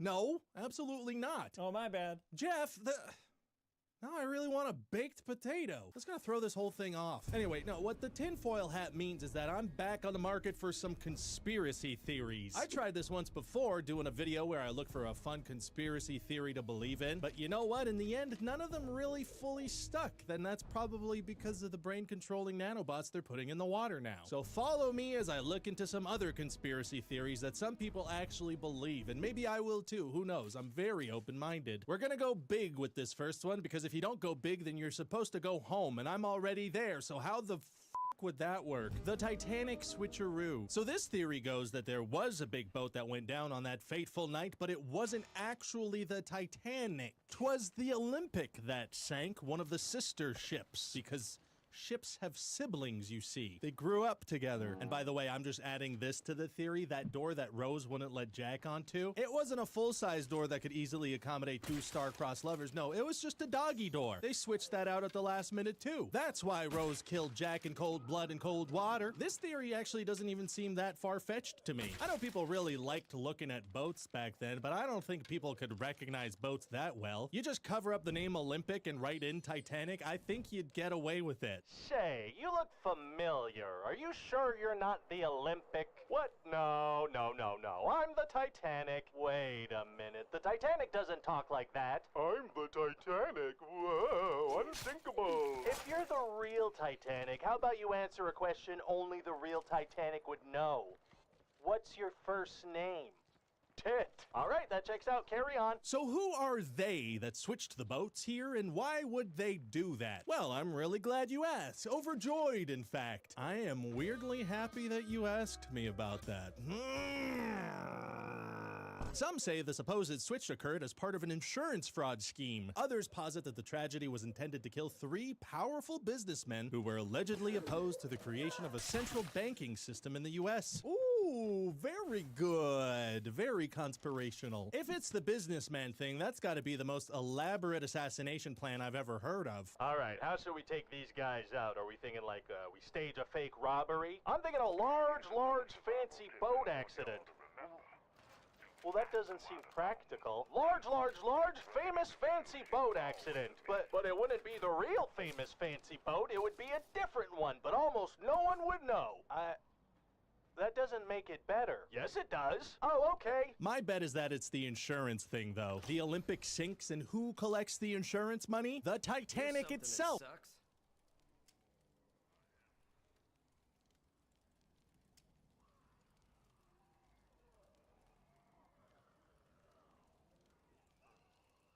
Let's do it. Okay, your lead. Hey there, business partner. Sure.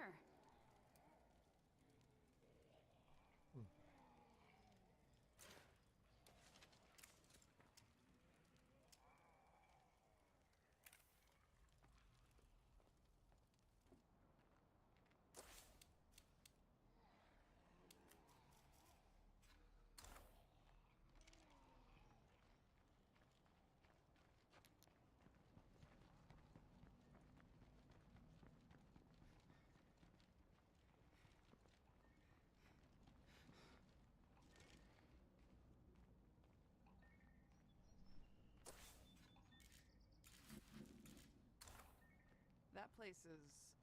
wow. I want an outpost there, now.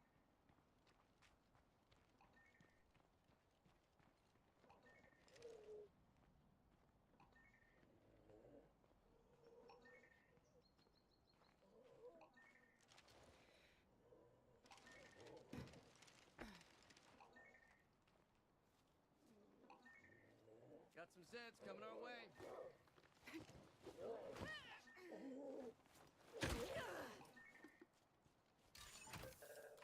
We appreciate your results in this matter.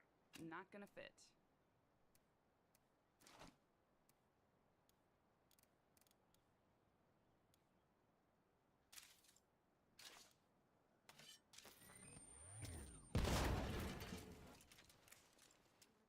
You got something for me? Okay.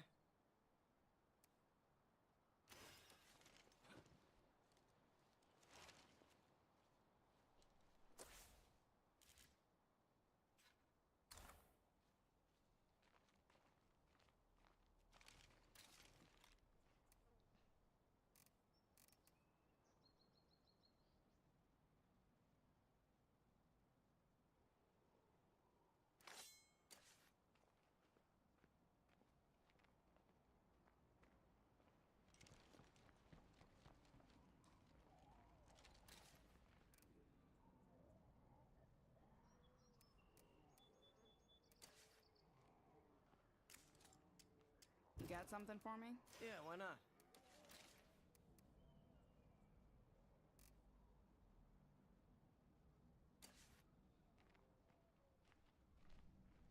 That's right, and it runs away with the iceberg. That's right, sheeple, they're in love, and they always have been. Yeah, why not?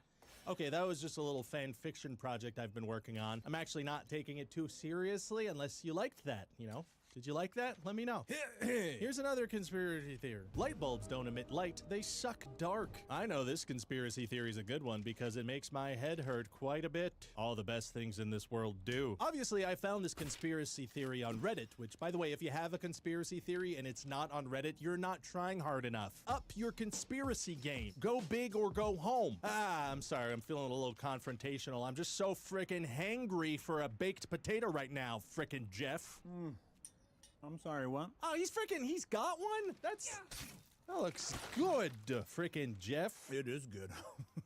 So this theory is kind of self-explanatory in the sense that it explains itself without necessarily making any sense to me. I think that the website that says it best is Ultimate Camp Resource, which is honestly one of the more trustworthy sources I used to research this video. For years, it has been believed that electric bulbs emit light, but recent information has proven otherwise. Electric bulbs don't emit light, they suck dark. So usually with opposites, it's the presence or absence of a thing. Cold is the absence of heat, down is the absence of height, hungry is the absence of baked potato. I thought that dark was the absence of light, but nope, that's not the case here. The case is not that one. Like Missy Elliott, we must put that thing down, flip it, and reverse it. So what this thing is saying is that how a light bulb actually works is all the dark in a room, well, the bulb hoovers that right out of there, and all you're left with is light. Isn't that right, Thomas Edison? What exactly? And if you're thinking, haha, very funny, Ryan, this one doesn't even seem like a real thing people actually believe. It's probably more of a joke. Well, listen, first of all, don't talk to me like that. Where did that come from? I did not like that tone at all. Second of all, I thought the exact same thing, and then I came across this webpage attached to the frickin' MIT website. Frickin' MIT, which now I guess we know doesn't stand for Massachusetts Institute of Technology, but rather Mucho Importante Theories. This page is an all-text page titled Bell Lab Proves Existence of Dark Suckers. What's Bell Lab? It's the same lab that makes Nokia, or Nokia. I don't know how you pronounce it. It's the telecommunications company from Finland, a country that does not exist, according to my last video. Finland does not exist. You see, it's all connected. Wait, that clip was at 5:37 and this video's now at 5:37. Ryan, what the is going on? Damn, I'm good. Proving that conspiracy correct was too easy. Tooper easy, even. Give me a tough one. Elvis was in Home Alone. Oh, stop. You had me at hello. Except hello wasn't said, so you had me at hello Malone. There's this moment that happens about halfway through the movie. It's right before Catherine O'Hara, rest in peace queen, is about to meet John Candy, rest in peace king. Her character's complaining to an airline employee instead of turning herself in for criminal child neglect. And right there behind her, bam, the king of rock and roll himself, Elvis Aaron Presley. I can see why he didn't use his middle name that much. Does not have as good of a ring to it. Love me tender, the king aged well. He would have been 65 in that photo, yet there he is plainly looking like a 29-year-old TikTok beard care influencer. Never thought to throw coconut oil in there, Mr. Presley. Thank you. Thank you very much. I guess the thought behind this theory is that Elvis slowly and very convincingly faked his own death so that it seemed like his cause of death was cholesterol. But in reality, that was just a ploy to escape the public spotlight and then return to it ever so slightly as a movie extra, which is a much more satisfying job to have than being the king of rock and roll, you see. This was his plan all along. Why be one of the biggest stars in the world when you could be paid low wages and get yelled at if you make eye contact with the talent? Don't look at Catherine, no lunch for you. Honorable mention to this conspiracy theory too of President Obama being in the Whoop There It Is music video, which is a debunked theory because, hey, that's not Barack Obama. So I will not be touching this one. I will be dropping it like a hot potato, like a hot baked potato, little bacon bits on it. Damn it, Jeff. It's not even that good. I don't believe you. Good call. I was lying. It's incredible. Oh. Bleh. Okay, here's another theory. Powerball was invented to catch time travelers. Good idea. I like it. Time travelers are super pesty, especially in the spring. They just start showing up, eating all my fruit. I put traps out, but every year it's like there's more time travelers. I'm thinking of fruit flies. Ignore everything I just said, but still, the government probably wants to catch these people. So clearly the believers in this theory were big fans of Back to the Future 2, but instead of focusing on the fun stuff like holograms and hoverboards, they went straight to the illegal gambling plot. The idea here's simple. If time travelers are real, then logically they would go back in time, win the Powerball with the numbers that they already know will be drawn, and then head back home. And so by making the Powerball, the government can go through all the lottery winners and, know which ones are time travelers somehow. It doesn't feel that airtight now that I say it out loud. Sir, we've given out about $30 billion at this point. When do you think we're gonna catch a time traveler? Any day now, son, any day. Well, yeah, not really any day though, right? Because time travelers can go back to any time and win any Powerball, and then we wouldn't know. How would we know? Oh, damn it! Disney named their 2013 movie Frozen to keep people from seeing Google results. Disney doing something weird? Nah, I don't believe it. But I am a conspiracy theorist now, so I guess I kinda have to believe it. Blindly. That's just the way the cookie is not structurally sound. It doesn't hold together very well.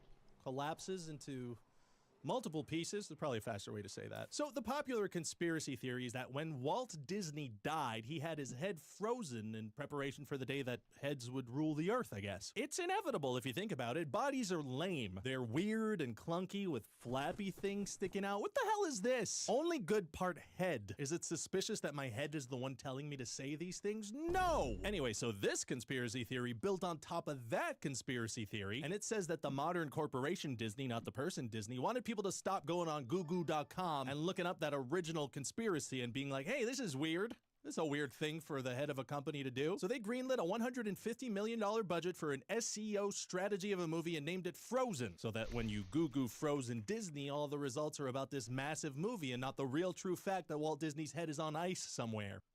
Is that what Disney on Ice is? The clues were right in front of us this whole time in retrospect. You ever listen to the actual lyrics of that big, super popular showstopper of a song? It goes, let it go, the truth about the cryogenically preserved dead body of the man who invented Mickey Mouse will forever elude you, so give up now. I always wondered what that part meant. I will say, I think it's kind of a brilliant and extremely baller move to eliminate a story you don't like by making a project so massive you know it'll overtake people's ability to search for your weird, dark urban legend secret. In fact, that gives me an idea. Hey, Richard Gere, if you want, we can make a movie called Richard Gere Gerbil together. Shotgun not playing the gerbil. Anyway, I should go. I gotta take off this tinfoil hat and use it to bake a frickin' potato now. And you need to look up that thing I just said about Richard Gere. So I'll see you around. Thank you for watching me. And if you're the government, please stop watching me. That's right. I know what you're doing. I know what you're doing.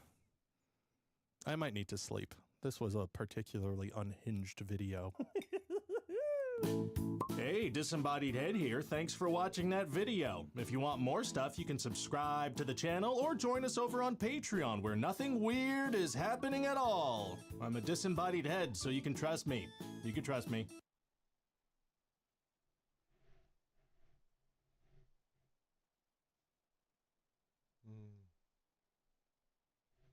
Dun, dun, dun, dun, dun.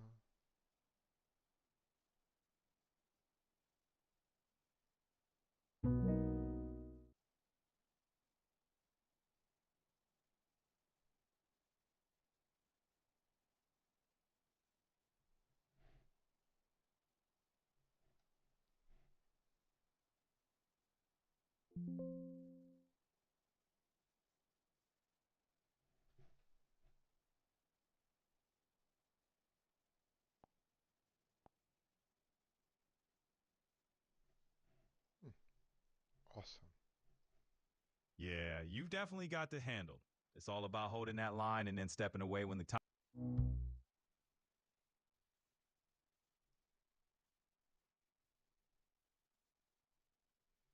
Hey, Pieter. Ik ben Nova, je taalmaatje hier op Practice. Stel je voor dat we elkaar toevallig tegenkomen in een gezellig café in Nederland of België. Geen stress. Gewoon lekker kletsen. Nu ben ik benieuwd. Shut up.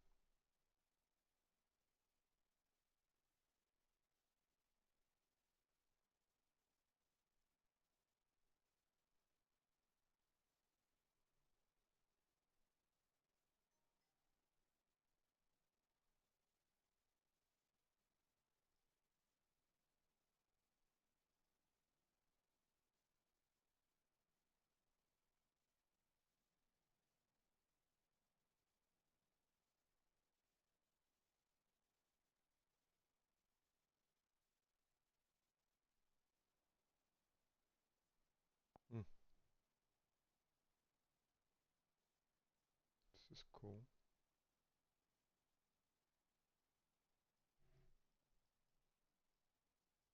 Just want to talk to people. Even need to. What's the topic? My is not good. The problem, the most important, the most problem is that when you move abroad for different kind of reasons, no, when you come back to Italy, the people don't recognize you because your identity is completely different because you integrate in a different social world, no. You act, you think in like a German person, and this is Yes, you do. completely different. So they treat you like kind of a foreigner. So I know that. I know people from Apulia and the southern part of Italy in general, and the people who at least lived here in Germany are considered kind of a foreigner. I totally agree with that. So before we go on, hello Aronika and seja bem-vindo, Roger. Hello, Anonika. Bom dia. Alunika here. Melly me, melly me, melly me, melly me, melly me, melly me. Anonika. Okay, okay. I don't understand what kind of language is that? No, it's a from marry me, but it's for cute one. It's melly me, melly me, melly me, melly me. This is very nice. Yeah, and Andrea. Hey, Ari, my dear.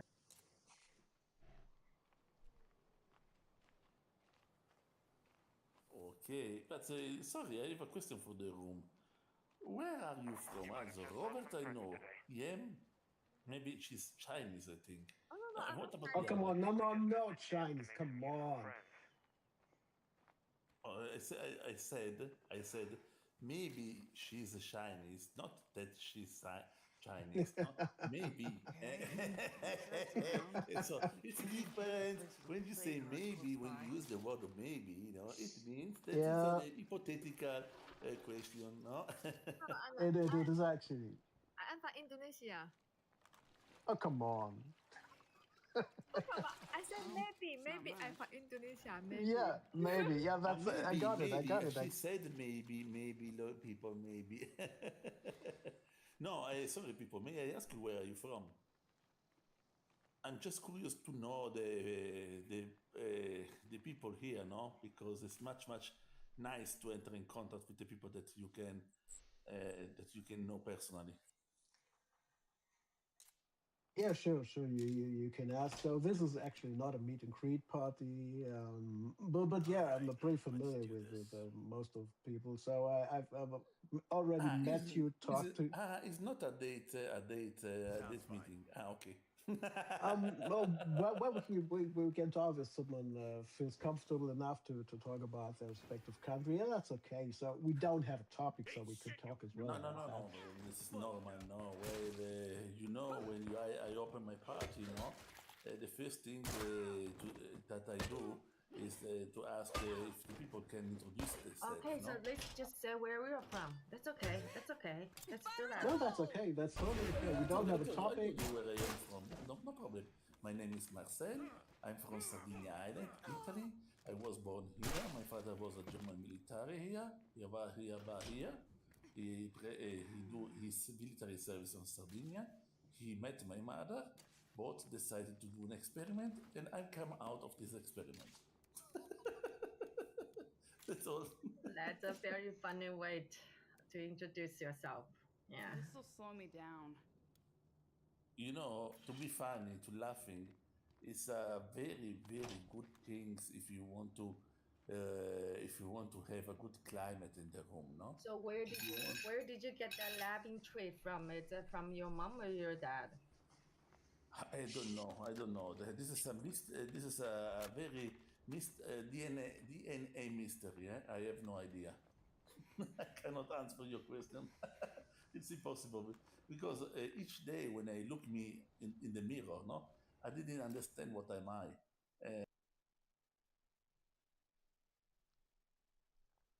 Like I said, education is not valued. Like a person my age, 27, if I want to start university now, it would be very difficult. Why doesn't the government support people like us, older people, a little bit older, who wants to study? Because they don't care. They just want to send money to fight stupid wars or to do stupid things. Like, just everything is messed up. That's why I said, if we think about this world, we have a reason to cry every day. Because everything you open the news, there'll be something sad, somebody dying, some wars. I just focus, like, let's focus on my life, because that's all I can do, because the world is already screwed up more than we can, beyond repair. Yeah, they're controlling minds for Is sure. it here, Emma or Florita's opinion on this? But I welcome Florita. Hello there, hope things went well. Yeah, I agree with Leonardo. Has right, like everyone teach their people what he wants, let them believe what he wants. Okay, and nowadays we're like going so bad, it's technological, it's like you have a positive side, but the negative side is more than a positive side. You know what I mean? Bloater That's ahead. really like Better kill it it's quick. fucking up. Bro, that's economic problem, right? There's not like everyone. They're just prioritizing it. I don't know. That's pretty There bad are to say, by resources the way. for everyone. There are resources for everyone. We just don't produce. We are not at our maximum capacity, maybe. I mean, What do that's you why. think? Yeah, I agree with you. But I said that before, man. Imagine like wars are profitable, ignorance are profitable, like instability are profitable. So they are just taking advantage from that kind of stuff, from people, from wars and everything else. Almost out. Yeah. How about you, Emma?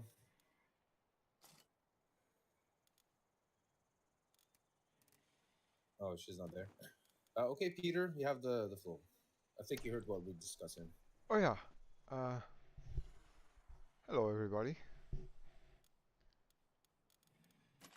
I came a little bit late to the talk, I think, but I heard the I mean, topic of. can you please because at least myself I can't hear you. Hmm. All right. Oh, okay. Wow. Did you guys hear what he said? Because it was hard for me to hear him. Not No, really. the voice was like Oh, hi, Peter. so far. Nothing wrong with me, Mike. Maybe if you want to come up, you still have the floor. Bro, It was, just. I'll be back, guys. I'll be back. All right. Okay. Yeah. Yeah. But it's very interesting how maybe we think our countries are different, but it's all almost the same thing. The corruptions level might differ from a country to another, but it's still there. Um, it's just always one guy that actually try to profit from that and keep the masses in line. But yeah, let's discuss something happy. Yeah, no, that's pretty. No, yeah, but that's crazy, man. Like last week, I was like talking about. I was like talking with my uncle about like Congo situation. Bro. Like, if the countries were rich in proportion of their natural resources, bro, Congo would be like the most richest country in the world. But nah, they're not, bro. Instability, war, people dying. I mean, almost every day they're just like immigrants right now, like moving. I don't know, bro. That's a crazy shit. Because they like people taking advantage of that shit. Like wars are profitable, instability are like profitable. So that's what I say. Which are you from Congo? No, I'm not Congolese. I'm Portuguese, but yeah, Mm-hmm. I'm half African too. So I'm like Zambian too. That's... Are you Congolese? Come again? Are you Congolese? No, I'm Moroccan.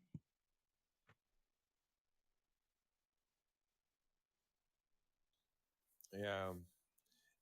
Peter, did you fix your mic? Sure hope that I did.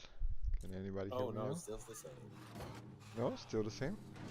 Well, Peter, Bro, can you like you're using headphones, speak, right? you can can, speak, but can it's way better than mine. just scream a little bit, bro? All right. Maybe Scream. now. A little bit. Do you use headphones? Just go louder. Oh no, I don't want to go louder. This is annoying. I'll go play with my mic some more, I guess. You should speak closer to the phone, to your. Okay.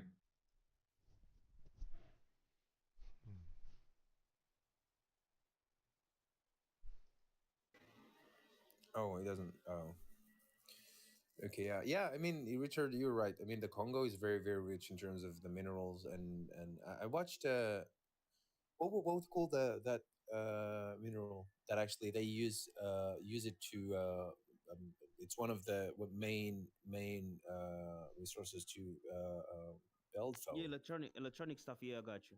Lithium, probably. Cobalt. Not lithium, Yeah, goblet, cobalt. Yeah. cobalt. Yeah, the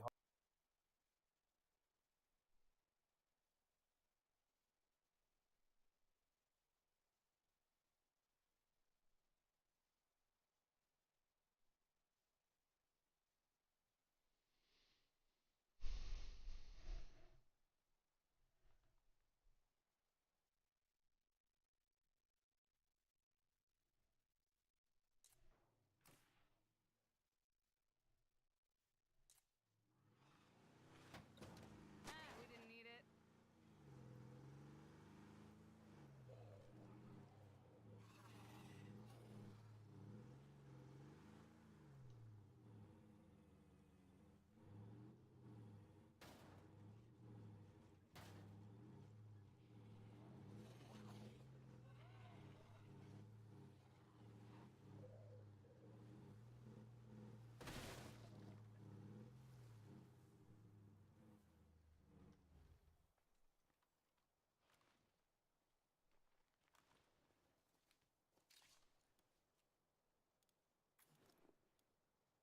Now that's heavy.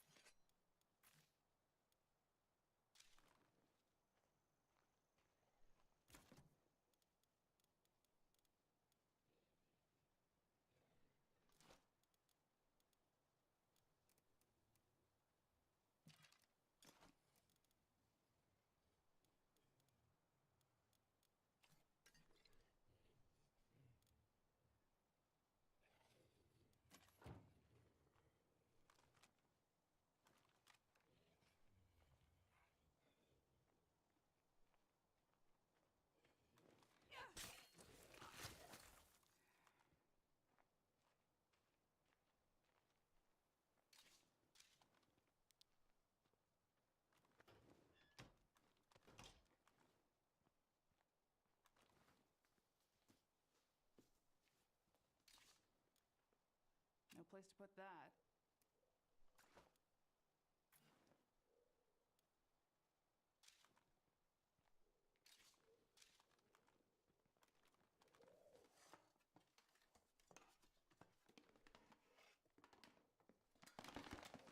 Shit.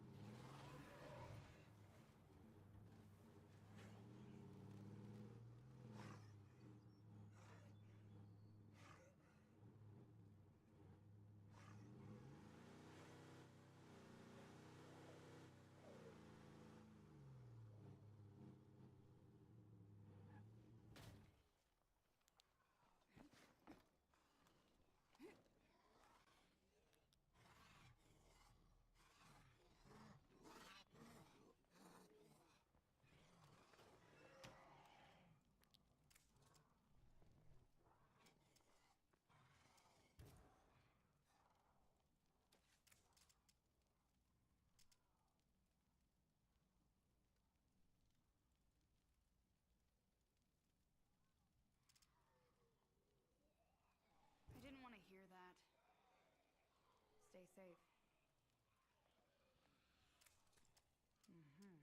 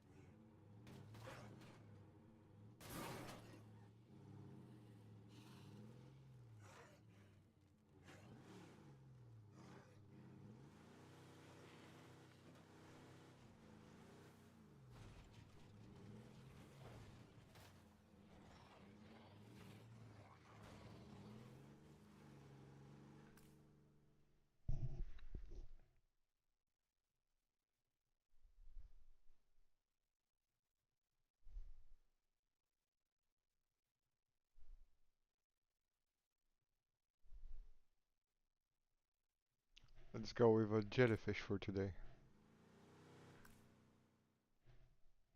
Jellyfish sounds good.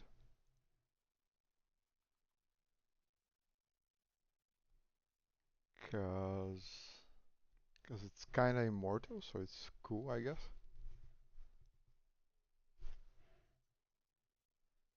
Everybody stinks, people. Everybody who can.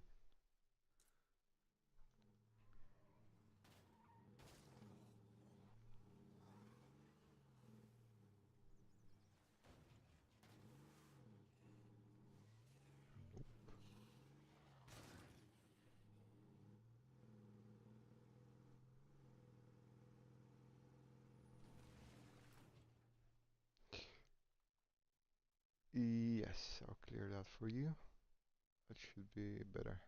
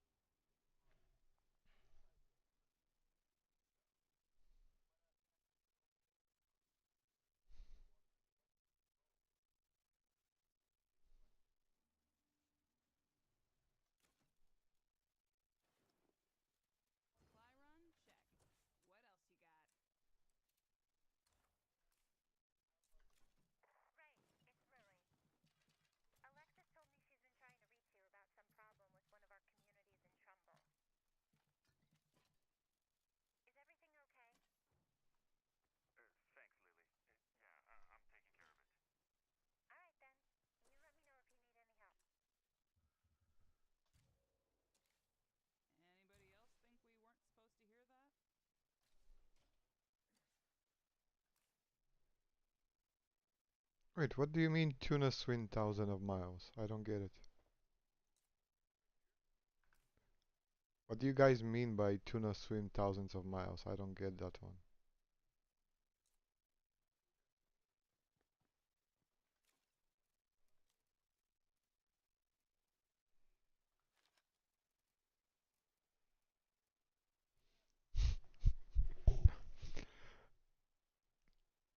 Do do they actually pay for their tickets or do they ride for free?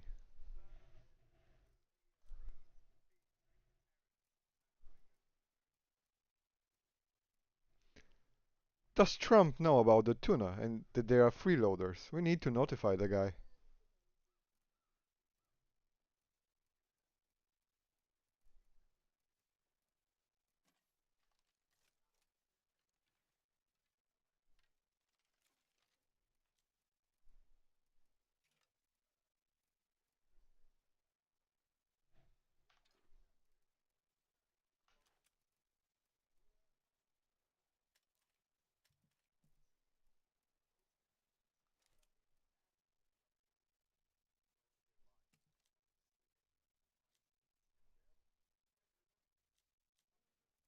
Hmm.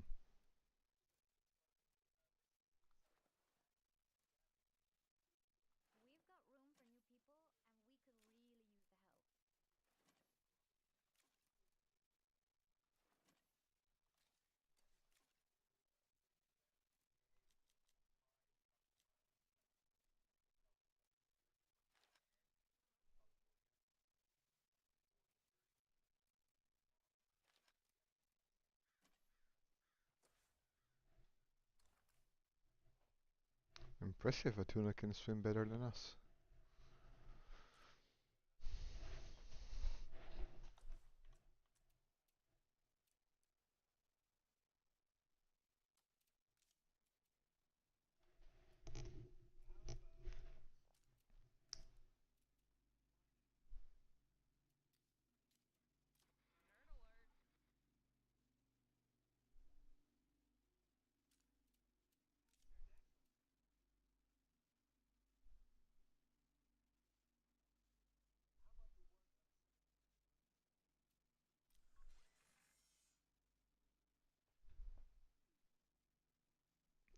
Does a squirrel count?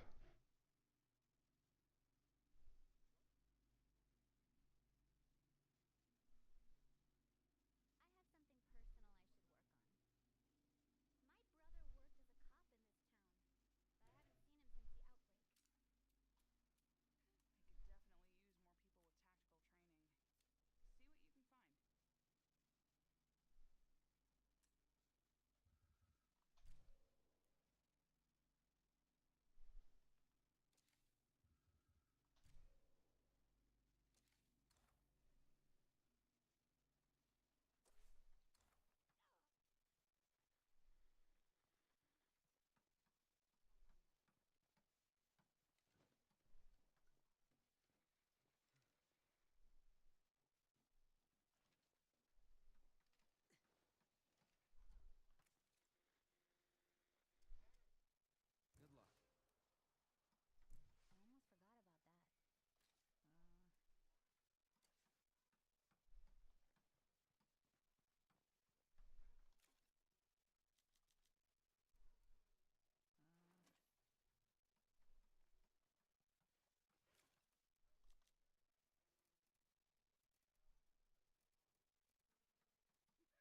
I just dropped off a couple things I found while I was out.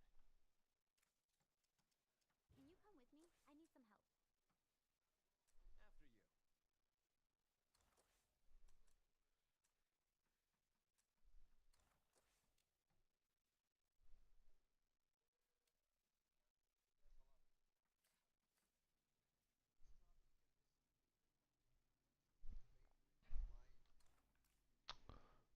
That would probably be a squirrel, you know?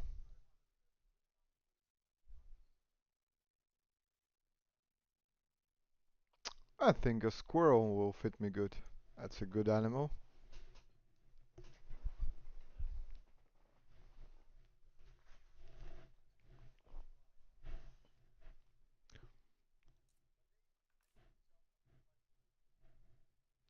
That's one type of flying. And if you kick them, they can fly even further.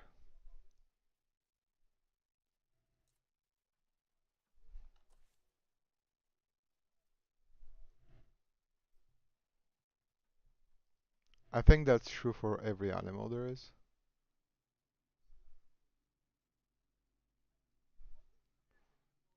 Wait. What do you mean one can actually fly and the other one not? What's the difference between the two?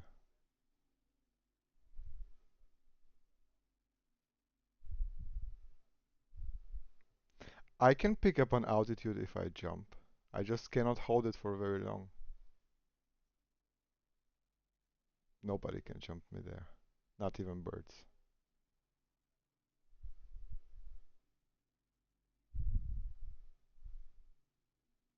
Hmm. I will need to test this theory for myself.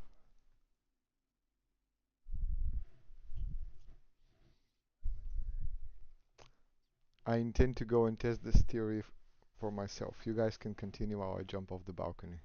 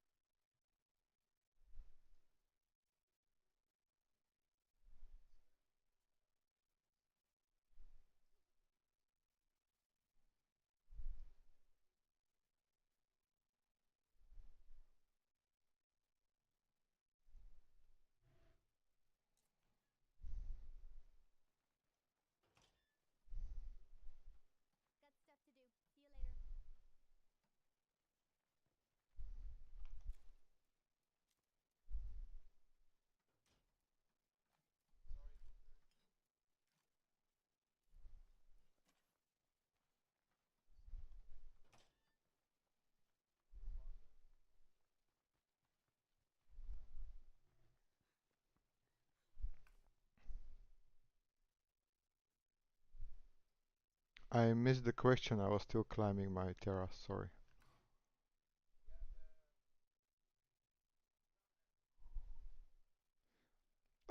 Sure. We're going through the four elements. Ground animal. It needs to be a worm. A worm is a solid animal.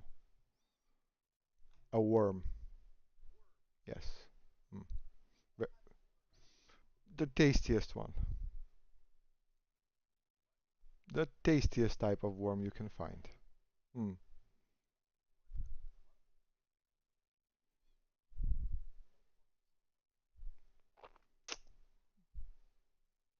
Good question. How many types of worm do you recognize?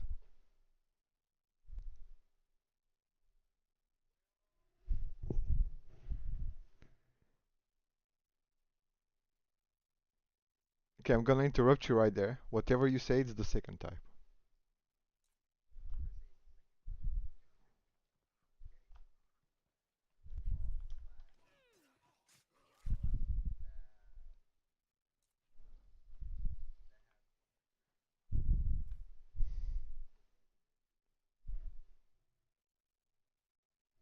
Nope, I meant the other one.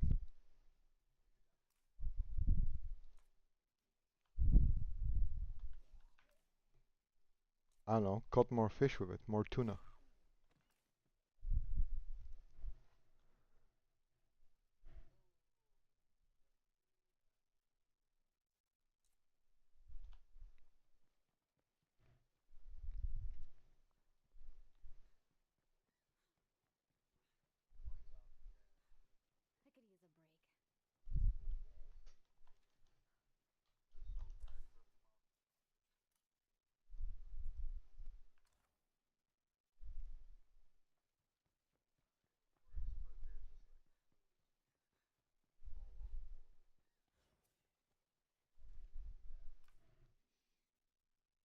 May I defend all goats? Just really quick. They may not be the highest intelligent creatures, but they're really heartfelt and they're very lovable when they don't hit you with their horns. So yeah, I advocate on terms of the goats.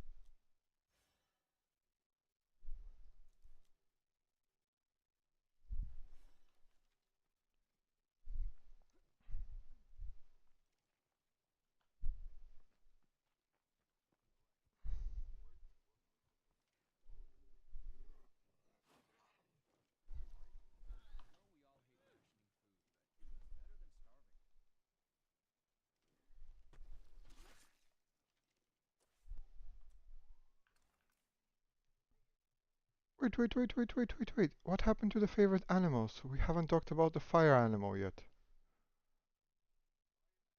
Yeah, thank you. Thank you.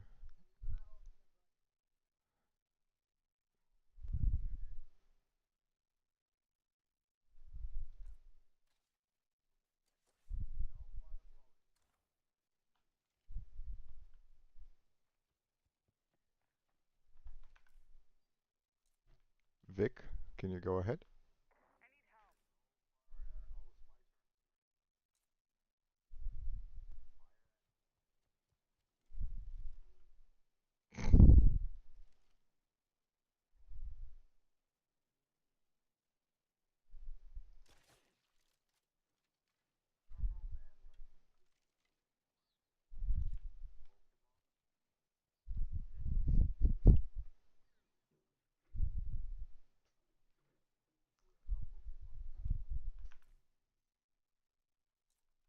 I guess, yeah. Pokemons are animals as well.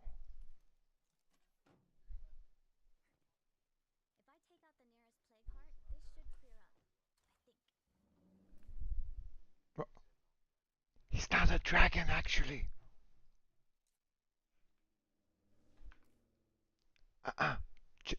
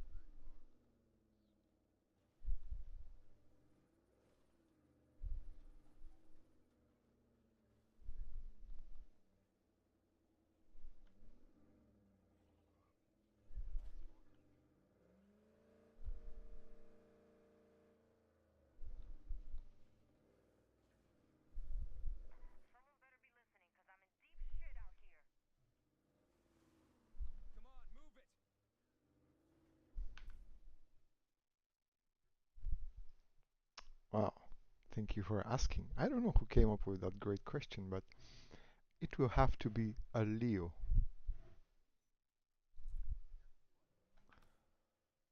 Leo, like lions. Those are cool fire animals.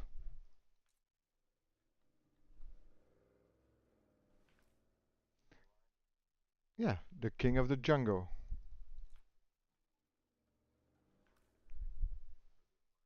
Because it's hot as hell. I don't know. Yes, astrology people say lions are fire.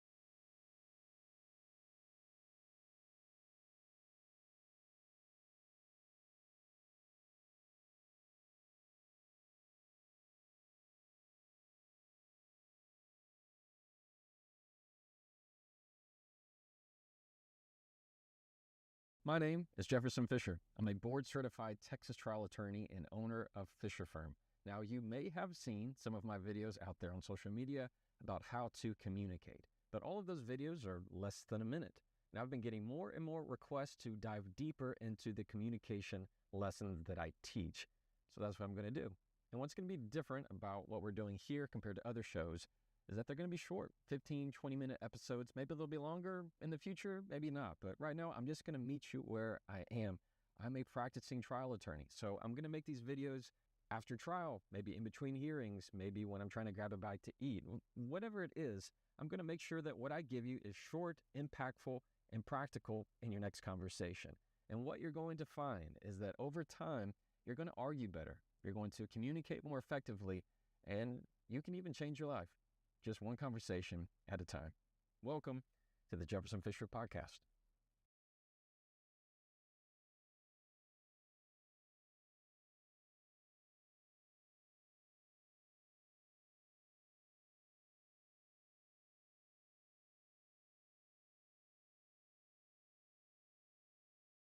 How do you use that?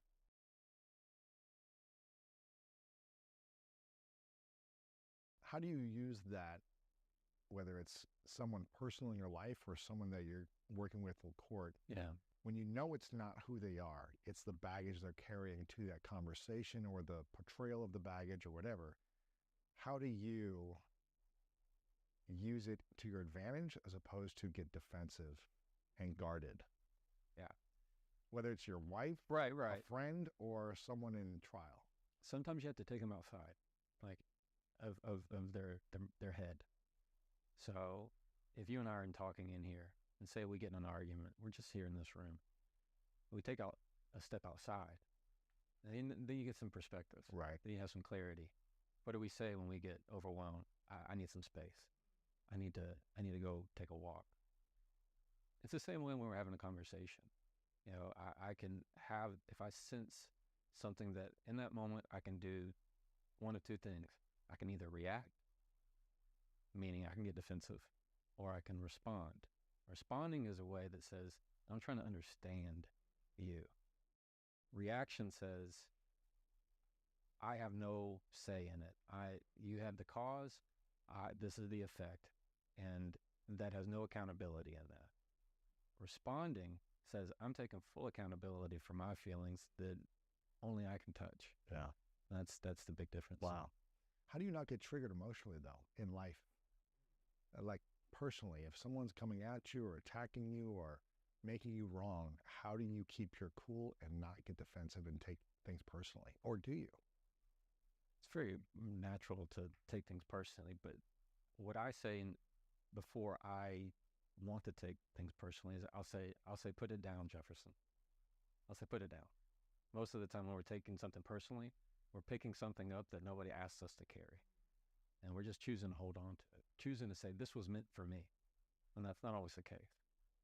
And too many times somebody says, why are you taking this so personally? And they turn around, we're holding it all. Like, well, why are you holding that? I didn't ask you to hold any of that.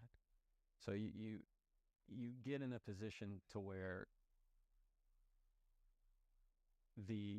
how personal you take something is a direct reflection of how much grace you give other people.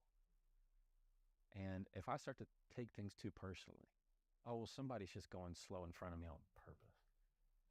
They're showing up late because they want to show a sign to me. It's just all these different ways of treating things negatively. For the most part, we take it personally. When you just drop it. Drop that thought because you're not giving them enough grace. Where did you learn to let things go and put things down? Did you have this calm about you as a kid, or did something over time help you realize, okay, I don't need to hold on to this baggage or stress? Right. It's just been as if it's just blacksmith hitting on a piece of hot metal, man. My whole life has been that. Really? Yeah, from my upbringing, a lot of attorneys in the family. I'm the oldest four. I love being the big brother. That meant I had to do a lot of mediating with siblings, I was the kid in the corner who just got to hear all the courtroom stories. And so they would teach you how to project and how to present and how to persuade and how to add pace. I mean, it was awesome. And I just kind of translated with what I like. Some people are really good at math or economics or accounting. Not me. This is my thing. Sure, sure. Yeah. I think a lot of people in today's world want to be great at winning arguments. What would you say, if you wanted to win an argument, would be the 3 keys to set yourself up for success? Number one would be understand that arguments aren't always meant to be won. So there's a trap of thinking that there can only be one on top of the mountain. And if that is true, then that's a very lonely place to be. Arguments, in my view, are an opportunity to create understanding. It's okay to have conflict. You and I can argue about something, but when it gets negative, that's when it's bad. You and I could argue of who's the best baseball team. And, that's a disagreement. That ratchets up a little bit more, becomes an argument. Maybe we get a little bit more passionate. Sure. But number one is that don't get into the trap of thinking that you have to win it. Because when you do, it's only going to breed contempt. Because it comes at a cost. And maybe you made fun of them. Maybe you said something that was, too final, too close to the vest. So number two is know what the end goal is.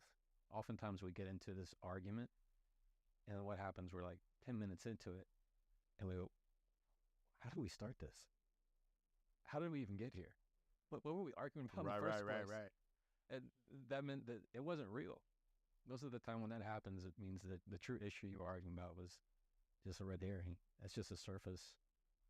So you have to know where you're going to go in the argument. So what the final outcome is. And number two, how you're going to heal it. Because if it's an issue of, especially emotion, if you don't heal it in a way that is going to continue to create that positive understanding and interaction, you will lose every time. How to heal the argument, or how to heal the disagreement, or whatever is happening between you and the other person. Right, which involves taking accountability for what your behavior has done. Yeah. One of the worst ways to do that is say, well, I would have done it had you not done, right? If you say, well, I wouldn't have said this had you not said that. No, you don't need to. Once you start tallying who did what, you're already in a losing situation. The correct response is, I'm sorry that I said this. I could have done better. And that acknowledgement of, I shouldn't have said that. I didn't mean that. I'm going to do better. Just that little promise says, I'm wanting to heal this, rather than go kick rocks. Yeah. I'm curious, it sounds like something that type of language sounds like something that would work really well in intimate relationship, a partner, in a marriage. If people spoke like that, hey, I didn't mean it like that. I'm really sorry. I'm sorry if that hurt you. Right. That's not what I really meant. Yeah. I'm sure that would help heal and mend arguments and disagreements in a beautiful, loving way. I'm curious, from your experience, you've been married 11 years now, is that correct? 11, yeah. You've been doing trial law for how long? 8. 8 years, okay. So, about 10 years, yeah. Roughly about the same time. Yeah. What is the number one skill you bring to trial law that you aren't as good in marriage and relationships?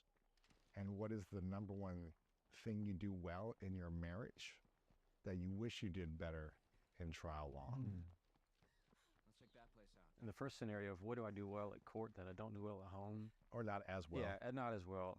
Manage my emotions. You manage emotions really well at court. Yes, you have to. I can't be acting a fool. Right. You know what I'm saying? Like there's too much at stake, and you're as a profession. That's not a place to be doing that. Versus at home, yeah, I get mad about all kinds of things. Really? Yeah. I mean, I'm human. I mean, but of course, I'm not somebody who lashes out. I'm not a big emotionally reactive person. I'm pretty much like that. Yeah. But that doesn't mean that the fifth time my son's asked me to for a popsicle, that no, man, it's after bedtime. We've already eaten one a day. It's time to go to bed. I've already said no. Yeah. I've already said no, and like it's easy to try and get that. So dealing with those emotions, I also think a lot of that is home is a safe place to express and feel your emotions. Right. Versus in the workplace, not so much. You may not succeed as well in your career or accelerate your Not career. mine. Yeah, exactly. If you are, because if you're always emotionally reactive in my profession, you're just seen as a hothead and somebody that nobody can work. Not credible. No, not credible. On the flip side of it, what do I do well at home that I don't do nearly as well in the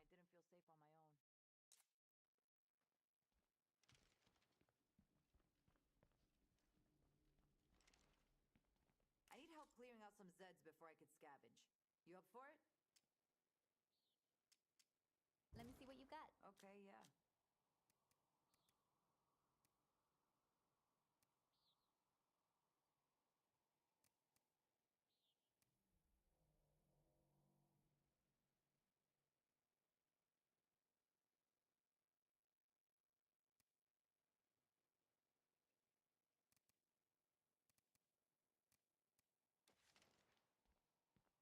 What's happening?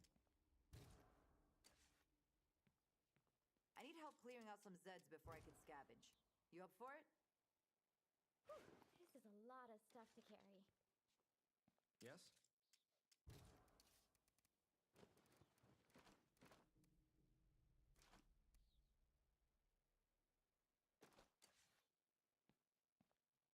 I need help clearing out some Zeds before I could scavenge. You up for it? I need help clearing out some Zeds before I could scavenge. Good. That's good. Lead on.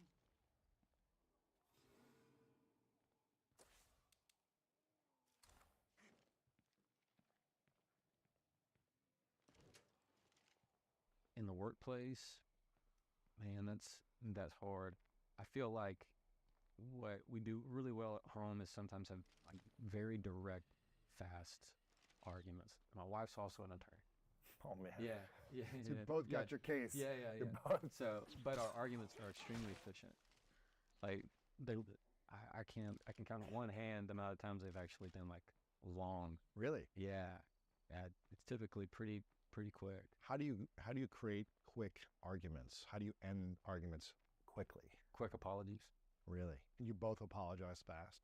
Yes, but we will kind of package it. It's not like we have a formula or like let's go to the book. No, Right. It's not. This is what we've like developed over time. Is when I heard you say this, it made me think this. I didn't mean that. Okay, well, I will next time. I'll try to ask you this before I go there. I won't make an assumption. You got it. I won't get upset right away without asking you further. Yeah. Interrogations. Yeah. You got it. Oh, yeah. I can't tell you how many times I'll hear like stop cross-examining. Like she can pick it up immediately, and I don't mean to do it. It's just happening. But sure. Yeah. Okay. She quickly shuts that down.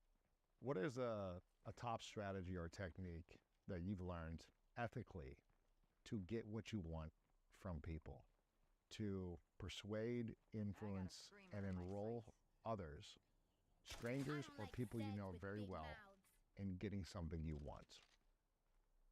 You have to give them a reason to want to give it to you. And it needs to come from a place of making them happy to do so. And when it becomes a place of rather a negotiation, which makes them feel like they've lost something, you couch it and frame it in a way that feels like they've gained something.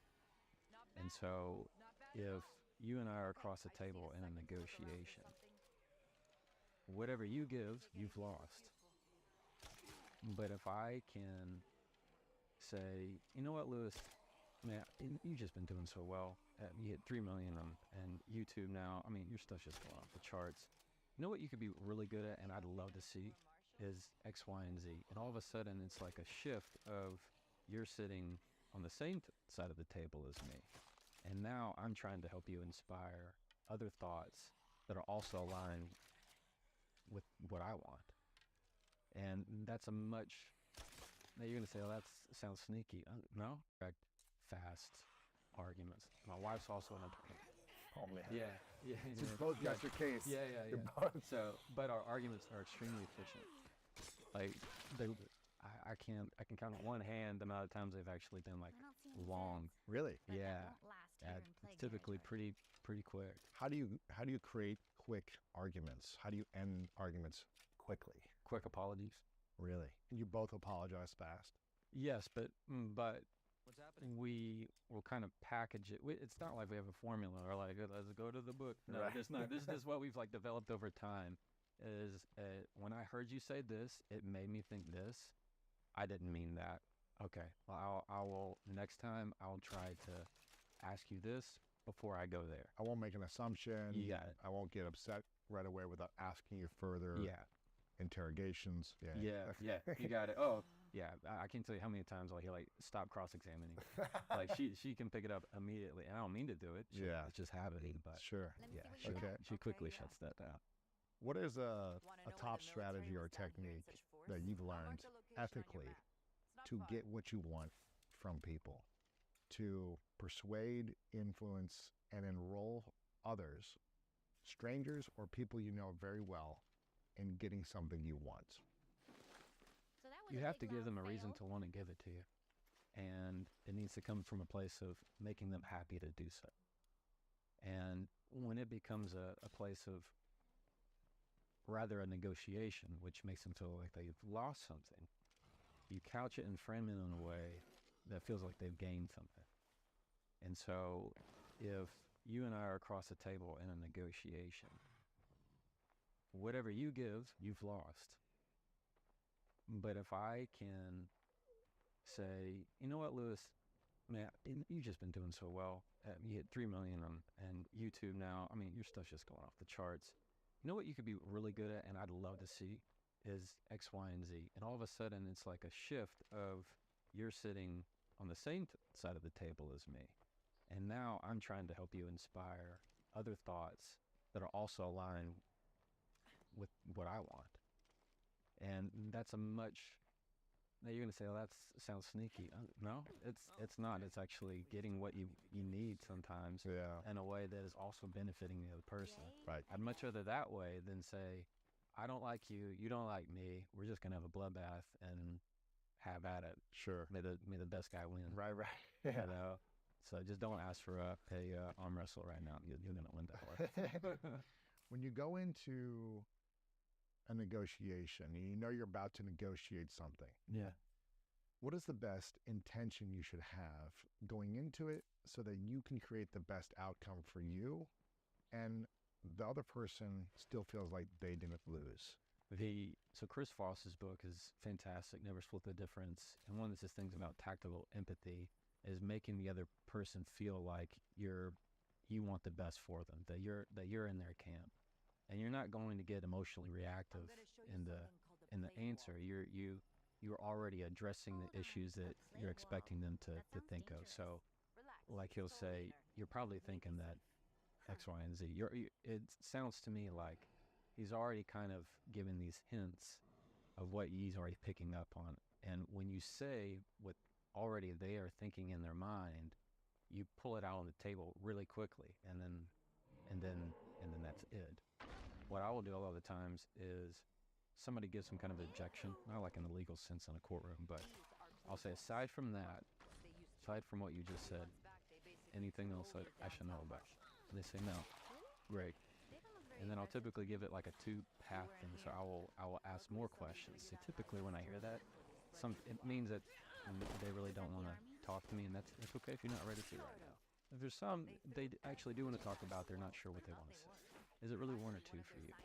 And then you be able to kind of delve for that. But it's inviting. Honestly, we got lucky. Could have been a lot worse. Time for me to head home.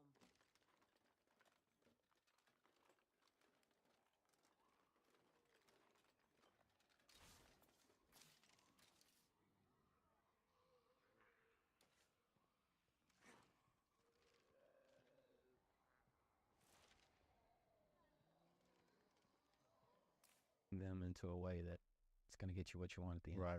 That's interesting. Kind of giving these hints of what he's already picking up on.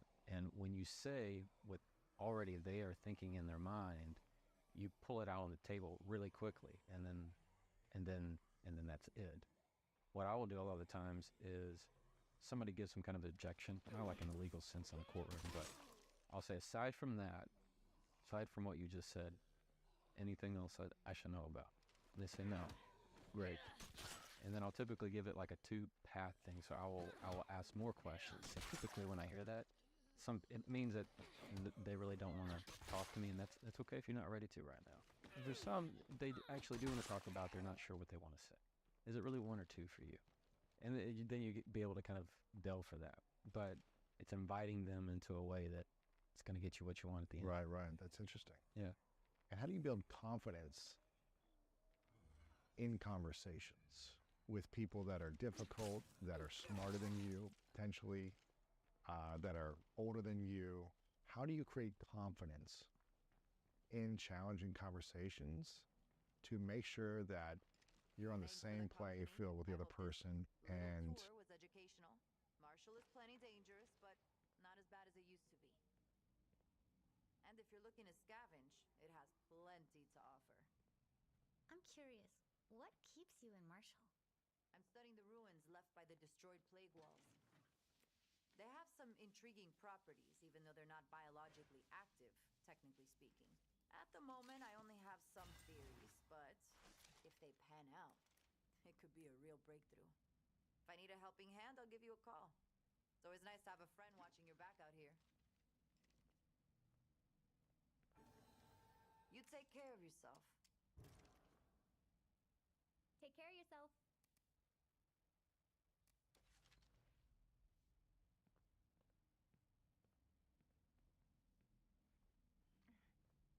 Hey.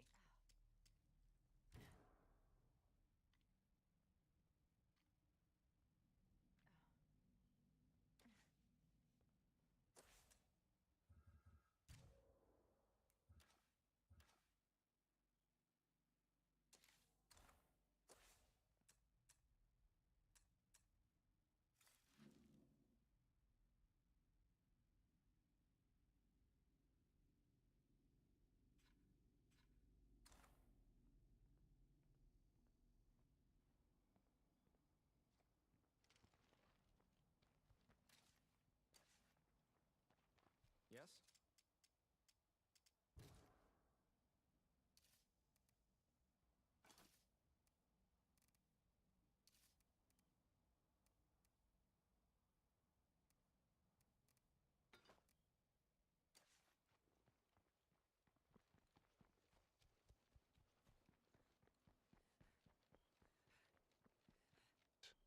you get the results you want in the conversation, whether it's just a conversation or a negotiation. One would be to do not let defensiveness be your first step. As soon as you take that step, you've lost. Better way to do it is let your breath be the first word that you say. So if you think of your breath as a word, it kind of changes your mind of, okay, now I can address this. Because what we'll do is we'll hold our breath like that, and then, I mean, you know this, then kicks in our nerves, then comes in the adrenaline, then comes in the defensiveness. And you realized, I haven't even breathed yet. You know, and when it comes to confidence, of course we can say it's the way you project, it's the way you smile, it's the way you pace your conversation, keeping your voice low, keeping your words slow. It's all these kind of things. It's the perception that I don't have to say anything more than what I need to say, because oftentimes more words says less. You need to eliminate that. Right, right. Less words says more. Yeah, yeah, every time. What's it been like over the last year? You were a trial lawyer for 7, 8 years, you know, small town, Texas, and, you know, living your life, kids, married, and then all of a sudden you say, you know what, I think I'm going to share some of these things on social media, you know, essentially a year and a half ago. And in the last year and a half, it's gone from a couple videos here and there to over 5 million followers. Right. And people really coming to you for wisdom and advice, and, you know, now your business growing, your law firm growing, and opportunities coming to you. Right. What has that experience done for you and your confidence and also your personal life? And do you feel more stressed or overwhelmed or a sense of pressure now that you have this larger following and people looking to you for advice? Yes, it has helped my law firm in a big way because I don't tell people what I do, but they're interested in it. And so they go and find me. Now, sometimes I'll just get calls for people who just want to talk. Sure. Or people who will act like they're a client just so they can talk. But by and large, it's been very helpful for my business. And it's always helpful for my trials. I have civil trial settings this fall. There's not a judge who hasn't seen the videos. There's not an opposing counsel who hasn't seen the videos. And so it's good and bad because it makes me very hyper aware of my interactions with them, because as soon as I say one thing that's off, then Jefferson's not who he is, which is just not true. But I would say absolutely it's built a lot more pressure. Really? Yeah. I think it was one of the sources of when I had my first panic attack at the beginning of this year. Because even though you have more followers, it's also very isolating in a way, because I know law very well.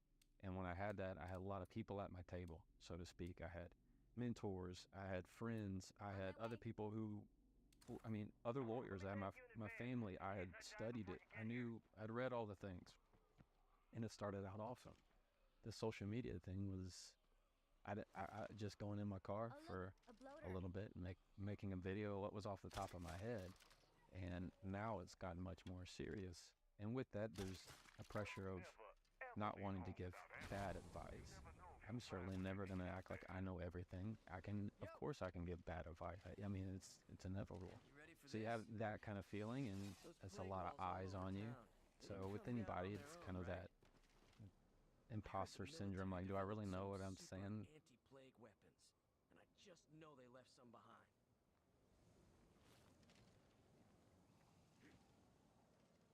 Grab your big guns.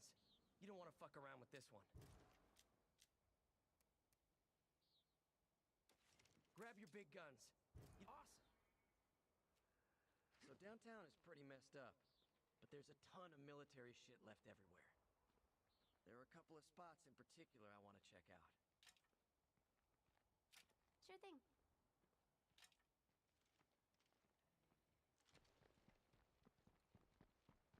I wonder if there are long-term biological effects from exploring plague territory.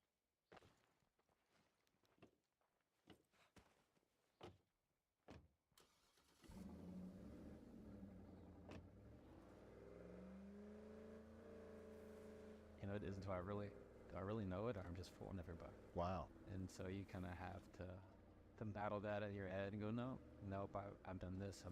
Like, when I say done, like, I've lived this, I've lived that. This has been my life. Yes. And as long as I share my life and I'm authentic to who I am, I'm never going to be an imposter. Right. Because you started opening up recently and did some different videos about the, kind of mental health, panic attacks that you've experienced. When did you have the first panic attack? How did that make you feel? And how have you been able to manage that feeling of overwhelm or, panic? It was in February where all of a sudden I had a whole bunch of videos that were taken off. Videos that I had posted like 2 weeks prior. Going viral. You got it. Yeah, I had like 4 of them all in a row. And it was me going, I don't know what's happening. Somebody at Instagram messed up. Like, this can't be. And as it continued to grow, then I started seeing more people I didn't have a blue check. All these more people with a blue check following me. And that was before you could buy it. And then I'm seeing, other celebrities, and I'm going, hold up here. What's happening? And then I knew I needed to build a website, because I didn't have a website. So I'm staying up super late, working on some Put something together. Yeah, anything. There's no team. It's just this guy. And it was a little after midnight. Wife, kids were asleep. And Lewis, it felt like somebody had gotten that little piece of paper and just wafted it in front of my face, like a very cool just rush. And I said out loud in the kitchen, I said, what was that? Because I was like, is this a ghost just, jump over me? And just like that, it was, I just, all of a sudden I could hear it in my ears, tightness in my chest, and my whole system just started to like freak. I was convinced that was a heart attack and I was dying. Holy cow. Because I knew it could not have been anxiety. Really? Why? Because, you know what I mean? Like, I was like, I ate stress for breakfast. Yeah, I'm chill. You know how many trials I've had? You know how many stressful situations and money on the line and all this stuff? I eat stress. We can do this. I was, it was such an ignorant mindset. But at the moment, I was like, you thought you were having a heart attack. I thought I was having a heart attack because there could be no other explanation in my mind because I don't have anxiety. I don't have panic attacks. That's for people who don't have their life together. That was the very wrong mindset. Next day, I did something different. I aligned my thoughts of how I wanted to approach the situation before I even got in it. I didn't do that the first day. What does that mean? Yeah, so typically, at what we're doing every day, we're just going by the seat of our pants. Or you're just in it. It's easy to get overwhelmed.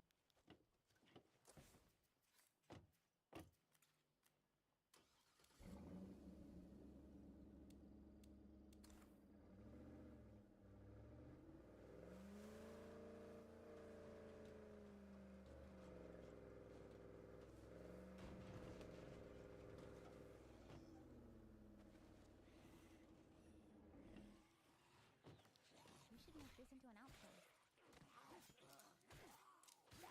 I've finished our new outpost, and I'm confident that a little more work would make it even nicer.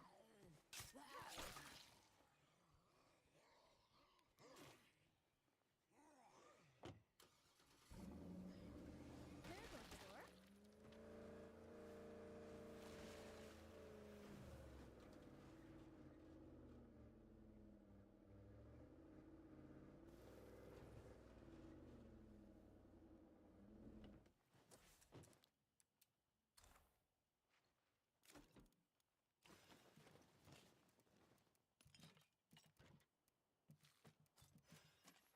Hello to all my neighbors out there.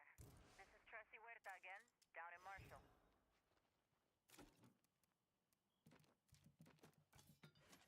I've met some of you, but I know more folks are coming to Trumbull Valley every day. I didn't grow up here myself, but I've been around long enough for it to become home. And I'm amazed at how well we've bounced back from some bad times. This valley thrived once, and if I have anything to say, it will again. Sounds like she's pretty committed to helping this town. Good for her.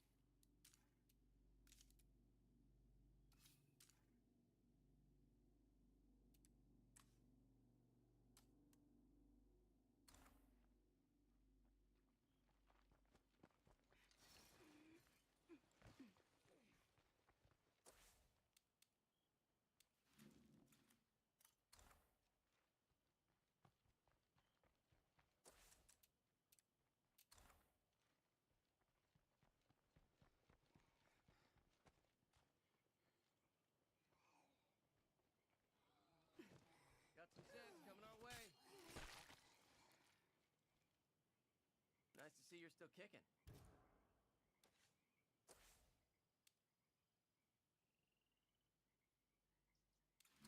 Hey, amigo.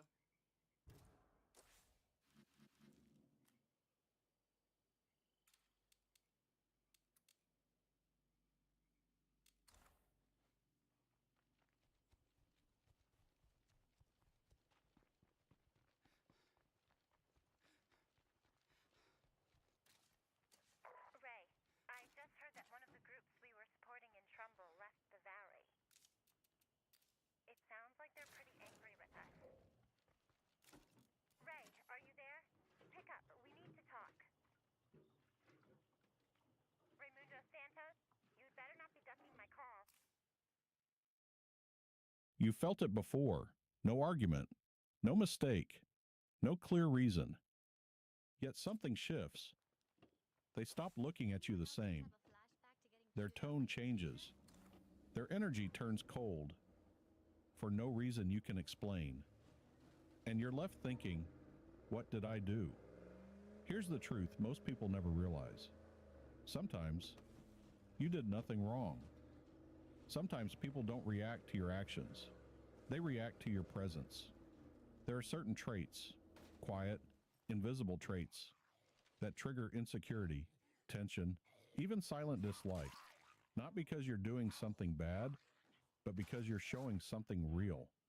In this video, you're going to understand exactly what those traits are and why they make people uncomfortable around you. Stay until the end, because once you see this, you won't question yourself the same way again. Trait 1. You don't react the way they expect. Most people aren't looking for truth. They're looking for a reaction. A small one. A predictable one. Something they can read, control, and use. It's subtle. They won't tell you directly, but they test you in quiet ways. They ignore your message to see if you'll double text. They make a sarcastic comment to see if you'll get defensive. They push a boundary to see how far they can go. This is how social control works, not through force, through reactions. Because once they understand your reaction, they understand you. And once they understand you, they can predict you, but you don't give them that. That's what makes you different. When someone throws a passive-aggressive comment your way, they expect tension. See ya. They expect a shift in your energy, a need to explain yourself, a slight emotional leak. But instead, you pause. No rush. No visible reaction. Just awareness. You hear the words, but you don't absorb the intent. And then you respond. If you respond at all, with calm precision. Yeah, I've worked for it. That's it. No extra detail. No defensive tone. No hidden need to prove anything. Just certainty. And that's where everything changes. Because now, they're the ones feeling exposed. Your calm response removes the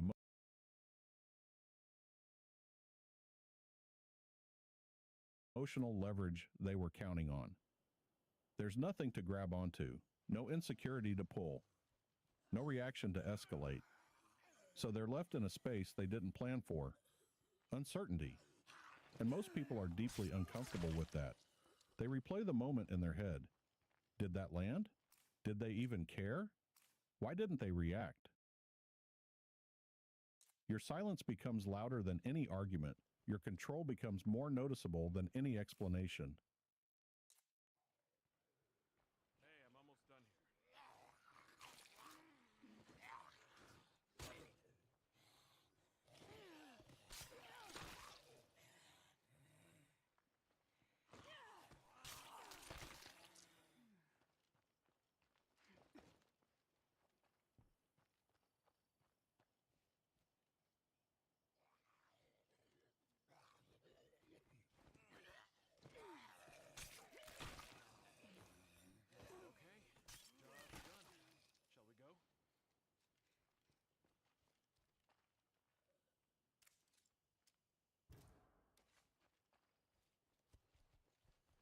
And without realizing it, you've shifted the dynamic. You're no longer reacting, you're observing.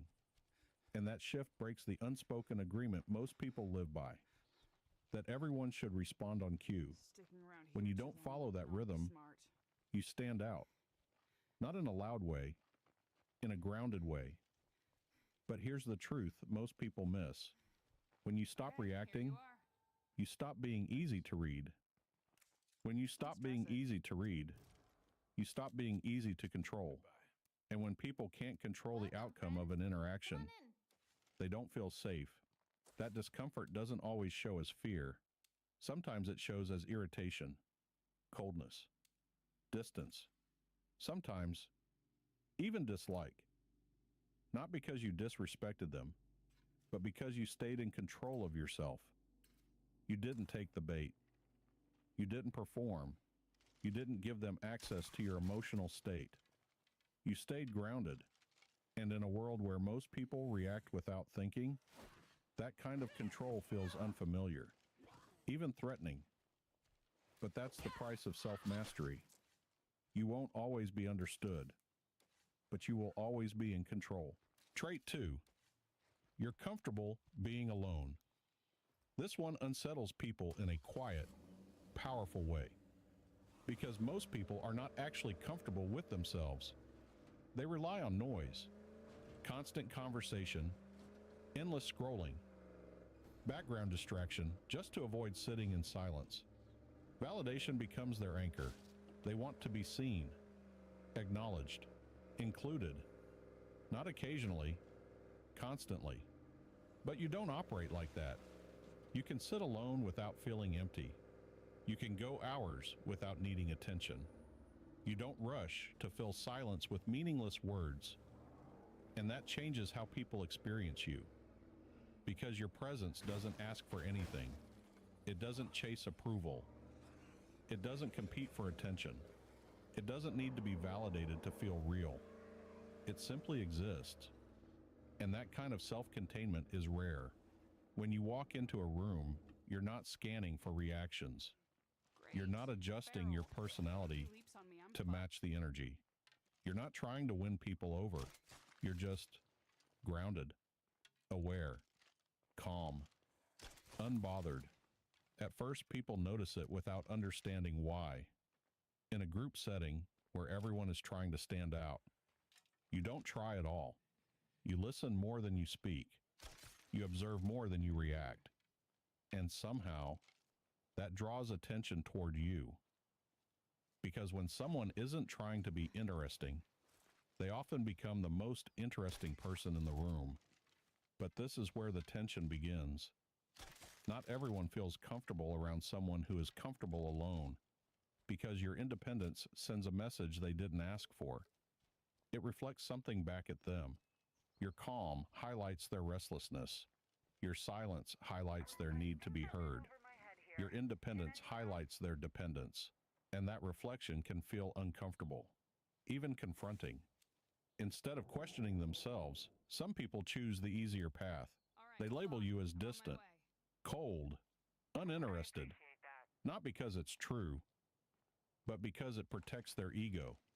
It's easier to misunderstand you than to understand themselves. Good to see you. So the distance grows, not always openly, not always aggressively, but quietly, through subtle shifts in tone, through less engagement, through an unspoken disconnect. And that's where the quiet dislike begins. Not because you did something wrong, but because you didn't need what they needed. And that difference made them feel something they weren't ready to face. Trait 3, you don't seek approval. This is where your power becomes undeniable. Not loud, not aggressive, but deeply unsettling to the wrong people. Because you don't ask for permission to exist as you are. You don't scan the room before you speak. You don't reshape your opinions to keep things comfortable. You don't dilute your personality just to be accepted. You've stepped out of that silent negotiation most people live in. That constant trade, I'll be who you want if you accept me.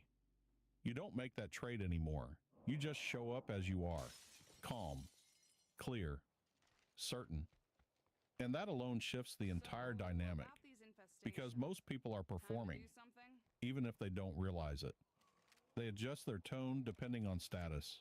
They soften their opinions to avoid tension. They laugh at things they don't find funny, just to belong. It's automatic, conditioned over years. But when you enter that space without performing, it breaks the pattern. You're not playing the same game. And that creates friction. Someone asks you a question they expect a safe answer to. Why don't you go out more? They expect you to laugh it off, maybe deflect, maybe give a reason that fits their worldview. But you don't. I enjoy my time alone. That's it. No apology, no added explanation, no attempt to make it more acceptable. Just truth. And now the energy shifts. Because your answer didn't follow the script. It didn't seek approval. It didn't try to belong. It simply stood on its own. That kind of certainty forces people to pause. Not because you challenge them directly, but because your presence quietly challenges their way of living. It raises questions they don't usually ask themselves. Why do I always need to be out? Why do I care what people think? Why does their answer make me uncomfortable? And that's where the tension builds. Because your confidence acts like a mirror. It reflects what's real, not what's performed. And not everyone is ready to see that. Some people will respect you for it. They'll feel the authenticity. They'll recognize the strength it takes to stand alone in your truth. But others, they'll feel exposed, not by anything you said, but by what your presence represents. So instead of looking inward, they look away. They dismiss you. They label you. They create distance, because rejecting you is easier than questioning themselves. But understand this clearly. You didn't create that discomfort. You revealed it. And when you stop seeking approval, you stop living under invisible rules. You stop asking for space and start owning it. That's not arrogance. That's freedom. And freedom, to the wrong person, will always feel like a threat. At some point, you stop asking, why don't they like me? And you start asking a different question. Am I staying true to myself? Because the truth is, you can be respectful, calm, and grounded, and still not be liked by everyone. Not because you failed, but because you changed. You stopped reacting. You stopped chasing. You stopped needing approval. And that shift, it doesn't go unnoticed. Some people will feel it, some will respect it, and some won't know how to handle it. But that's not your burden to carry. You were never meant to fit into every expectation. You were meant to understand yourself and stand there without needing permission. So if you've been feeling that quiet distance from people lately, take a step back. Look at who you've become. Not louder, not more accepted, but more controlled, more aware, more real. And maybe that's the point. If this made you think a little deeper, stay with me. There's more to understand. I should probably take a break before I fall over.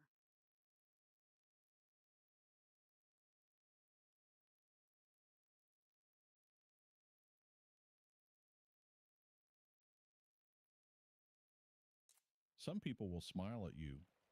They'll encourage you. They'll clap for you in public. But something about you quietly irritates them. Your growth, your confidence, your peace of mind. Because when someone is stuck in their own life, your progress becomes a mirror they can't escape. So instead of admitting their envy, they hide it. Behind jokes, behind subtle comments, behind behaviors that seem small, but reveal everything. And the strange part is this. Most people never notice these signs. But once you understand the psychology behind them, you start seeing them everywhere. If someone around you keeps doing these 6 things, there's a good chance they don't just watch your life. They quietly envy it. 1. They subtly downplay your success. Have you ever shared good news with someone only to feel strangely deflated afterward? I live here in Fairfield. Maybe you told them you got a promotion. Back before everything fell apart. I was a long way from home when it happened, and I've been trying to get back here ever since. I know my husband and my son are gone, but I need something, anything, to help remember them. Well, it's not much. Please, can you help me find... Thank you. This really means a lot to me. From what I hear, a lot of people were... Or that your business is growing, or that something in your life is finally going well. I'm not sure I want to see it And with my instead own of eyes. celebrating with you, they say something like, Hey neighbor, yeah, but that industry is pretty unstable. Or, well, let's see how long that lasts. On the surface, it sounds harmless, I'm getting but the there. emotional tone is different. Supportive people amplify your wins. Envious people minimize them. They make it sound ordinary, temporary, or lucky. Why? Because your success reminds them of something uncomfortable. It reminds them of what they haven't done yet. And rather than confront that feeling, they try to reduce the value of your achievement. Psychologically, this is a quiet defense mechanism. If they convince themselves your success isn't that impressive, they don't have to face their own insecurity. The most powerful response is not confrontation. It's calm confidence. Just smile and move on. People who are secure don't need validation, and people who envy you reveal themselves over time. 2. They constantly compare themselves to you. Comparison is normal, but envy turns comparison into competition. You'll notice this when someone constantly measures their life against yours. If you buy something nice, suddenly they have to mention what they bought. If you share an accomplishment, they immediately bring up something they did. If you talk about your progress, they redirect the conversation back to themselves. It becomes a subtle scoreboard, not a conversation, not a connection, just quiet competition. What's interesting is that people who admire you often ask questions. They want to learn, but people who envy you want to prove something. They want to show they're doing just as well, or better, even when nobody asked. This behavior usually comes from internal pressure. They see your growth as a threat to their identity, so they try to rebalance the situation. But here's the truth. Your life is not a competition. And emotionally mature people understand that someone else's success does not reduce their own. When someone keeps comparing themselves to you, they're revealing something about their mindset, not your worth. 3. They disappear when you need support. One of the clearest signs of hidden envy shows up during important moments, when things are difficult, or when you need encouragement.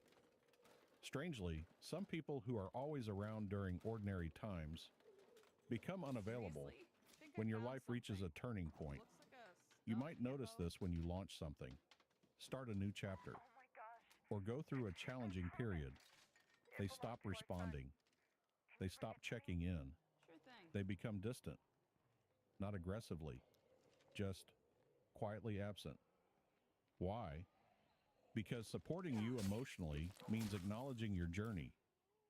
And if someone already feels threatened by your progress, that support becomes difficult. Your movement forward reminds them that they feel stuck. So instead of celebrating you, they withdraw. This isn't always conscious. Sometimes people don't even realize they're doing it. But emotionally aware people recognize the pattern. Real friends lean in when life matters. They show up, even in small ways. And when someone repeatedly disappears during your important moments, that silence is information. 4. They give backhanded compliments. Backhanded compliments are one of the most common signals of hidden envy. They sound positive, but something about them feels off. For example, wow, you actually look really good today. Or, I didn't expect you to pull that off, but you did. Or, you're lucky things worked out for you. Each sentence contains praise, but it also contains a subtle insult. The compliment is wrapped in doubt, or surprise, or dismissal. This is a psychological balancing act. They want to acknowledge your success, but they also want to protect their own ego. So they insert a small negative element, just enough to reduce the impact. People with genuine respect give clean compliments. No hidden message, no small sting attached. Just appreciation. When someone repeatedly mixes praise with subtle criticism, it's usually not accidental. It's emotional discomfort leaking into language. And the best response, again, is calm. You don't need to challenge every remark. Silence is often the most powerful signal of confidence. 5. They feel uncomfortable. When others praise you, watch how people behave when someone else compliments you. It reveals more than words. Imagine you're in a group conversation. Someone says something positive about your work, or your personality, or your achievements. Most supportive people respond naturally. They agree. They smile. They add something positive. But someone who secretly envies you may react differently. They might interrupt, change the subject, make a joke that reduces the compliment, or suddenly bring attention to someone else. It's subtle, but the shift in energy is noticeable. Praise directed at you creates tension for them, because attention is a form of social currency, and envy is sensitive to that currency. When someone feels threatened by your presence, they unconsciously try to redistribute the spotlight. Again, this behavior is rarely aggressive. It's quiet, almost invisible. But once you see it, you start recognizing it everywhere. Social psychology teaches us that attention shapes status, and people who struggle with envy often react strongly when someone else receives it. 6. They secretly enjoy your setbacks. This is the most uncomfortable sign, but also the most revealing. Sometimes you'll notice that when things go wrong in your life, a certain person suddenly becomes more engaged. They respond quickly. They ask many questions. They seem unusually interested in the situation. At first, it might appear supportive, but emotionally, something feels different. The tone isn't concern, it's curiosity, sometimes even relief. Why would someone feel relief when you struggle? Because setbacks temporarily restore balance in their mind. When you succeed, they feel behind. When you struggle, they feel equal again. This doesn't make them evil. It makes them human. Envy is an ancient emotion. It appears whenever someone compares their life to another person's progress. But emotionally mature people learn to transform envy into motivation. They see success and think, if they can do it, maybe I can too. People who don't develop that maturity stay trapped in comparison. And comparison slowly becomes resentment. That resentment leaks into behavior. Small comments, subtle reactions, quiet patterns. And over time, those patterns reveal what words never say. One of the strangest truths about personal growth is this. The moment you begin becoming more confident, more focused, and more peaceful, you start triggering reactions in people who are comfortable with the old version of you. Not everyone celebrates your evolution. Some people preferred you when you were smaller, easier to compare with, easier to control. But growth changes dynamics. And that's not a problem. It's a sign that you're moving in the right direction, because the people meant to walk with you won't feel threatened by your light. They'll feel inspired by it.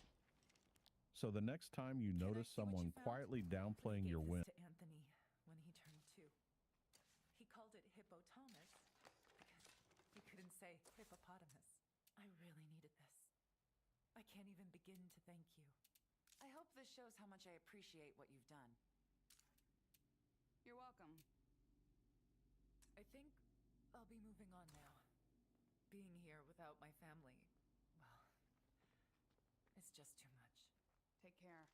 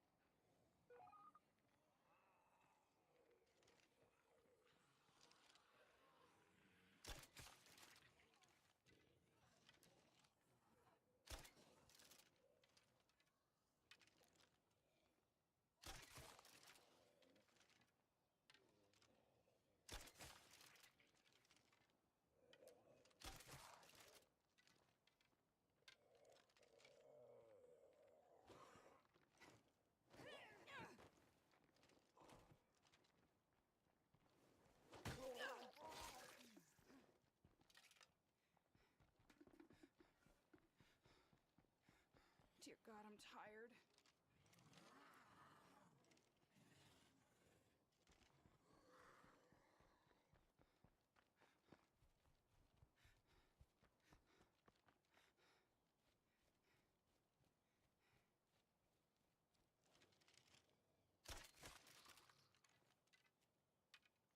Friends, competing with you, or acting strangely around your success. Don't react emotionally. Just recognize the signal. Stay calm. Stay focused. And keep building your life. Because the most powerful response to envy is silent progress. If this perspective helped you see people a little more clearly, consider subscribing. Not for motivation, but for deeper understanding of the psychology behind confidence, power, and human behavior. And sometimes, seeing the truth quietly changes everything. I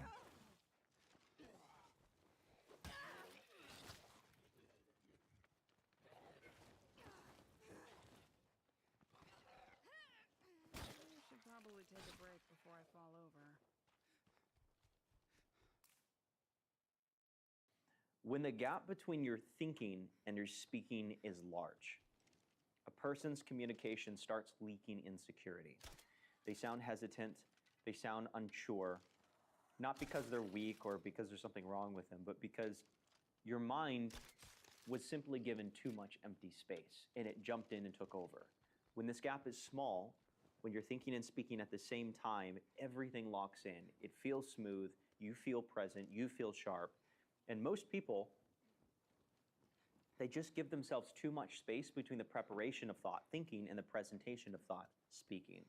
And this relationship between these two parts of communication is going to play such a huge role. This graph is going to make a huge difference in you understanding why most of your communication challenges are actually overthinking problems. So most people never get to witness their communication be creative, playful, precise, impactful, energetic. Instead, they get stuck in this gap where their thoughts run unchecked. And communication becomes incredibly stressful, whether it's in a high-pressure scenario or talking to someone or casual. Their speech is very tight. It's uncomfortable. The flow isn't there. And no one knows how to train themselves out of this. And so that's what I want to give you in this video. I want to give you this superpower. And I actually want to start with an analogy. Think of a young child about to enter into a playground. He sees the monkey bars, he sees the swing and the slides and the dirt pit and the sunshine and the little excavator that you ride on, the laughter, other people there. What he's not doing in that moment is overthinking. He's not calculating the angle of the slide, the trajectory of the swing, or the roundabout thing that you spin around. You know, he's not counting the monkey bars. He's just in the experience. And that's the whole point. This video on communication is built around one simple idea that we find here. And that is overthinking in speaking isn't intelligence, it's interference. Overthinking is interference because analysis in any kind of creative act kills life. And overthinking can kill the life, the creativity, the generative quality of your speech. The moment you stuff someone into their head and you start focusing on, let's say, the right framework or how to choose which word or the precision, the mental model, the framework, you shrink someone's ability to communicate. And when you learn to silence your mind and just participate in the playfulness, the playground that is communication, you get extremely agile and there's a flow to your speech that's just unparalleled. And I've seen people to be able to access ideas they just couldn't reach from a very stressed, monitoring way of thinking. So this is the big difference that we teach between effortless and effortful communication. Effortful communication costs someone a lot of mental energy. And a person can feel that cost. You probably have felt this cost before. You're spending that fuel. Your brain is extremely expensive to run. Thinking actually burns a lot of calories.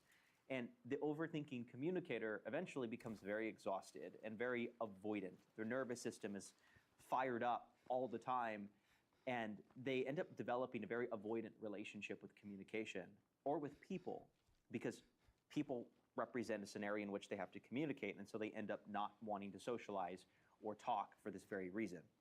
Effortless communication, what we have here in green, brilliant speaking, insights, it happens not when you have better words or better frameworks or anything of that nature. It happens when you have a calmer mind. And if you can reduce the influence that your mind has during moments of communication, you're going to start enjoying your communication a lot more. And you'll actually surprise yourself with how good you are when you're not shadow boxing your own thoughts. So when we work with clients, there are really three different ways of measuring their speech and their communication to determine where they're at with overthinking. We call these the three dashboard lights of a healthy engine. The first one is breathing, specifically when you breathe. Are you breathing at the beginning of your sentences, the middle of your sentences? How many words are you spending per breath? Is it 20 words? Is it 50 words? Is it 30? Number two is body. Your body language. How smooth are you? How controlled are your movements? Are they erratic? And then number three is silence. How well can a person hold a gap without panicking? Breathing tells me how much control a person has over their nervous system. The body tells me how much comfort they have in their environment. Are they possibly intimidated by someone who's there, or maybe the nature of the high pressure scenario? And then silence tells me a lot about a person's self-image. How comfortable they are with not needing to contribute in order to be valuable.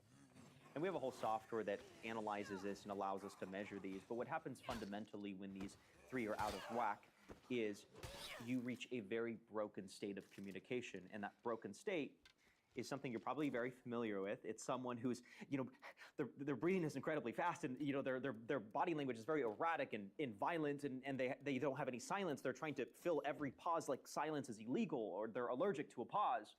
And when you have all of these aligned, breathing, body, and silence, there's a very powerful state that's reached. Your breath is controlled, your body is calm, and you're comfortable with silence. And what you'll find is that you end up choosing the right words in that environment, your speaking is smooth, and you communicate incredibly well. So this is the desired state. Let's talk about how we can get you there. Let me tell you a quick story. There was a study done in 1994 by a psychologist by the name of Daniel Wegner, and he ran a simple experiment. He told people one thing. He said, don't think about a white bear. And of course, what happened? Well, all of his students thought about the bear constantly, even more than the people who were never told to avoid thinking about it. And Daniel called this the ironic process theory, which means in order to suppress a thought, your brain has to keep checking if it's still there, which ends up keeping it there. And this is a lot of what overthinkers are doing in conversation, is they are trying to speak while simultaneously either trying to suppress an anxious thought about their speaking or fight back a part of their mind that is working against them in the moment. And this is different for every person. There are always different self-sabotaging narratives that we're telling ourselves in these moments where, the gap between the presentation of our thought and the preparation of our thought and presentation of our thought is large. So, for example, a very common self-sabotaging thought might be, what are these people thinking about me? Is this the right word? It's not precise enough. What if this person disapproves of my message? What if they think I'm stupid in some way? And these thoughts typically are less than 10 words. They're very short, they're very simple, but they're very lethal. And the problem is that this creates two different processes that are going on in your brain that are using the same bandwidth. The first processes is you needing to spend mental energy to engage that thought. And the second one is that it's competing in real time with the exact resources that you need to speak well and to access your brilliance and your intelligence. And that's what effort in speech looks like in speech. That is effortful communication. So what we have to develop, and what elite communicators have been able to develop, is building good cognitive security, your cognitive defense. And what cognitive security is your ability to catch one of those lethal thoughts, those monitoring thoughts, those self-doubt. It could be something as simple as, I'm not worthy to speak right now, or anything that doesn't serve you in the moment. And elite communicators are able to take that thought and they're able to do something special with that thought that we're about to explain, and they're able to keep talking and keep their resources focused on the idea or the emotion or the intent behind their communication.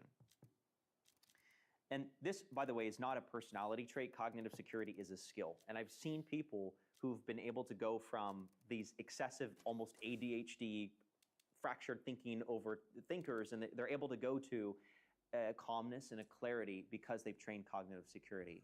I didn't used to have this, and this is something that I've developed and strengthened in myself. And I've developed this through repetition, just like any real skill is built. Hundreds of reps. It's very unsexy, but it's incredibly effective. So here's what you're going to practice. I want to break this down so that you can develop better cognitive security. This is one of the highest leverage exercises that I can give you for someone who's wanting to access their brilliance and be more present in the moment and show up effectively in the scenarios, the moments of impact that you operate in, whether it's high pressure or simply casual. So the first main thing that you're going to practice is simply observation of thought. So when a thought hits mid-conversation, it could be a thought like, that word was wrong. They look bored. My voice sounds weird. You're going to notice the thought, and then you're going to do something very boring. You're not going to fight the thought. You're not going to suppress the thought. You're simply going to watch the thought pass like a storm or weather. And you're just going to observe the thought. And you're going to say, that's interesting. It's just a thought. That's just a thought about that person's facial reaction. Or that's just a thought about that person's tone of voice. So what you're going from is this mental chaos to separating yourself from the storm and putting it outside of yourself. And you're viewing your thoughts like weather. The thought is just a cloud. It's just a season that's passing by. And something that I find incredibly helpful to develop this further, to maybe make it more concrete for you, is to view yourself as having these thoughts almost from a bird's eye view. So I will visualize myself communicating, and I might have a self-sabotaging thought. And it could be something like, well, what if I stumble mid-video and I have to start all over because I made the most, I don't know, inappropriate trip of the tongue. What I'll do is I'll stop and I'll observe myself from a bird's eye view. I'll close my eyes and I'll look down on myself and I'll say, oh, Joseph is having that thought. Look at the weather around Joseph's head. That condition, that weather condition of fearing stumbling mid-sentence. And what I'd strongly suggest that you do is put on your calendar, write this down, observation time. This is time where you're going to observe your thinking. And you're just going to set aside 10 to 15 minutes a day where you're going to sit in silence and you're going to observe your thoughts. And what this is going to develop is good cognitive security. You're going to develop this ability to look at yourself from a bird's eye view and just notice the weather that's happening in your mind. And what you're going to notice in about 4 weeks if you practice this, that's all it takes. You don't have to do it every day, but you have to schedule this out.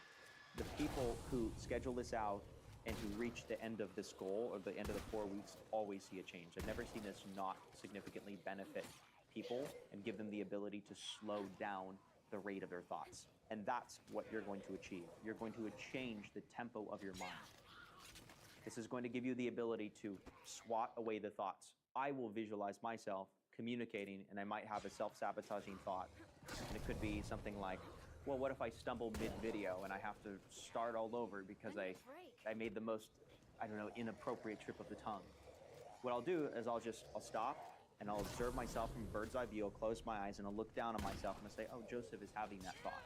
Look at the weather around Joseph's head. That condition, that weather condition of fearing stumbling mid-sentence.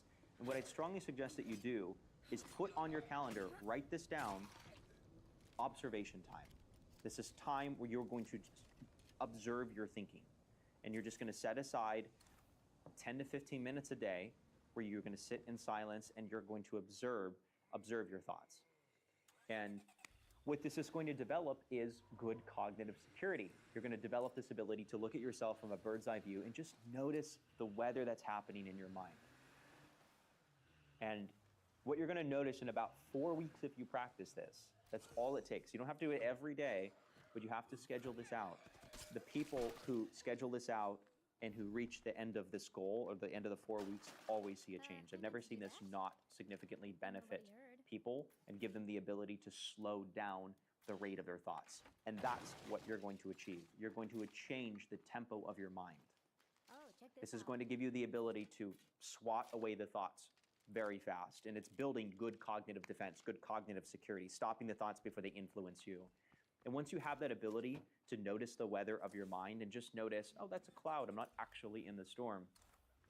It's just a little bit of snow, or it's just a little bit of sleet that's passing by. You've already won the mental game.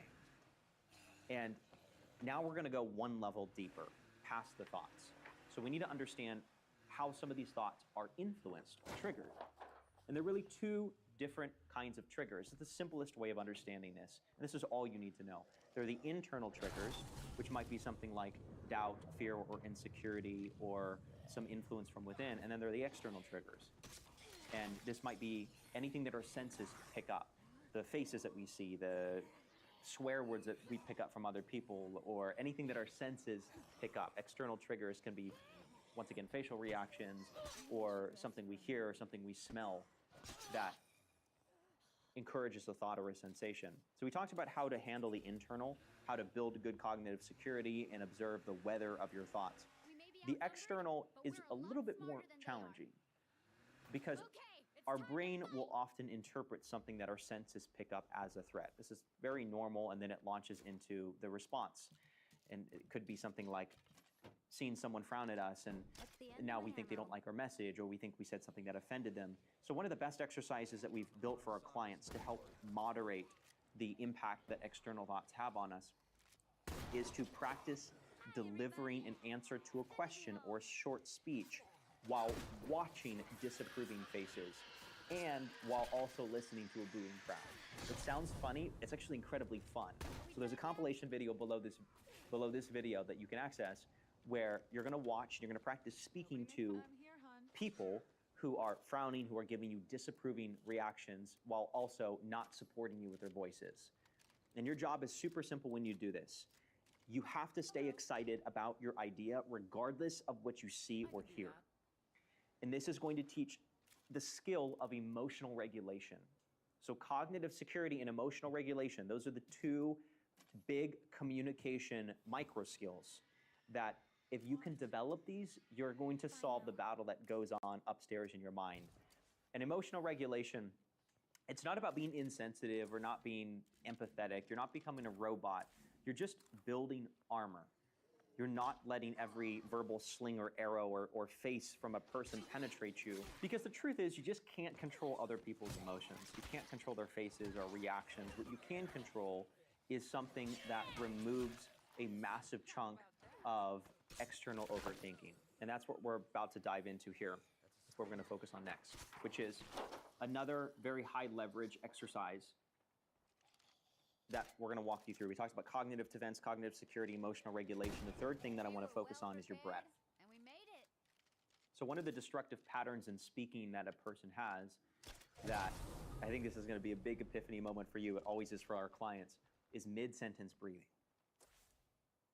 Because what happens when someone breathes mid-sentence is that 1 second pause gives the mind an opening. And what happens when people consistently inhale mid-sentence is you've now filled your lungs with oxygen, and this has the tendency to create run-on sentences because now you have all this charge that has to be dispelled throughout the sentence, and redundancy happens. You're giving yourself this opportunity to recharge mid-sentence before you've committed to completing the thought or the idea, and so people will end up looping back into their thoughts because the sentence stretches because the breath was mid-sentence. So there's a very simple equation that I want to give you. We call it the oxygen equation. You know, FYI.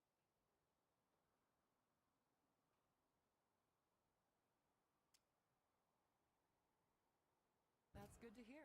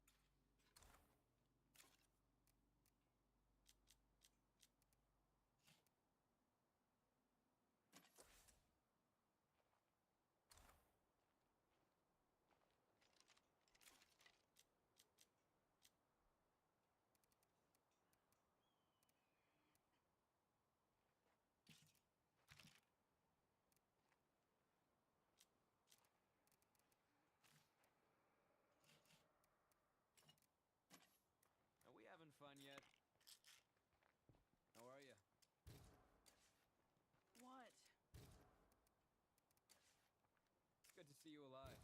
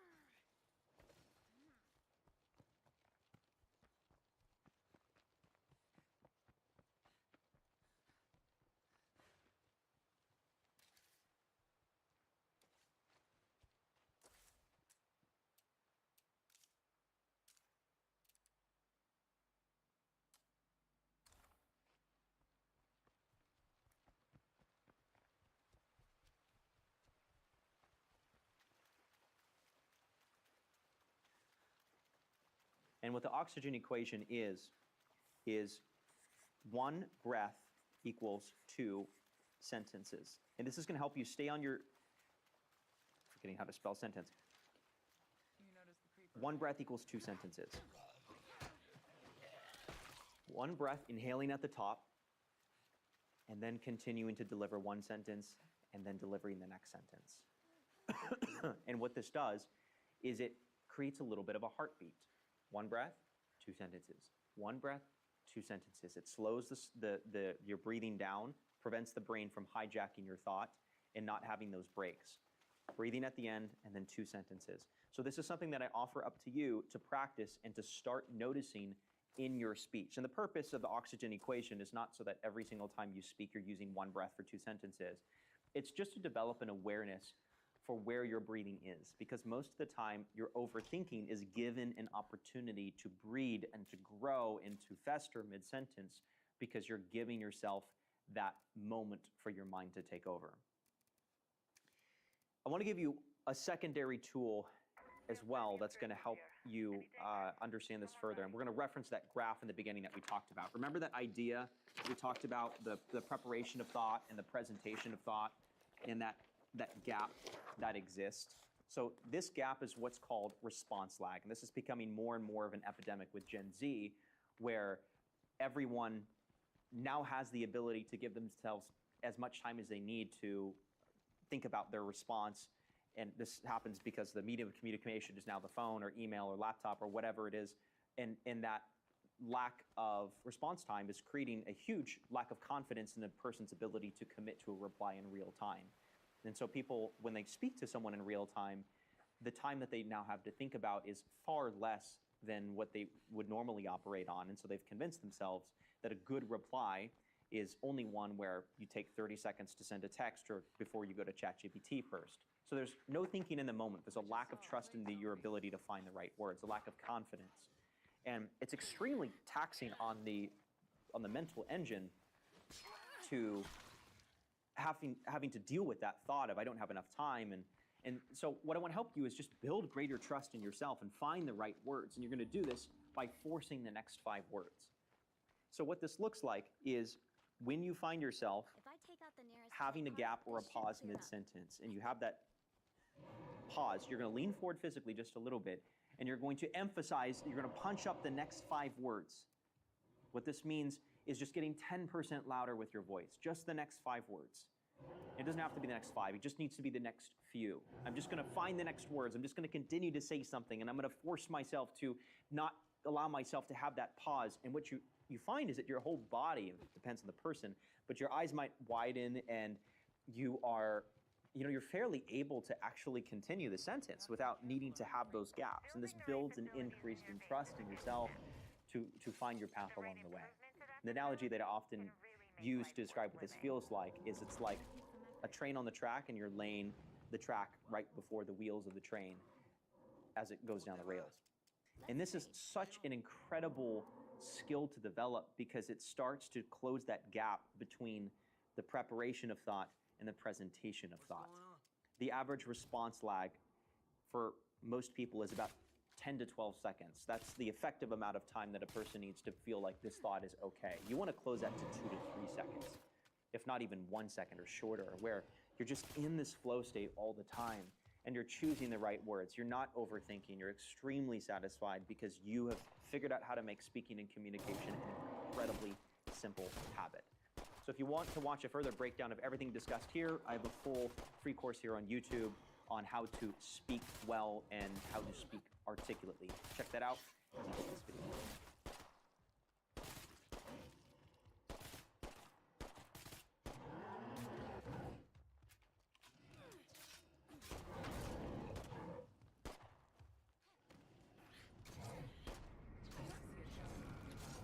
For a second, I thought it was all over for me. That's wonderful. Wow, this is useful. Please accept this. You've more than earned it. Remember, stay safe. Hmm.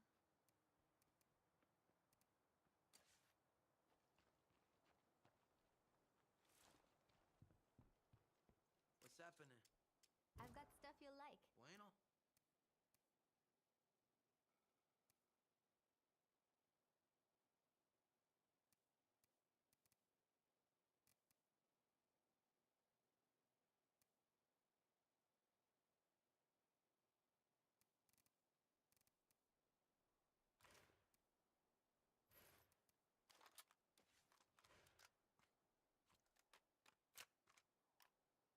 Órale. Let's trade. Bueno.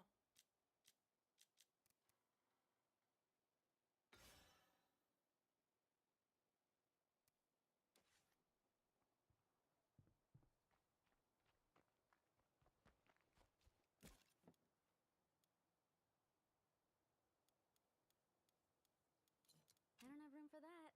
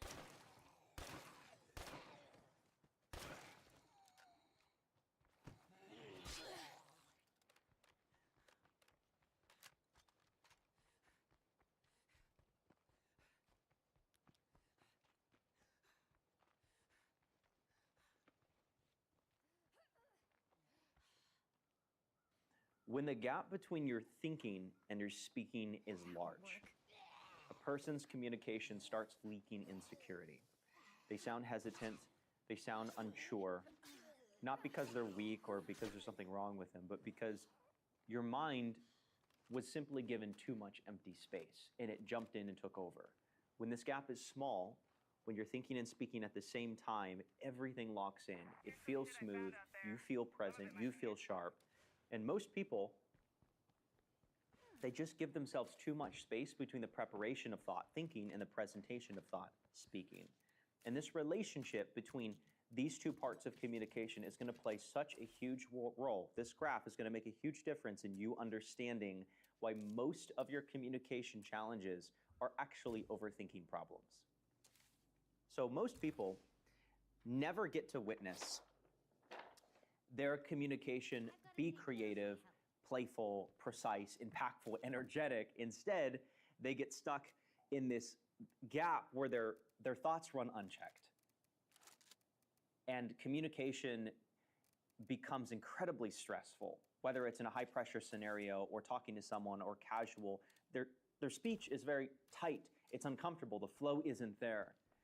And no one knows how to train themselves out of this. And so that's what I want to give you in this video. I want to give you this superpower. Sure, why not? And I actually want to start with an analogy. Think of a young child about to enter into a playground. He sees the monkey bars, he sees the swing and the slides and the dirt pit and the sunshine and the little excavator that you ride on, the laughter, other people there. What he's not doing in that moment is overthinking. He's not calculating the angle of the slide, the trajectory of the swing, or the roundabout thing that you spin around. You know, he's not counting the monkey bars. He's just in the experience. And that's the whole point. This video on communication is built around one simple idea that we find here. And that is overthinking in speaking isn't intelligence, it's interference. Overthinking is interference because analysis in any kind of creative act kills life. And overthinking can kill the life, the creativity, the generative quality of your speech. The moment you stuff someone into their head and you start focusing on, let's say, the right framework or how to choose which word or the precision, the mental model, the framework, you shrink someone's ability to communicate. And when you learn to silence your mind and just participate in the playfulness, the playground that is communication, you get extremely agile and there's a flow to your speech that's just unparalleled. And I've seen people to be able to access ideas they just couldn't reach from a very stressed, monitoring way of thinking. So this is the big difference that we teach between effortless and effortful communication. Effortful communication costs someone a lot of mental energy. And a person can feel that cost. You probably have felt this cost before. You're spending that fuel. Your brain is extremely expensive to run. Thinking actually burns a lot of calories. And the overthinking communicator eventually becomes very exhausted and very avoidant. Their nervous system is fired up all the time, and they end up developing a very avoidant relationship with communication or with people, because people represent a scenario in which they have to communicate, and so they end up not wanting to socialize or talk for this very reason. Effortless communication, what we have here in green, brilliant speaking, insights. It happens not when you have better words or better frameworks or anything of that nature. It happens when you have a calmer mind.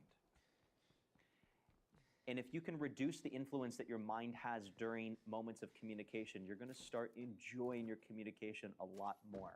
And you'll actually surprise yourself with how good you are when you're not shadow boxing your own thoughts.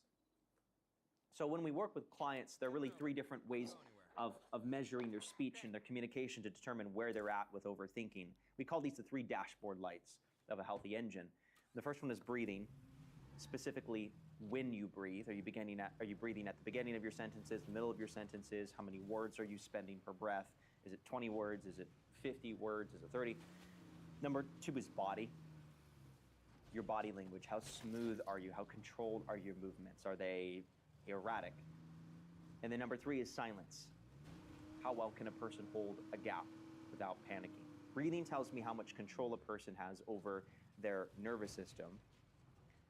The body tells me how much comfort they have in their environment. Are they possibly intimidated by someone who's there, or maybe the nature of the high pressure scenario. And then silence tells me a lot about a person's self-image, how comfortable they are with not needing to contribute in order to be valuable. And we have a whole software that analyzes this and allows us to measure these. But what happens fundamentally when these three are out of whack is you reach a very broken state of communication. And that broken state is something you're probably very familiar with. It's someone who's, their breathing is incredibly fast, and their body language is very erratic and violent, and they don't have any silence. They're trying to fill every pause like silence is illegal, or they're allergic to a pause. And when you have all of these aligned, breathing, body, and silence, there's a very powerful state that's reached. Your breath is controlled, your body is calm, and you're comfortable with silence. And what you'll find is that you end up choosing the right words in that environment, your speaking is smooth, and you communicate incredibly well. So this is the desired state. Let's talk about how we can get you there. Let me tell you a quick story. There was a study done in 1994 by a psychologist by the name of Daniel Wegner, and he ran a simple experiment. He told people one thing. He said, don't think about a white bear. And of course, what happened? Well, all of his students thought about the bear constantly, even more than the people who were never told to avoid thinking about it. And Daniel called this the ironic process theory, which means in order to suppress a thought, your brain has to keep checking if it's still there, which ends up keeping it there. And this is a lot of what overthinkers are doing in conversation, is they are trying to speak while simultaneously either trying to suppress an anxious thought about their speaking or fight back a part of their mind that is working against them in the moment. And this is different for every person. There are always different self-sabotaging narratives that we're telling ourselves in these moments where, the gap between the presentation of our thought and the preparation of our thought and presentation of our thought is large. So, for example, a very common self-sabotaging thought might be, what are these people thinking about me? Is this the right word? It's not precise enough. What if this person disapproves of my message? What if they think I'm stupid in some way? And these thoughts typically are less than 10 words. They're very short, they're very simple, but they're very lethal. And the problem is that this creates two different processes that are going on in your brain that are using the same bandwidth. The first processes is you needing to spend mental energy to engage that thought. And the second one is that it's competing in real time with the exact resources that you need to speak well and to access your brilliance and your intelligence. And that's what effort in speech looks like in speech. That is effortful communication. So what we have to develop, and what elite communicators have been able to develop, is building good cognitive security, your cognitive defense. And what cognitive security is your ability to catch one of those lethal thoughts, those monitoring thoughts, those self-doubt. It could be something as simple as, I'm not worthy to speak right now, or anything that doesn't serve you in the moment. And elite communicators are able to take that thought and they're able to do something special with that thought that we're about to explain, and they're able to keep talking and keep their resources focused on the idea or the emotion or the intent behind their communication.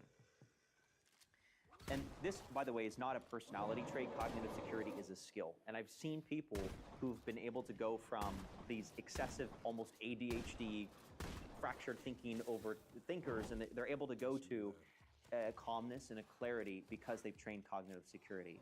I didn't used to have this, and this is something that I've developed and strengthened in myself. And I've developed this through repetition, just like any real skill is built. Hundreds of reps. It's very unsexy, but it's incredibly effective. So here's what you're going to practice. I want to break this down so that you can develop better cognitive security. This is one of the highest leverage exercises that I can give you for someone who's wanting to access their brilliance and be more present in the moment and show up effectively in the scenarios, the moments of impact that you operate in, whether it's high pressure or simply casual. So the first main thing that you're going to practice is simply observation of thought. So when a thought hits mid-conversation, it could be a thought like, that word was wrong. They look bored. My voice sounds weird. You're going to notice the thought, and then you're going to do something very boring. You're not going to fight the thought. You're not going to suppress the thought. You're simply going to watch the thought pass like a storm or weather. And you're just going to observe the thought, and you're going to say, that's interesting. It's just a thought. That's just a thought about that person's facial reaction. Or that's just a thought about that person's tone of voice. So what you're going from is this mental chaos to separating yourself from the storm and putting it outside of yourself. And you're viewing your thoughts like weather. The thought is just a cloud. It's just a season that's passing by. And something that I find incredibly helpful to develop this further, to maybe make it more concrete for you, is to view yourself as having these thoughts almost from a bird's eye view. So I will visualize myself communicating, and I might have a self-sabotaging thought. And it could be something like, well, what if I stumble mid-video and I have to start all over because I made the most, I don't know, inappropriate trip of the tongue? What I'll do is I'll stop and I'll observe myself from a bird's eye view. I'll close my eyes and I'll look down on myself and I'll say, oh, Joseph is having that thought. Look at the weather around Joseph's head. That condition, that weather condition of fearing stumbling mid-sentence. And what I'd strongly suggest that you do is put on your calendar, write this down, observation time. This is time where you're going to observe your thinking. And you're just going to set aside 10 to 15 minutes a day where you're going to sit in silence and you're going to observe your thoughts. And what this is going to develop is good cognitive security. You're going to develop this ability to look at yourself from a bird's eye view and just notice the weather that's happening in your mind. And what you're going to notice in about 4 weeks if you practice this, that's all it takes. You don't have to do it every day, but you have to schedule this out. The people who schedule this out and who reach the end of this goal or the end of the 4 weeks always see a change. I've never seen this not significantly benefit people and give them the ability to slow down the rate of their thoughts. And that's what you're going to achieve. You're going to change the tempo of your mind. This is going to give you the ability to swat away the thoughts very fast. And it's building good cognitive defense, good cognitive security, stopping the thoughts before they influence you. And once you have that ability to notice the weather of your mind and just notice, oh, that's a cloud, I'm not actually in the storm. It's just a little bit of snow or it's just a little bit of sleet that's passing by. You've already won the mental game. And now we're going to go one level deeper, past the thoughts. So we need to understand how some of these thoughts are influenced or triggered. And there are really two different kinds of triggers. It's the simplest way of understanding this. And this is all you need to know. There are the internal triggers, which might be something like doubt, fear, or insecurity, or some influence from within. And then there are the external triggers. And this might be anything that our senses pick up. The faces that we see, the swear words that we pick up from other people, or anything that our senses pick up. External triggers can be, once again, facial reactions, or something we hear, or something we smell that encourages a thought or a sensation. So we talked about how to handle the internal, how to build good cognitive security and observe the weather of your thoughts. The external is a little bit more challenging because our brain will often interpret something that our senses pick up as a threat. This is very normal, and then it launches into the response. And it could be something like seeing someone frown at us, and now we think they don't like our message, or we think we said something that offended them. So one of the best exercises that we've built for our clients to help moderate the impact that external thoughts have on us is to practice delivering an answer to a question or short speech while watching disapproving faces and while also listening to a booing crowd. It sounds funny, it's actually incredibly fun. So there's a compilation video below this video that you can access where you're gonna watch and you're gonna practice speaking to people who are frowning, who are giving you disapproving reactions while also not supporting you with their voices. And your job is super simple when you do this. You have to stay excited about your idea regardless of what you see or hear. And this is going to teach the skill of emotional regulation. So cognitive security and emotional regulation, those are the two big communication micro skills that if you can develop these, you're going to solve the battle that goes on upstairs in your mind. And emotional regulation, it's not about being insensitive or not being empathetic. You're not becoming a robot. You're just building armor.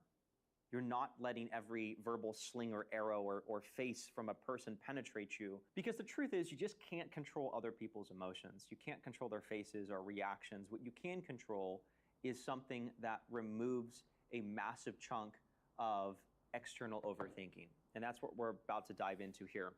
That's what we're going to focus on next, which is another very high leverage exercise that we're going to walk you through. We talked about cognitive defense, cognitive security, emotional regulation. The third thing that I want to focus on is your breath.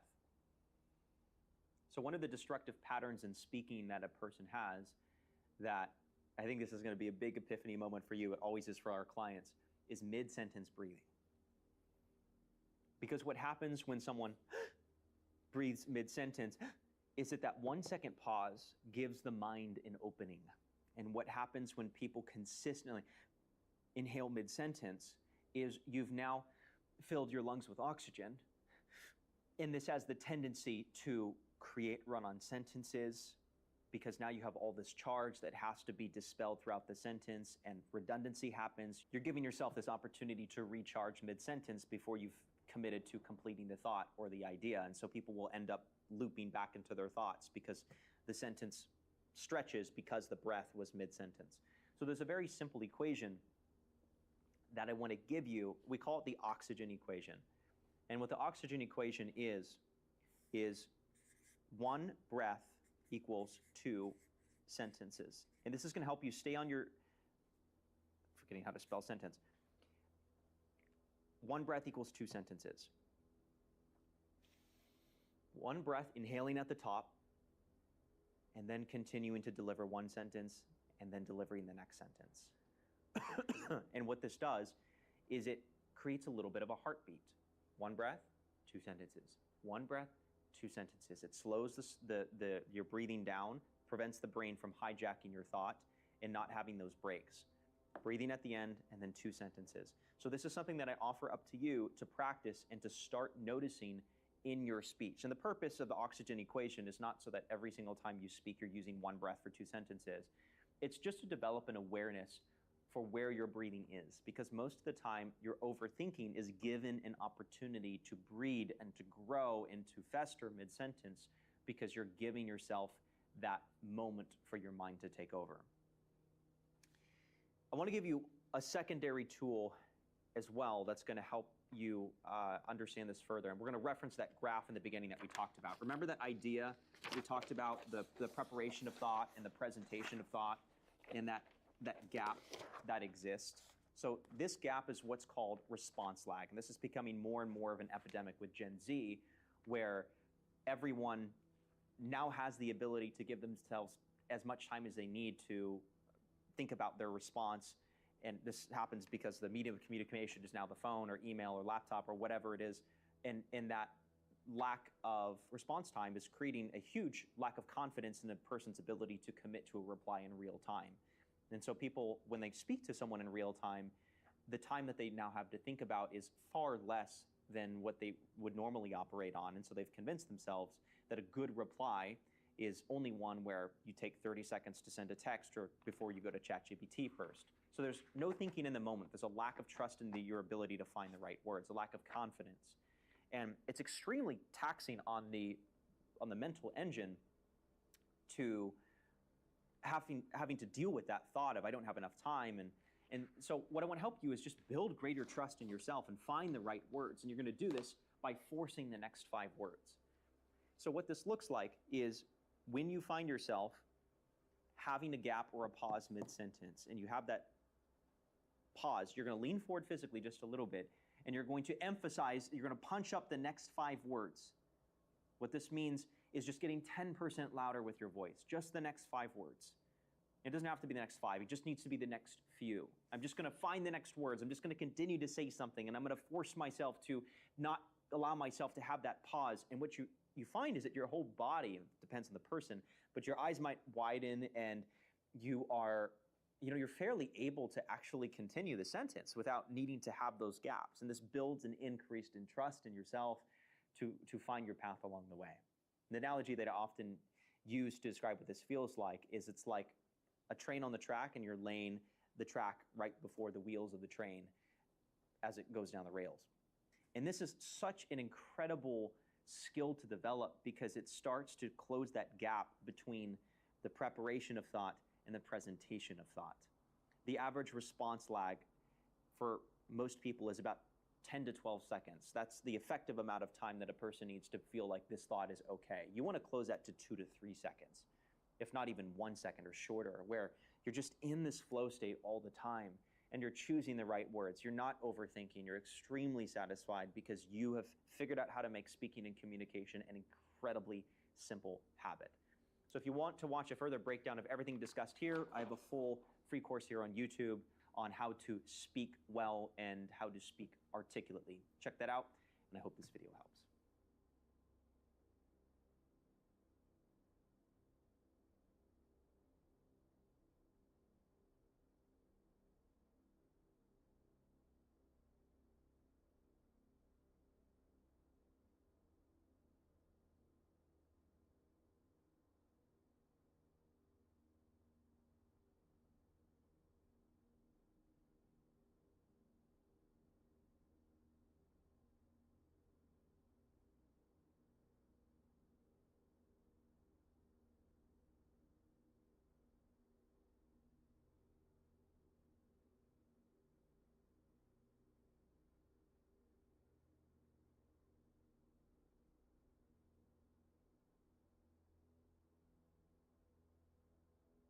You know that horrible feeling when your boss asks you a question and your brain just locks up? You had the answer 2 minutes ago, but the moment everyone stares at you, nothing comes to mind. And there's this painful silence in the room.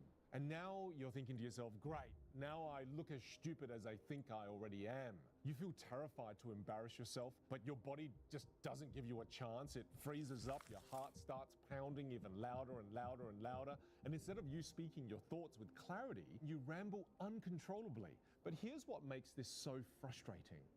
You're not stupid. I've seen so many comments on Reddit of people turning down promotions, staying quiet and silent in meetings, and then watching less qualified colleagues get ahead while they stay stuck in their career. So I'm going to tell you something that you need to hear, mate. This isn't a you problem. It's a nervous system problem. Your brain thinks it's being attacked. It redirects blood flow away from your prefrontal cortex, the part that thinks clearly, and it moves into a fight or flight mode, which often causes you to freeze and your body starts to think it's fighting a two-headed dragon. Whereas in reality, someone just asked you a question. So the goal here is to stop that automatic fight or flight response anytime you're put under pressure and create a new response, one that allows you to be in control instead of allowing the moment to control you. I'm showing you the exact process I've battle tested in boardrooms, on thousands of stages, and even on some of the biggest podcasts in the world. Let's solve this once and for all. It's a 3-part process that only takes 5 seconds to execute in the moment. And if you're thinking, but Vin, what if 5 seconds isn't enough time? Don't worry. I'll share with you a sneaky strategy that you can use to buy yourself a little more time without looking unprepared. And I'll share those with you later in the video. When you start to improve how you show up in these high-pressure situations, people will no longer see you as being incompetent or that quiet person that's hard to work with. They'll start to perceive you as being confident, articulate, and as leadership material. So the 3 parts are: 1, psychological; 2,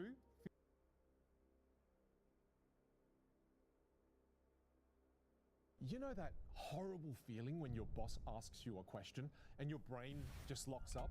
You had the answer 2 minutes ago, but the moment everyone stares at you, nothing comes to mind. And there's this painful silence in the room.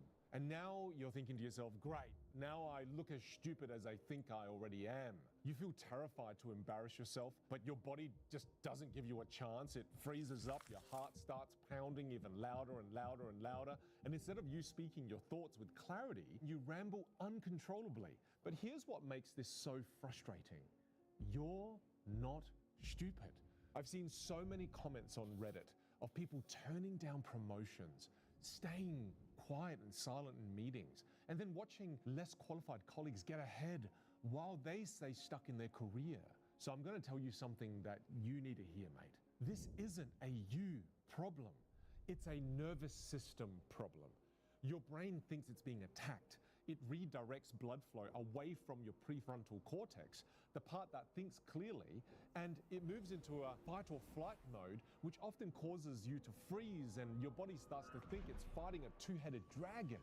Whereas in reality, someone just asked you a question. So the goal here is to stop that automatic fight or flight response anytime you're put under pressure and create a new response, one that allows you to be in control instead of allowing the moment to control you. I'm showing you the exact process I've battle tested in boardrooms, on thousands of stages, and even on some of the biggest podcasts in the world. Let's solve this once and for all.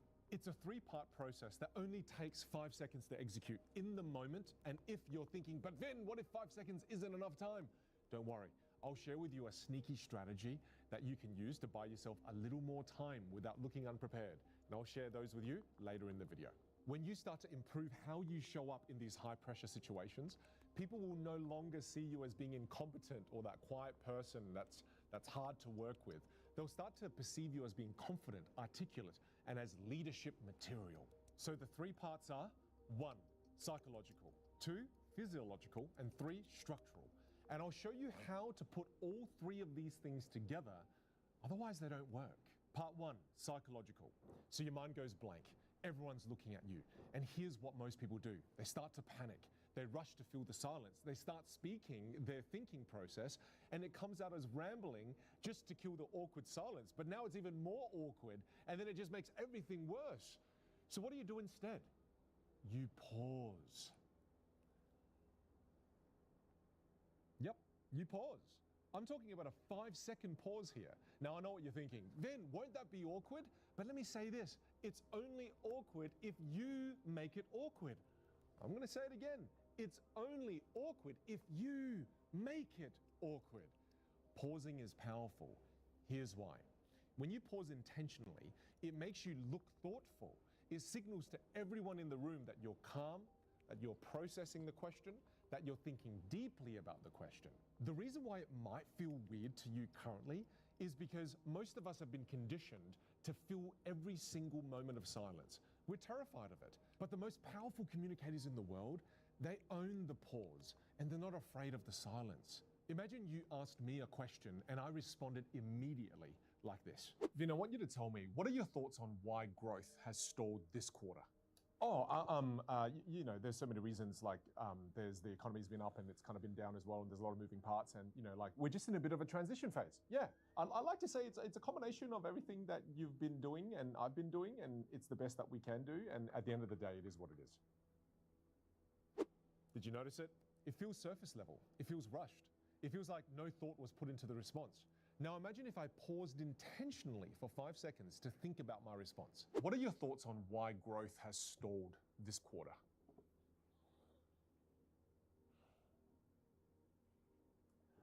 Do you notice the difference? Need I say more? When you pause and then you respond, people are thinking in their head, damn, they're being really thoughtful about their answer. They really care about getting it right. And psychologically, a pause actually works in your favor, because it gives your brain a moment to reset. And for your audience, it builds anticipation. It makes them lean in because now they're waiting to hear what you're going to say. And that process alone heightens the perceived value of your answer. Now, pausing can help, but if your heart is racing 1,000,000 miles per hour, then you're not going to be able to say a word without fumbling, which is why part 2 is critical. If you're like most people, when you're put on the spot all of a sudden, not only does your heart race, but your breathing starts to become really shallow. You start to breathe from your chest and not from your diaphragm. And when you do this, you're starving your brain of oxygen. Your prefrontal cortex, again, that's the part of your brain that helps you think clearly and speak clearly, that part shuts down. This is when your mind goes blank. So part 1, pause. Part 2, you need to take a deep breath. Let your shoulders come down and move them back. Loosen that jaw of yours. Way too many people walk through the day with their jaws clenched. And then move into the thinker pose, which now gives you context for the 5-second pause that you're taking, because it shows visually that you're thinking. Otherwise, if you don't go into thinker pose, you don't do this, then sometimes it can look like you're lagging or you're frozen. And the beautiful thing about all of this is you can do all of that in high-stakes moments, and it doesn't seem unnatural. And when you do this, you activate your parasympathetic nervous system, which slows down your heart rate. Deep breathing signals to your body that you're calm. And when your body is calm, your mind can actually function well. At first, it's going to feel a little bit weird. But remember, it's not weird, it's just unfamiliar. And the more you do it, the more automatic this starts to become. So practice this often. Part 3, structural. So now you've paused. You've taken that deep breath. Your mind is clear, your body is calm. But then the question is, what do you do with that time and space now that you've got in your mind? What do you do with your mind? This is where frameworks come in. You see, most people ramble when they get asked a really difficult question because as they're trying to answer that big question, they end up speaking out their thinking process. And that's why it sounds like it's all over the place. This is why we pause before we speak, so we can do our thinking, so we can apply frameworks, distill the thinking, and then speak. And when you follow this formula, what you say sounds clear, coherent, and concise. The simplest framework you can apply in these high-pressure situations, when someone asks you something very difficult, broad, and complex, is this: the one thing. Let me show you exactly how this one thing framework works. What are your thoughts on why growth has stalled this quarter?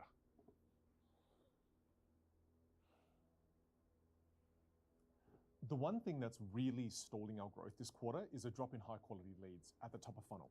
Once we fix that, we'll start to see more conversions immediately. Now that's what I'm talking about. This type of communication, that's what gets people like him promoted. See how seamless my response was? By starting my response with the one thing, it created a constraint. I can't talk about the 20 things that's currently going on in my mind. I had to prioritize the 20 things, pick the one most impactful and important thing, and then this constraint that I set in the first 3 words of my sentence allows me now to focus and be more concise and coherent. I use this and do this all the time. With frameworks, you're now able to build your response in real time, and it sounds like you've got your shit together. And the one thing is a part of a much bigger framework called 3-2-1. And I teach this in depth in a free 2-hour training to help you speak with more structure, more clarity, and more confidence while under pressure. We nerd out on many other frameworks during this training. So if you want to learn more, click the link in the description below or scan the QR code that's currently on screen. Now, I did promise you earlier, Vin, what do I do if I need more than 5 seconds? What if it's not enough? Well, there's one thing you can do here. You can ask a question to get more clarity. Now, this does 2 things. One, it buys you an extra 10 to 15 seconds for you to think as you're asking the question and as they're replying to that question. 2, it gives you an opportunity to clarify and create more clarity before you formulate your answer, which ultimately improves the quality of your answer. So this is an amazing technique. For example, if someone asks me, Vin, can you help me understand content marketing? I can ask a question while I'm trying to formulate my answer and get more clarity at the same time by asking in return, sure, but first tell me more. Are you wanting to understand content marketing from a high level, or is there a specific platform you'd like me to focus my answer on? See what I just did there? I'm not stalling for stalling's sake. I'm asking a question, seeking clarity, and the byproduct, I've actually just bought myself more time. And while they're answering you, you're selecting the optimal framework, this one right here, the optimal framework that you're going to use to package your reply with. And if you came along to our training that's down below or the QR code, you're going to have 3 incredible frameworks that you can use anytime moving forward into the future. So there you go. If you master these 3 things, owning the pause to give you time to think, diaphragmatic breathing to calm your body, and using frameworks to calm your mind, you'll never freeze under pressure again. You'll stop turning down opportunities. You'll stop watching other people get ahead while you're stuck on the start line, and you'll start showing up as the confident, articulate person you know you can be. Click subscribe, hit the thumbs up, come on. And if you want to go deeper down the rabbit hole of communication, we've got a beautiful video lined up for you just here. I just spent the last 2 weeks reading a 700-page book by Thomas Sowell, a Stanford economist. It's called Basic Economics. The economy seems confusing and complicated, but it's not. Most people never learn how it actually works, so they keep getting fooled. By the end of this video, you will understand why taxing the rich hurts the poor people the most, why making rent cheaper creates housing shortages, why making food cheaper makes it disappear. I know it all sounds backwards, but once you see the proof, you can't unsee it. So, let us start. The year is 2008. The state of Maryland has a problem. They need money. So someone comes up with an idea. Let's tax rich people more. Maryland had about 8,000 millionaires. They do the math and say, if we raise their taxes, we'll collect $106 million more every year. Done! Problem solved. Everyone celebrates. Here's what actually happened. Year 1, they collected the tax. Everything is going to plan. Year 2, somebody counts the millionaires again. There were only 6,000 left. 2,000 millionaires had just vanished. They moved somewhere else. Instead of gaining 106 million, Maryland actually lost 257 million in total tax revenue.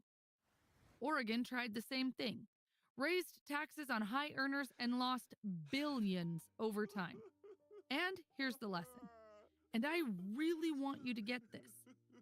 People respond to rewards, not intentions. Maryland intended to raise money, but what they actually did was reward millionaires for leaving. So the millionaires left, and they took their businesses, their restaurants, their companies with them. The jobs disappeared.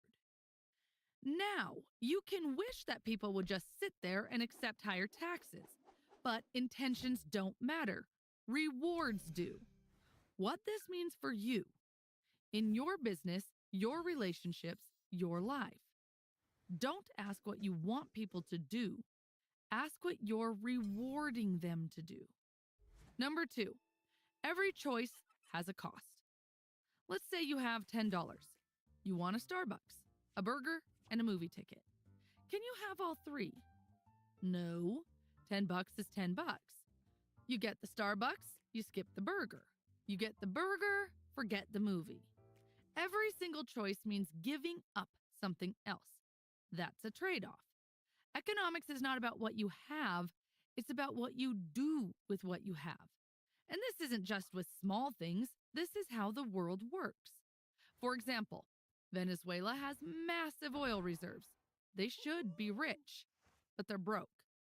Switzerland has nothing in the ground. They should be poor, but they're one of the richest countries on earth.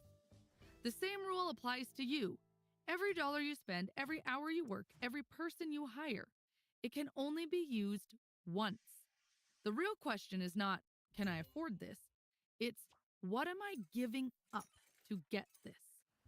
For example, you buy a BMW for $50,000. Beautiful car. Leather seats. You feel like you made it. But here's what you didn't see. If you bought a Toyota Corolla for $20,000 instead and invested the extra $30,000 in 10 years, it could almost be worth $60,000. In 30 years, you are looking at almost $250,000. That BMW didn't cost you $50,000. It cost you $250,000. That's the trade-off. Every time you spend money, you're not just spending money. You're spending what that money could have become. Same with your time. Same with your energy. Same with your attention. Once you start seeing trade-offs, you can't unsee them. And that's either the most terrifying thing you'll ever learn or the most powerful. Number 3, prices are messages. There's this famous story. Soviet leader Gorbachev visits Britain and asks Margaret Thatcher, "How do you make sure people get food?" She replies, "I don't, prices do." Think about that. London has not grown enough food to feed itself for over a century. Millions of people, 3 meals a day. There is no minister of sandwiches, no government office decides where the bread goes. And yet every morning, fresh fish arrives from Norway, beef from Argentina, coffee from Brazil. Nobody is coordinating this. Prices are. Let me show you why no human could ever do what prices do. Imagine you're in charge of all the pizza in your country. Not one pizza shop, all of it. Your job is to make sure everyone who wants pizza gets it. You would need to know how many people want pizza today versus tomorrow. Which cities need more, what toppings, how much cheese to make, which means deciding how much milk goes to cheese versus ice cream, how many tomatoes to grow, how many ovens to build. And all of this changes every single day. You cannot know all this. No human can. No computer can. Too many variables changing too fast. But this problem gets solved every single day. Remote little towns get pizza. Big cities get pizza. Nobody is in charge. Nobody is planning it. Prices do it. When pizza is scarce, prices go up. Suppliers rush to make more. When there is too much, prices drop. Suppliers slow down.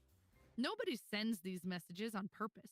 They just happen based on how many people want something and how much of it exists. The price isn't the enemy. The price is the only one telling you the truth. So the next time you see a price that makes you angry, just pause for a second. Ask yourself, what is this price trying to tell me? Is something scarce? Are too many people chasing too little supply? The price isn't the problem. It's the only honest signal you've got. Number 4, price controls never work. New York City has thousands of abandoned apartments, just sitting there, empty. Meanwhile, homeless people sleep on the street right outside those buildings. There are 4 times as many abandoned apartments as homeless people in New York. Let me show you how this happens. Imagine your school makes an announcement. Tomorrow, free pizza at lunch, unlimited. Take as much as you want. At first, just the kids who normally buy lunch show up. Small line, normal. But word spreads fast. Now everyone shows up. Kids who usually bring lunch from home, kids from other grades, everybody. And everybody's grabbing extra slices, just in case. 20 minutes later, the pizza is gone. The early kids hoarded everything. The ones who came late got nothing. This is what happens every single time you mess with prices. Now go back to New York. Rent was getting expensive. People were struggling. So politicians step in. They make a rule. Landlords can't charge more than a certain amount. Rent control. Problem solved, right? Wrong. At the lower price, suddenly everyone wants their own place. The college student who is going to stay with his parents now gets his own apartment. The widow who is thinking about moving in with the family keeps her 3-bedroom to herself. Remember the free pizza example? The same thing happens here. Everyone grabs extra, and the people who actually need it get nothing. But wait, it gets even worse. If landlords can't raise rent, they stop fixing things. They stop repairing roofs. Buildings start to rot. Eventually, some landlords just walk away entirely. And that is how you get thousands of empty apartments in a city full of homeless people. Price controls made them worthless to operate. Same pattern with food. Zimbabwe artificially kept prices low during the inflation crisis. Stores emptied within hours. Farmers just stopped bringing food to market because selling at the controlled price meant losing money, so they didn't sell. People starved while crops rotted on farms. This is what happens when you set prices too low. Now let me show you what happens when you set the prices too high. India, early 2000s. The government wanted to help farmers, so they guaranteed a high price for wheat. No matter what happens, farmers get paid well. Sounds great, right? Wrong again. If the government guarantees a high price, farmers grow more wheat to make a profit. So that is what they did. They produced way more wheat than anyone could need. And the government had to buy it all. 11 million tons of wheat piled up in warehouses. And then it rotted, while people in other parts of the country were starving. So here's the pattern. Set the price too low, shortage, people can't get it. Set the price too high, surplus, product rots, while people starve. Either way you mess with the prices, you break the system. And here's the cruel part. Price controls are supposed to help the poor. But when the thing disappears, rich people find workarounds. They bribe someone. They know someone. Poor people suffer the most. The solution becomes the problem. What this means for you, when a politician promises to make something affordable by controlling the price, ask one simple question. What happens to the supply? Number 5, profits and losses are directions. Picture a school lunch table. You notice kids go crazy for fruit snacks. So you start bringing extra packs and trading them for stuff you want. It works. You're making a profit. The profit tells you something. Keep going. Bring more fruit snacks. People want them. Now imagine you try the same thing with raisins. Nobody wants them. You cannot give them away. That is a loss. You wasted your allowance on something nobody wanted. That loss also tells you something. Stop. Try something else. Profits say, yes, do more of this. Losses say, no, stop doing this. Simple, but here is what most people miss. Losses are just as valuable as profits, maybe more. When a company keeps losing money and shuts down, it sounds sad, but it's good for everyone else. That company was using engineers, steel, electricity, trucks, all to make something people didn't want. When it dies, those engineers go work somewhere useful. That steel gets melted into something people actually need. But here is where governments break the system. They say, this company is too big to fail. We will give them money to keep going. Now the signal is broken. The company was supposed to stop. Instead, it keeps wasting resources on stuff nobody wants, funded by your taxes. It's like paying the raisin kid to keep bringing raisins forever, and everyone else just has to deal with it. Profits are not the enemy. Losses are not the enemy. They are the honest feedback the economy has. What this means for you. Look at your life right now. The things making you money, making you happy, moving you forward. Do more of that. And kill that side project bleeding cash for 3 years. Don't feel bad. That's not failure. That's the market telling you the truth. The moment you kill it, you get your time and energy back. Now you can put all of that into something that actually works. Number 6, your wage is a price too. Why do some jobs pay more than others? Construction workers lift heavy stuff in the sun all day. They don't make that much. Nurses keep people alive. They're not millionaires. So what's the real answer? You get paid based on how much value you create. That's it. Let me show you. You have a lemonade stand. You hire your friend Maria to help. How much can you pay her? Well, it depends on how much extra lemonade she helps you sell. Maria's fast. She's friendly. With her there, you sell 10 more cups at $1 each. That's $10 of extra value in your pocket. You can pay her up to $10 and still break even. Now, imagine you hire your other friend, Jake. Jake's slow. He's on his phone, spills the lemonade. With him there, you only sell 2 extra cups. That's $2 of value. Pay him more than that, and you're losing money every hour he's standing there. This isn't mean, it's math. Now, here's where people get fooled. Someone says, workers deserve a living wage. Raise the minimum to $15. Sounds nice, but what if a worker only creates $10 of value per hour? You're now forced to pay $15 for $10 worth of work. You lose $5 every single hour. No business survives that. So what does the business owner do? He doesn't hire that person. He buys a self-checkout machine instead. He cuts hours. He closes the shop. So here is what this lesson means. Your boss isn't paying for your time.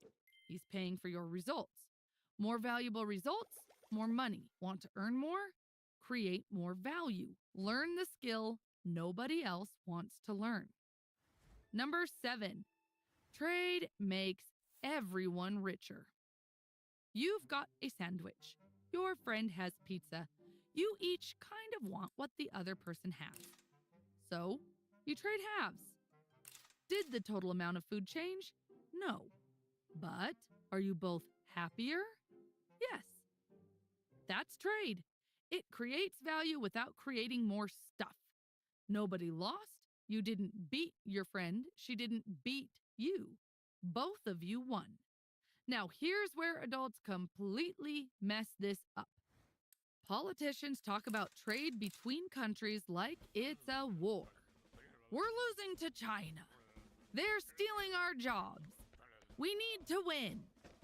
But trade isn't a game with winners and losers. If it were, why would both sides keep doing it? Year after year, century after century. One country buys stuff from another because it's cheaper than making it themselves. The other country sells because they get paid well. Both countries end up with more stuff than if they tried to make everything on their own. Both win. Now, here's the part that blows people's minds. Even if one country is better at making everything, trade still helps both countries. Think about it this way. Imagine you're a lawyer who charges $300 an hour. You're also pretty good at cleaning. Should you clean your own office? No. Hire a cleaner for $20 an hour. Use that hour to do legal work instead. You make $300, pay $20, and you're way ahead. Countries work the exact same way. One country might make both cars and shirts better than another country.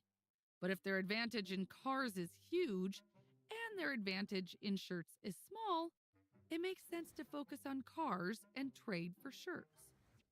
Both countries end up with more cars and more shirts than if they each tried to make everything alone. That's why economists across every political view have supported free trade for 200 years. Trade isn't war, it's cooperation. Both sides win. Now, what this means for you. Think about last week. How many hours did you spend on stuff you're bad at and hate doing? Emails, spreadsheets, admin work. Imagine you paid someone $50 to do all that, and you spent those hours on the thing only you can do. That's the trade. This whole video comes down to one thing: trade-offs. Every hour spent on your weakness is an hour stolen from your strength. You don't win by fixing what's broken. You win by doubling down on what's working. That's economics. That's life. I want to end it by saying this. Understanding economics won't make you rich, but it will make you impossible to fool. You just traded less than 20 minutes of your life to watch this video. I hope it was worth it. If you want more book summaries like this one, check out the playlist on your screen. Thanks for watching.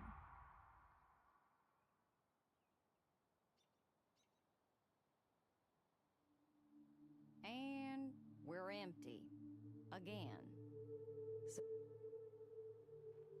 How to get whatever you want.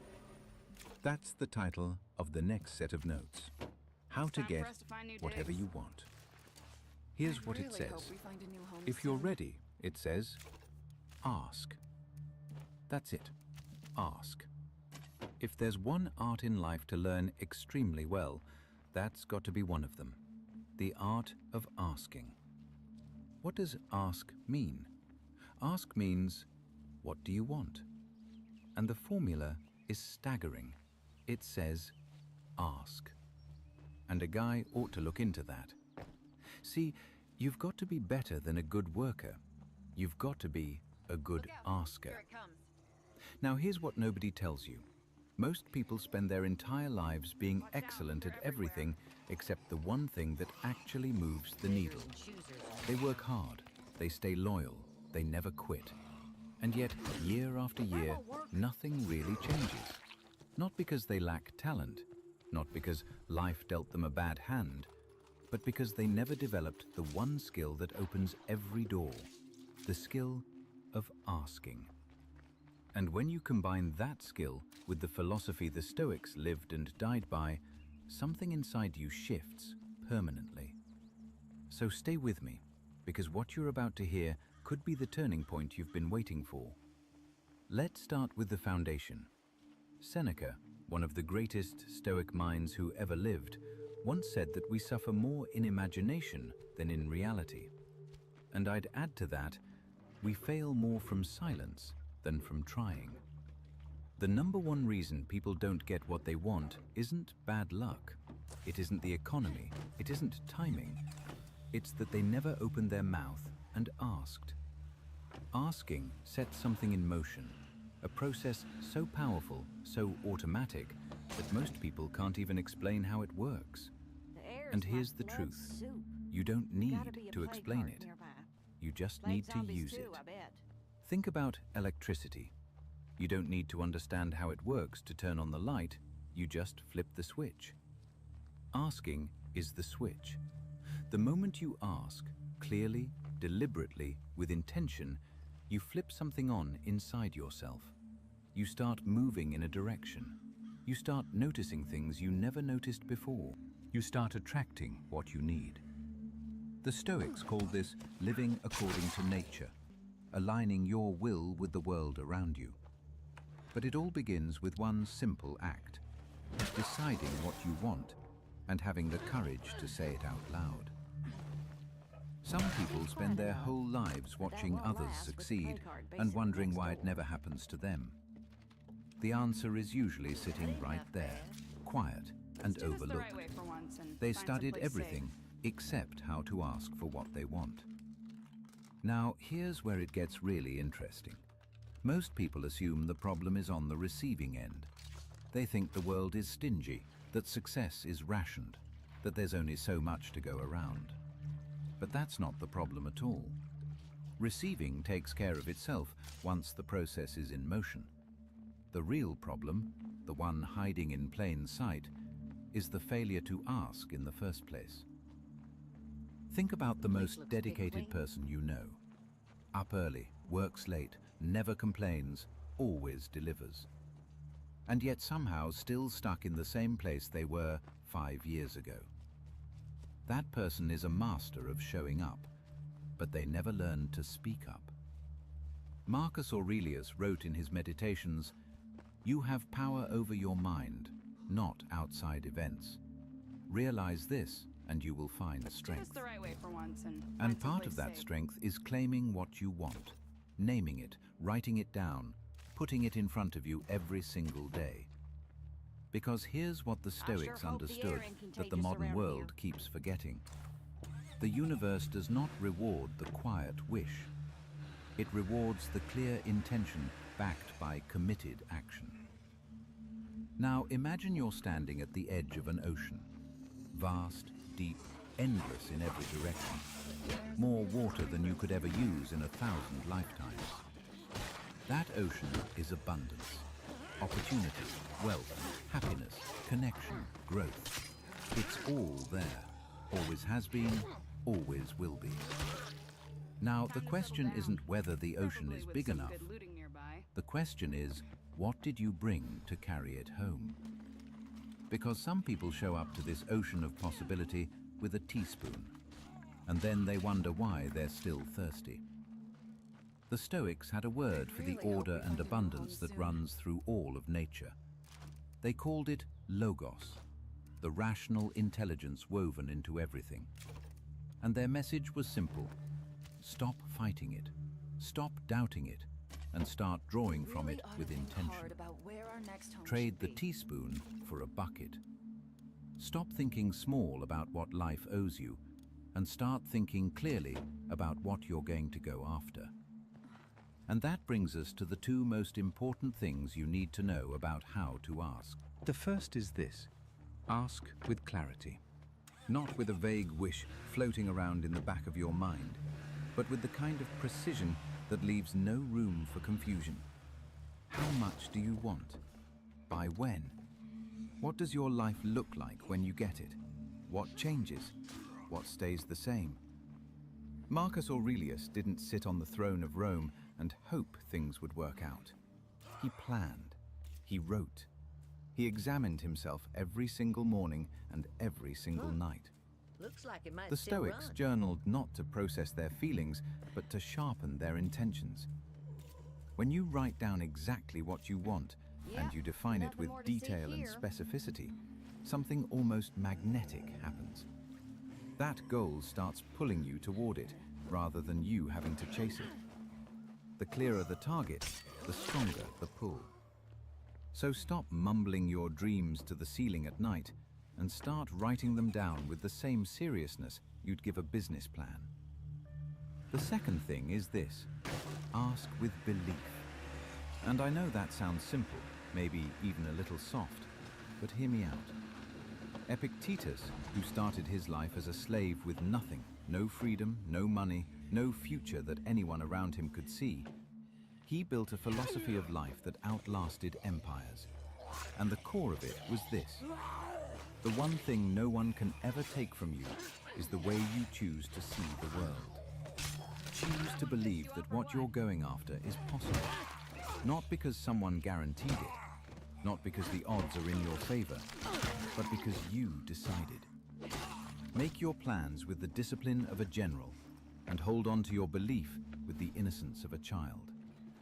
That combination, adult strategy, childlike faith, is one of the most powerful forces a human being can put to work. Give it 90 days. Just 90 days of asking clearly and believing fully, and watch how differently your life begins to move. Now here's the second half of this equation, and this is where the real wealth lives. If you want to be happy and prosperous for the rest of your life, there is one discipline above all others you need to develop. Work harder on yourself than you do on your job. Your income, your relationships, your health, your peace of mind, none of them will consistently rise above the level of your own personal development. You might get a lucky break here and there. Life might hand you an unexpected opportunity. But if you haven't grown into the person who can hold on to it, it will find its way back out of your hands. Seneca said it plainly: luck is what happens when preparation meets opportunity. And the Stoics were obsessed with preparation, not of circumstances, but of character. Because success is not something you chase down and catch. It's something you become worthy of and then attract naturally. True happiness isn't in what you accumulate, it's in who you become along the way. So how do you become that person? Let me give you 3 things to start doing right now.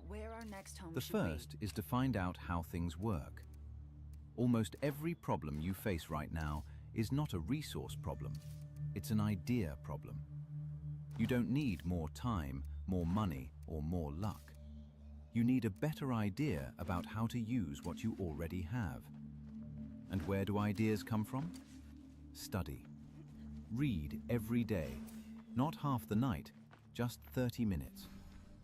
30 minutes a day of the right material will do more for your life than most people realize. Every successful person I've ever come across has one thing in common: they read. Not because someone told them to, but because they're hungry to know. Study what you want to become. If you want wealth, study how wealth is built.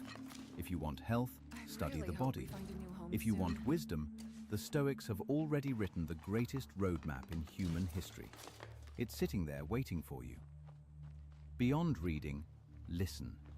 Get yourself around people who are already living the life you want, and listen to how they think, how they speak, how they make decisions. The conversations happening in the rooms you're not yet in are the ones that could change everything. And third, observe. Watch how people who succeed actually move through the world. Success always leaves clues. The way someone handles pressure, the way they treat others, the habits they keep even when no one's watching, all of it is information. Pay attention. Wherever you are, be fully present. See not just with your eyes, but with your mind. Because when your eyes are open, you see what's there. Let's see what we But can when your scrounge mind up. is open, you see what's possible. The second thing is to go to work, not just at your job, Might as well have rung the on dinner yourself. bell. Start with the small disciplines, the morning routine you've been putting off, the book sitting on your shelf unread, Let's do this the the right goal way for written once and down find but someplace never safe. acted on. Small disciplines are not small. They are the training ground for everything bigger that's coming. The Stoics trained themselves daily in discomfort, in self-examination, in delayed gratification. Not because life was easy, but because they knew the muscle you build in quiet moments is what carries you through the hard ones. Self-motivation is not a gift some people are born with. It is a practice. You choose it every morning. If only I had You room light your for own it. fire and Let's you do this keep the right it way for burning. once and find someplace safe. And the third thing, don't try to beat the system. Work it. Once you start to understand how life operates, there's always a temptation to look for the shortcut, the angle, the clever workaround. Don't. The Stoics were clear on this. Virtue is the only real wealth. Integrity is the foundation everything That's else all is there built is on. here. Cut corners and you build a life on sand. I smell Do it something right, ugly around even when here. it takes longer, even when no one's watching, and you build something that lasts. Here's what I want to leave you with today. You are not the same person you were 5 years ago, and 5 years from now, you will not be the same person you are today. The only question is whether that change happens by accident or by design. Marcus Aurelius asked himself every morning, what am I going to do today that is worthy of the life I've been given?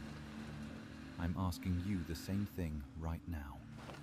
What are you going to ask for, out loud, on paper, with clarity and with belief that you've been keeping quiet about until now? Because here is the truth the Stoics lived by, and that I most might be people carrying too never much quite here. grasp. On any given day, you have the power to change the entire direction Found the of place. your life. Making myself useful. Not That'll do someday, for now. not when things Let's calm find this down. place and get settled, shall Today. we? The ocean is right there.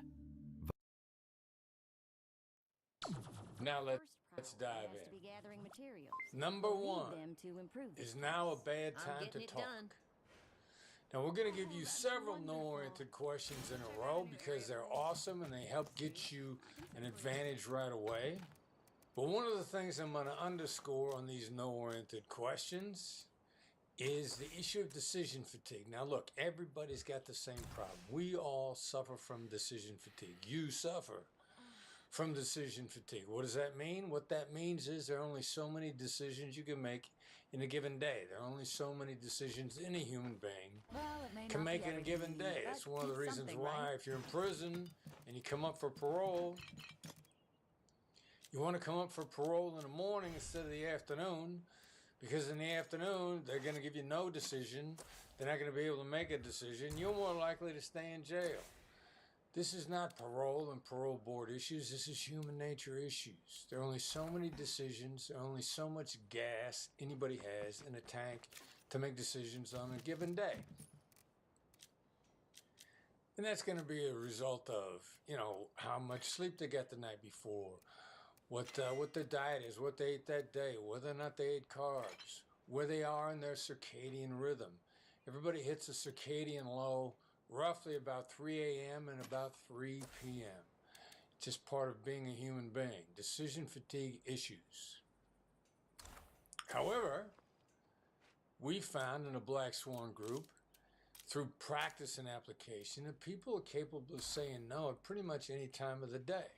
I had an intern a number of years ago, only wanted to ask me how and what questions because he was horrified about making a mistake. Don't miss me too much. Middle of the afternoon, he'd be asking me how and what questions, and I just didn't have the gas in the tank to answer them, to be able to engage in that deep thinking, as Danny Kahneman would say. So consequently, I'd say I don't know, don't bother me, leave me alone, instead of giving him an answer. Finally, I said, look, don't ever ask me a question after 1 o'clock in the afternoon where the answer isn't no, because I could say no and I could think through the next several probably steps take a break and before give I them fall over. guidance. We've used this on a regular basis. You got to get into practice using no-oriented questions. And number one is the flip Finally, side of the most something's done. common thing you're What else saying you on a got? regular basis, which is Cool. wrong. Actually, it's not that it's wrong. It's just not great. Is have you got a few minutes to talk? Now, I know you mean that respectfully, and we're not throwing respect out the window here. The Black Swan method is actually extremely respectful. Is now a bad time to talk? Test drive it, use it on a regular basis, build your no-oriented questions, mental synapses, and experiment with the sort of answers that you get. You're gonna like them. And as a side note, I would say to you, anybody that would say Premises are yes to empty. that, That's what I do you like. really want to talk to them? Then, at that moment, when they've actually said yes to that, no, you don't. Right, number two, is it a ridiculous idea? Use this in place of, is it a good idea? For all the same reasons that I just gave you. You got to get your practice in. Number three, are you against XYZ, whatever it may be? Instead of, are you in favor of? Again, you got to use this to get into practice.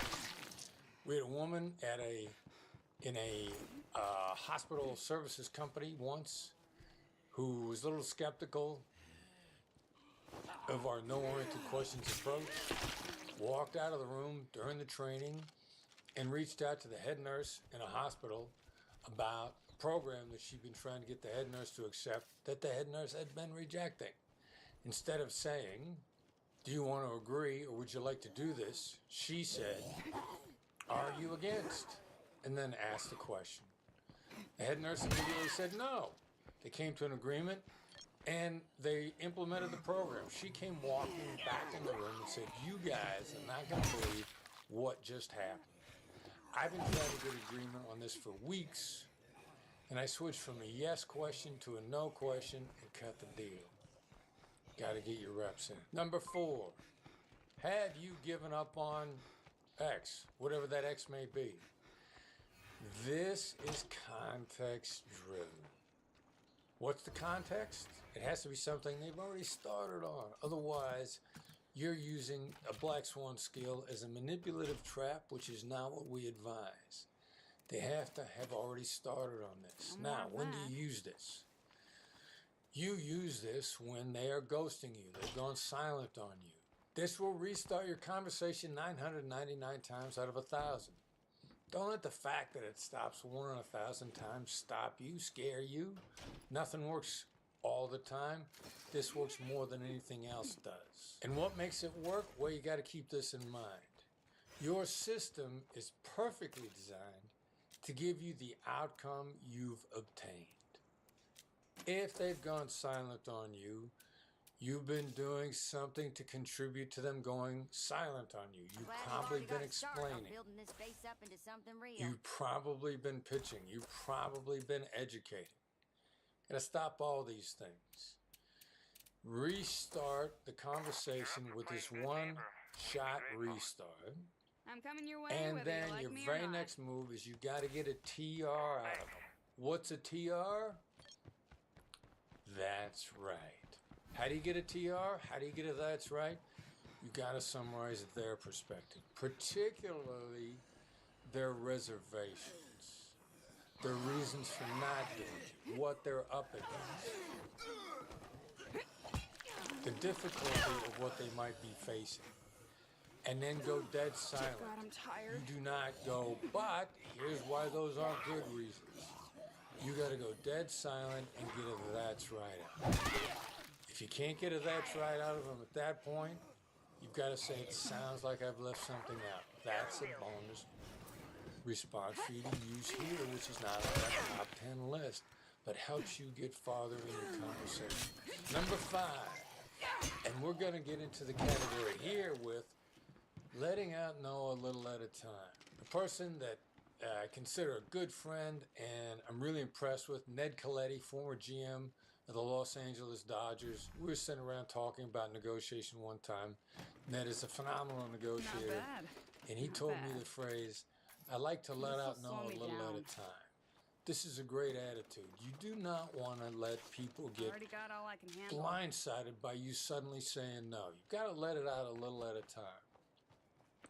And the first way of letting out no a little at a time in a highly collaborative way is, how am I supposed to do that? Now, many of you know this is one of the most famous lines with the Black Swan method, and it's pretty much the opening story in the book Never Split the Difference. How am I supposed to do that? And we originally conceived of this as a way to passively say no, even passively aggressively against the throat-cutting negotiators that are really trying to kick your backside. And what it is in many other ways is, it's an implementation question. How questions are about implementation.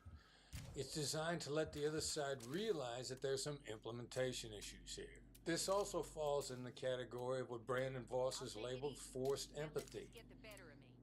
It forces the other side to take a good, empathic look at your situation.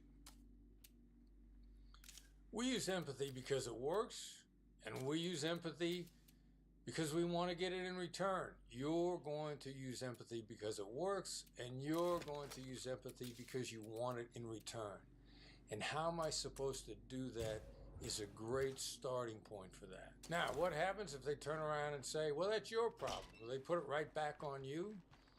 Which will happen occasionally.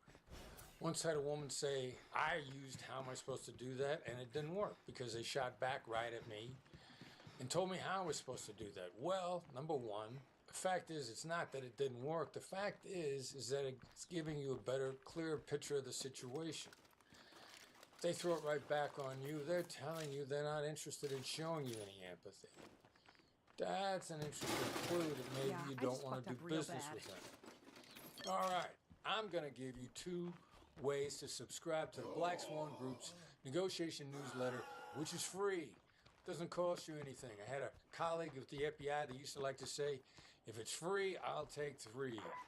Here's how you subscribe to The Edge if you're in the United States. If you're not, I'll give you a method right afterwards. Send a text to, the number is 33777, that's 33777.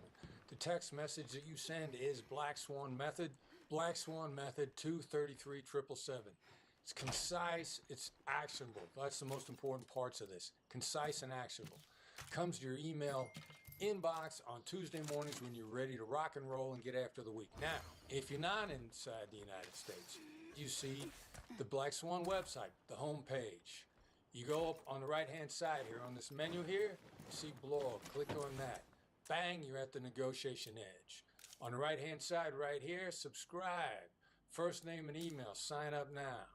There's a ton of free information on this site, on the Black Swan Group website, home. Look at it, get everything free that we have. If it's free, you should take 3. And in the model of letting out no a little at a time, here's the next no that you let out, which is number 6 on our list. And it is, your offer is very generous. I'm afraid that just doesn't work for me. Now, here's the beauty aspects of this. You mentioned generous. You want to encourage generosity on their part. That's a good thing for you to throw into this statement. Second part, it just doesn't work for me. That removes the problem of external criteria. Now, my academic brothers and sisters like to talk about, well, let's agree on an external criteria. Why should you agree to the external criteria? Maybe the external criteria is okay and appropriate in a neutral situation or in situations other than yours, but why should external criteria apply to you? In many cases, it doesn't. You want to remove an agreement on external criteria from the conversation because they're only going to agree to external criteria that works against you, and you don't want to put yourself in that corner. This is a great way to come back with a much stronger no. One of the students in our class at Georgetown said they use that phrase, your offer is very generous, but I'm sorry, it just doesn't work for us. And he said the people on As the long other as I'm side in of the plague table territory, looked at no each place other is ever really secure. and then looked back at him and said, "You're right, it is high." Now that's an interesting response because you want to have an impact on what you say and what they hear. You want them to get across in their brain, this stuff doesn't work. There's a pretty good chance it's too high. You don't want them to feel backed into a corner when you're letting out know it a little at a time. And this is a great way to do that. Don't back people into a corner. They will disagree even when it's not in their interest to disagree. Taking away their autonomy is a bad idea, and that's what happens when you back people into a corner. Now, number 7. This is another counterintuitive response, and you use it for when somebody calls you and says, "How are you today?" Instead of saying, "Fine, how are you?" Or, The safest "My way to back collect hurts," samples or, is by killing "It's a plague wonderful zombies. day." The best place to find When they're them is calling in the you and saying, territory "How are around you a plague today?" heart. What are they really trying to find Those out? things Well, they're basically really trying to infect their whole find out, environment. are It's you pretty in a nasty. mental place to Or talk about what you I can want just to talk destroy the about? plague heart itself to get So a bunch here's of how samples. you That's short more circuit dangerous. this conversation in a way that Make sure you builds gear up for rapport, this that they one. Be appreciate, ready to fight. gathers information, Helping and out like this is a good way to make friends. preserves your most precious Pretty as a commodity picture. and theirs, which is time. Let's hope It stays sounds on. like you've got a Could use place you allies want out to here. start. They are going to love this. Of course they have a place they want to start. They've thought about it before they called you. Now, every now and then, somebody's going to say to you, "Yeah, I do have a place I want to start, but I really want to know how are you today." Cool. Then engage in the conversation. And then you can get back to the place they wanted to start. Everybody wins. Number 8, another counterintuitive response. And this is how you should respond to questions when you're asked a question. So the first way to respond to questions, and number 8 on our list, is, what makes you ask? Just like that. Now, when somebody asks you a question, what's more important is the question behind the question. What makes you ask? For 2 reasons. Number 1, most people are not good at asking questions. That question may be a result of a committee decision. You know how good a committee is? Well, let me give you an example. I can make something that'll cure A blood giraffe plague if one is of a us gets horse infected. designed by a committee. We're happy to share the So recipe committee if you need decision it. questions are going to be off. On number 2, Shucks, I sure appreciate what's it. really driving Catch you in a at bit. what make them ask is far more important than what they actually asked. So you got to find out, and this is not disrespectful. They're going to be happy to tell you, and if they're not, well, that tells you a lot about them too. And how can you respond if they say, "Just answer the question"? Let one of ours die. Your response is, "I want to make sure that I bet. answer what you're really asking me. I'm just trying to dial in to what you're really after." More respect. Hello If there. they don't like respect from you, that tells you a lot about them and whether or not you should continue to be in business with them. Now, what happens if it's the middle of the afternoon, they're decision fatigued, they're having trouble coming up with an answer, it's too in-depth? The alternate to great calibrated questions, and what makes you ask, is a calibrated question. You want to ask an alternative label, an asking label, if you will. And so number 9 on our list is the alternative to what makes you ask, and that is, it seems like you have a good reason for asking that, or it seems like you have a good reason for asking that. I gave you both inflections there. Make sure you shut the front door right after you use that label. What does that mean? Go silent. Count thousands to yourself if you have to. Let them break the silence. You won't get past 3. Be prepared to count to 10. And wait. Respectfully. This is a respectful dynamic. and respect is one of your best choices. Finally, number 10. On the top 10 list of Black Swan negotiation bullets. You're going to use this when the other side is failing to perform, when they're not living up to an agreement. What do you say? It seems like you have a reason for not doing, and then whatever it is that they didn't do, X, Y, perform, finish the contract, finish the work, call me back. They're going to have a reason. They're probably afraid to tell you. This is the best way to re-engage a collaborative approach to whatever the problem is so that they feel safe and respected. Always the keys to a long-term relationship. So these were the 10 most powerful negotiation bullets of the Black Swan method. Share this video across your network. Share with the people that are on your side. Remember, if you want to go fast, go alone. If you want to go far, go as a team. And let the Black Swan Group continue to help you up-level your negotiation. Now let's dive in. Number 1 Seems only is now a bad some time of our to extra talk. goodies. Now we're going to give you several no-oriented questions in a row because they're awesome and they help get you an advantage right away. But one of the things I'm going to underscore on these no-oriented questions is the issue of decision fatigue. Now look, Well, that's sure to everybody's bring got the same problem. We all suffer from decision If only fatigue. I had You room suffer for it. from decision fatigue. What does that mean? What that means is there are only so many decisions you can make in a given day. There are only so many decisions any human being can make in a given day. It's one of the reasons why if you're in prison and you come up for parole, you want to come up for parole in the morning instead of the afternoon, because in the afternoon, they're going to give you no decision. They're not going to be able to make a decision. You're more likely to stay in jail. This is not parole and parole board issues. This is human nature issues.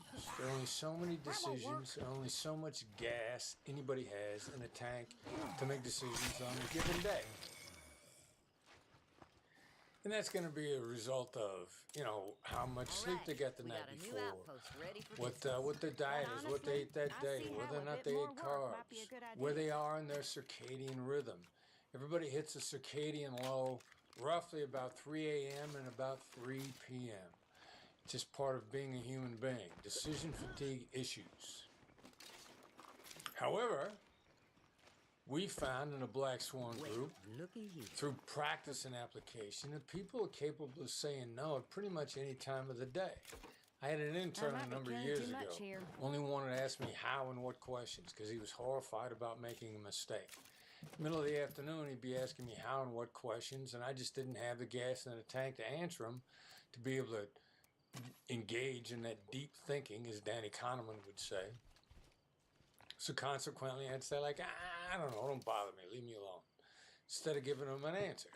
Finally, I said, look, don't ever ask me a question after 1 o'clock in the afternoon where the answer isn't no, because I could say no and I can think through the next several steps and give him guidance. We've used this on a regular basis. You got to get into practice using no-oriented questions. And number 1 is the flip side of the most common thing you're saying on a regular. Settled down here in Trumbull Valley. They seem like good folks. Thanks, Ray. It's nice to hear that people are coming back to the valley. Take care of yourself, all right? I count on you to keep an eye on Trumbull for me. Yes, ma'am.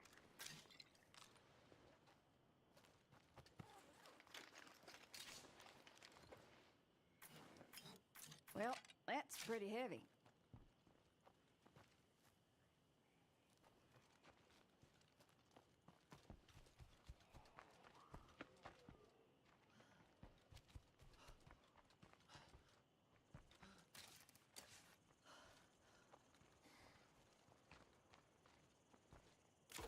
I'm definitely feeling a lot better. Anyone got work for me?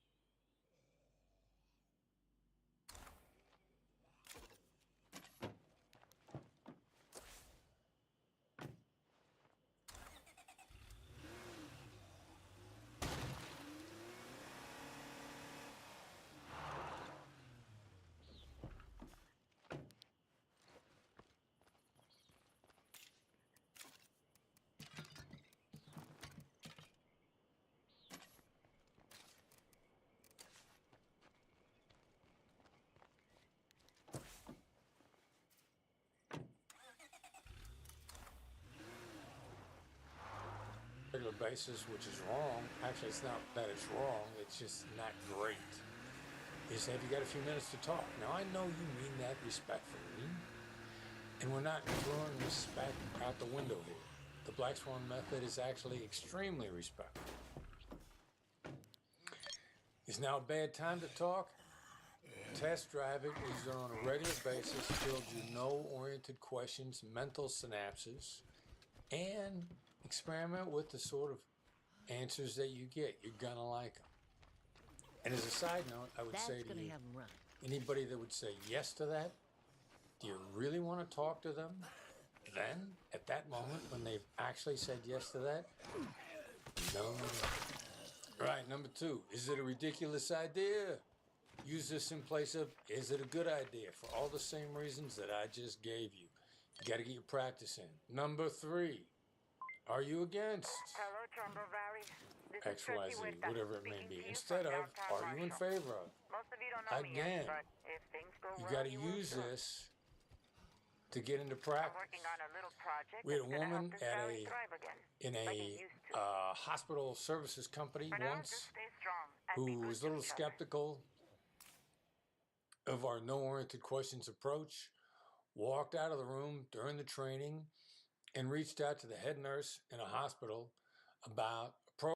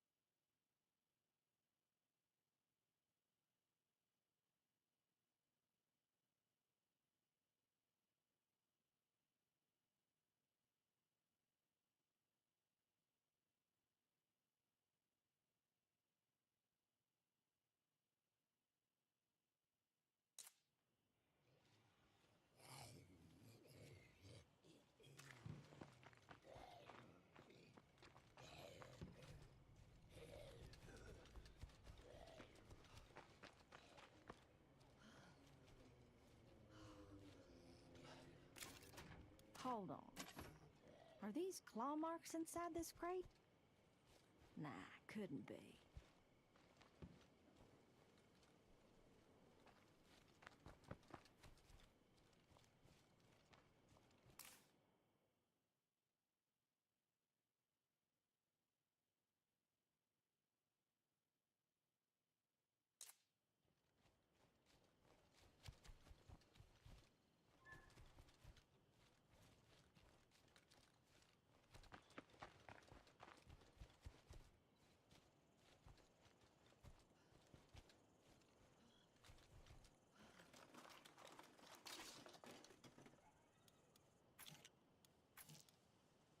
gonna slow me down.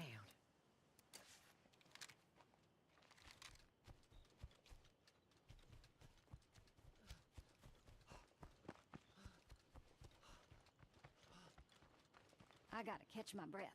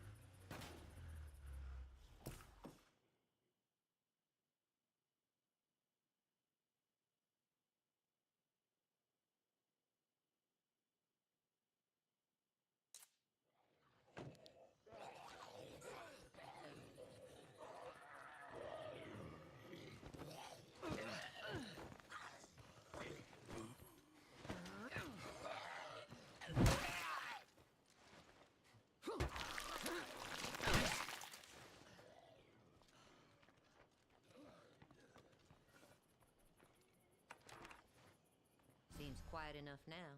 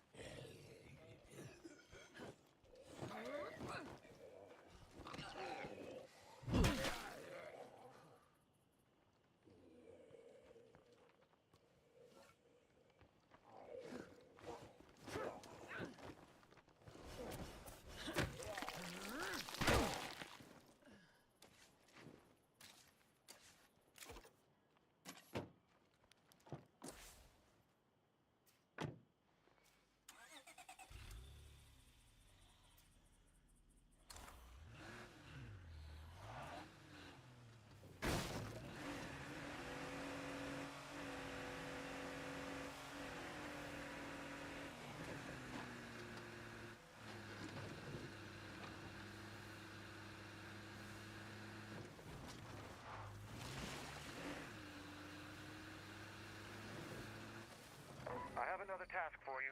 Details forthcoming.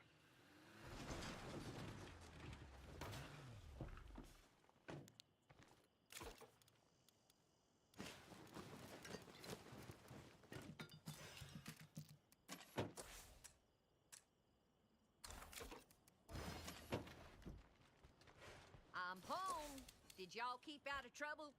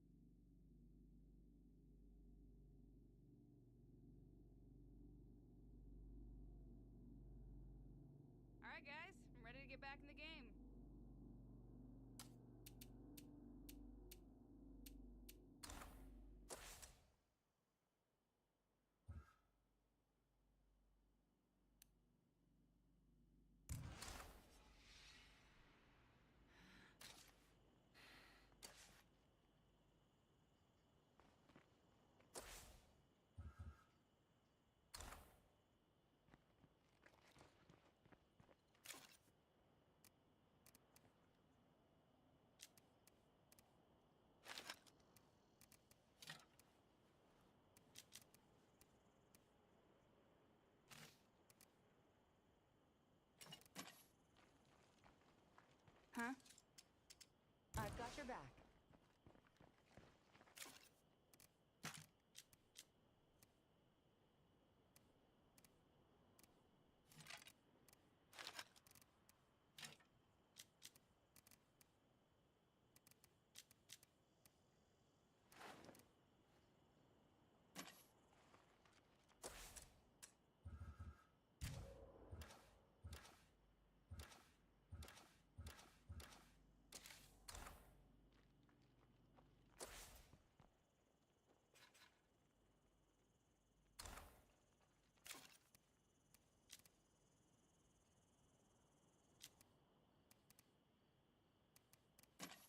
I'm listening.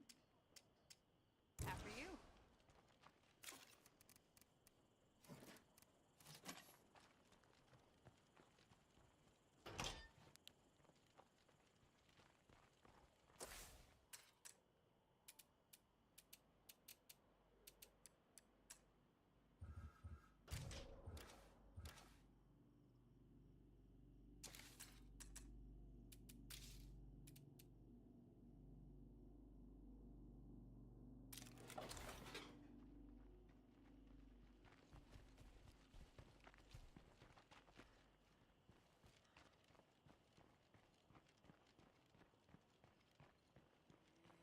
Program that she'd been trying to get the head nurse to accept. That number two, is it a ridiculous idea? Use this in place of, is it a good idea? For all the same reasons that I just gave you. You gotta get your practice in. Number three, are you against XYZ, whatever it may be, instead of, are you in favor of? Again, you gotta use this to get into practice. We had a woman in a hospital services company once who was a little skeptical Better take care of it for good. of our no-oriented questions approach, walked out of the room during the training and reached out to the head nurse in a hospital about a program that she'd been trying to get the head nurse to accept that the head nurse had been rejecting. Instead of saying,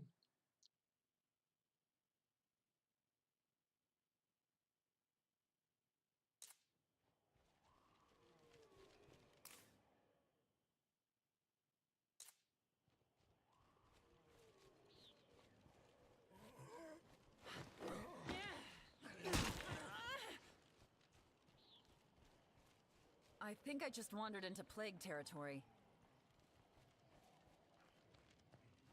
Hi, this is Lily Ritter, reaching out to all the new additions to our Trumbull family. Before I started the network, I lived in Trumbull. So, as long as I'm around, that valley will always have someone there to watch out for you.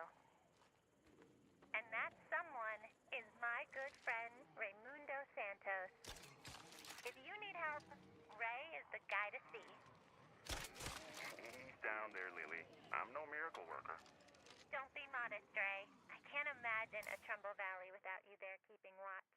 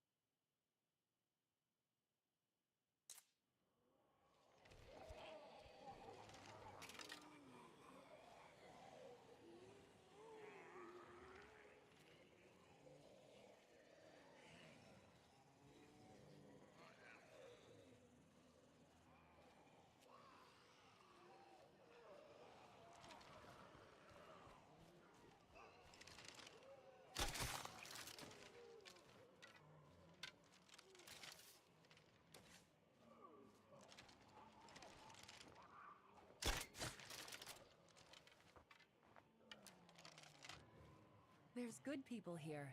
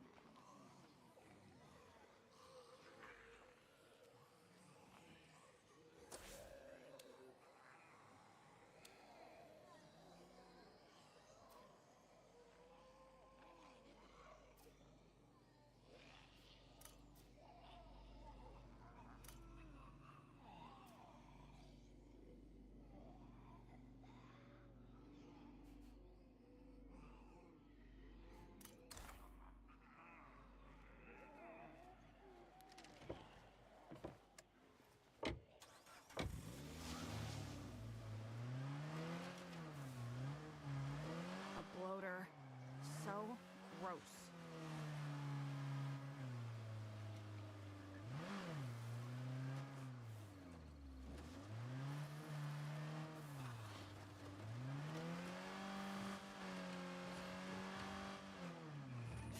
Most scavengers focus on big items. If we stock up on small comforts, it'll add up when we need to trade.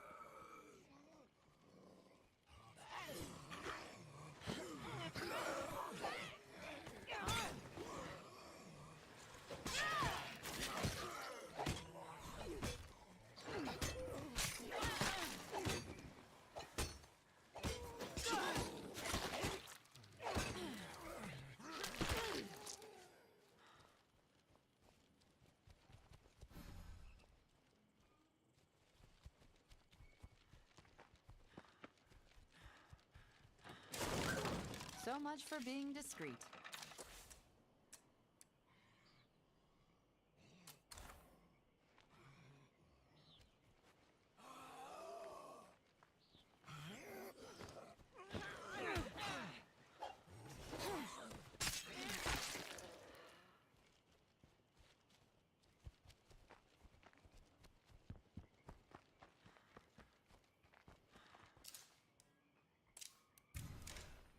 Okay, this outpost is good to go.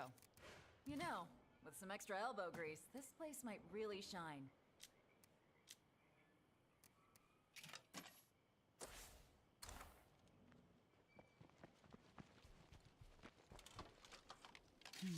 Not exactly what I was hoping for.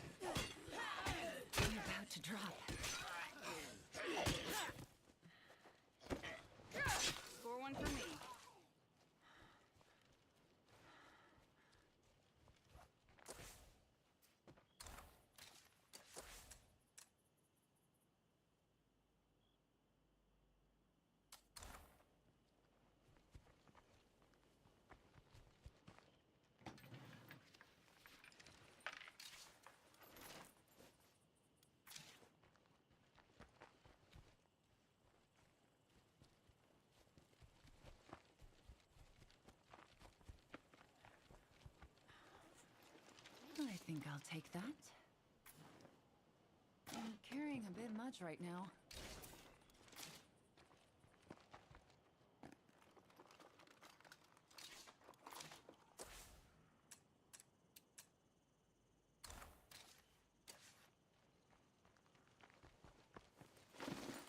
Creepers miles away must have heard that.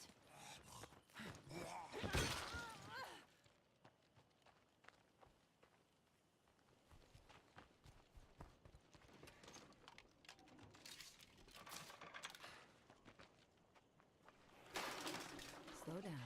Better safe than sorry.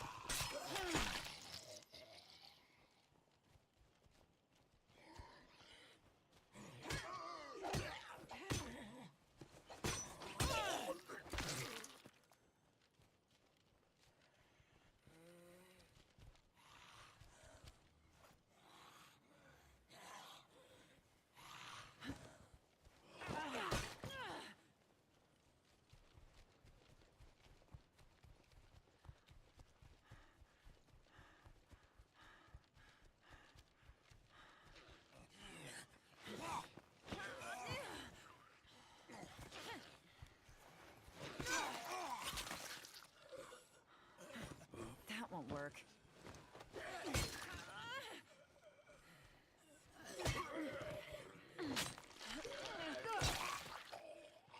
I have to slow down.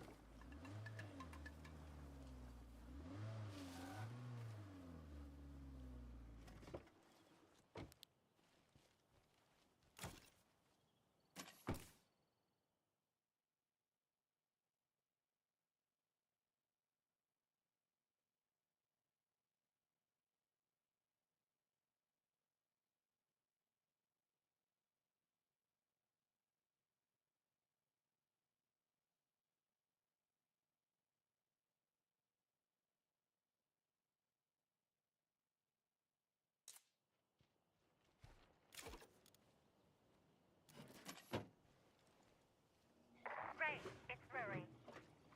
Alexis told me she's been trying to reach you about some problem with one of our communities in Trumbull. Is everything okay? Thanks, Lily. Yeah, I'm taking care of it. All right, then. You let me know if you need any help. I have a feeling we weren't supposed to pick up that conversation.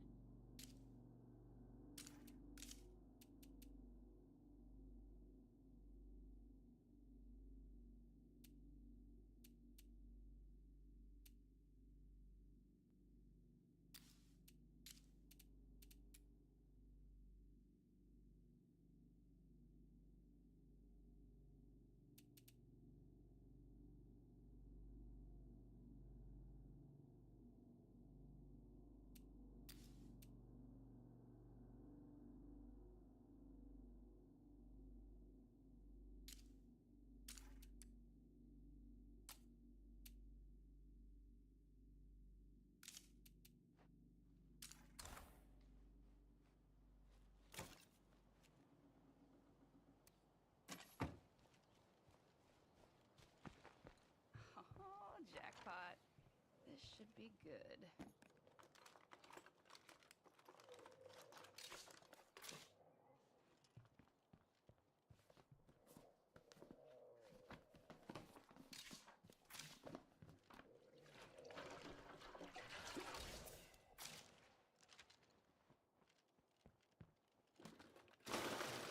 They must have heard that.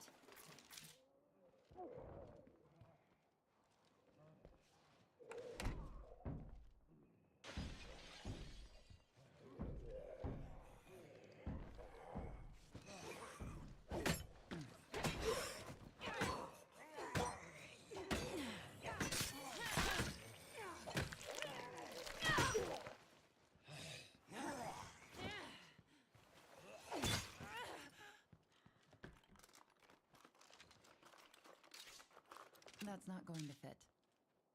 Hmm?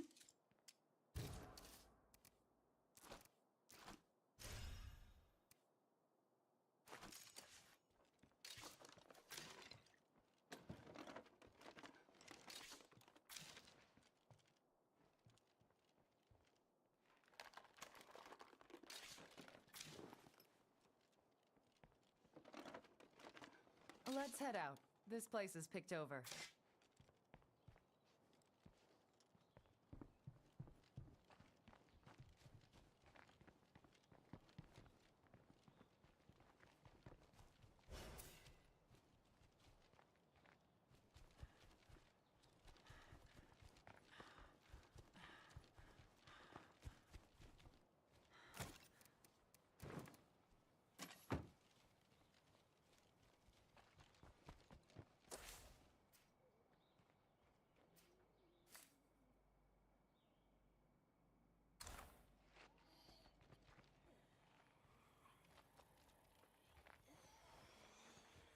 A few of them are still about.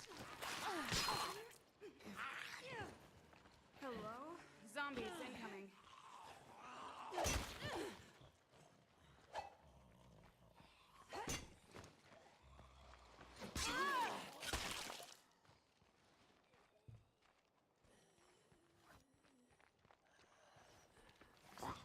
Yeah, we're surrounded.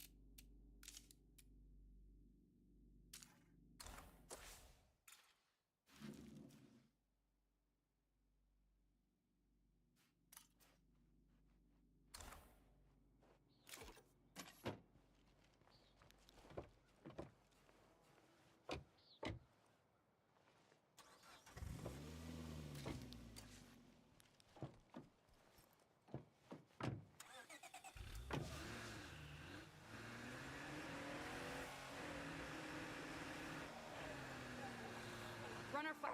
Anyone free over there? We could use some help.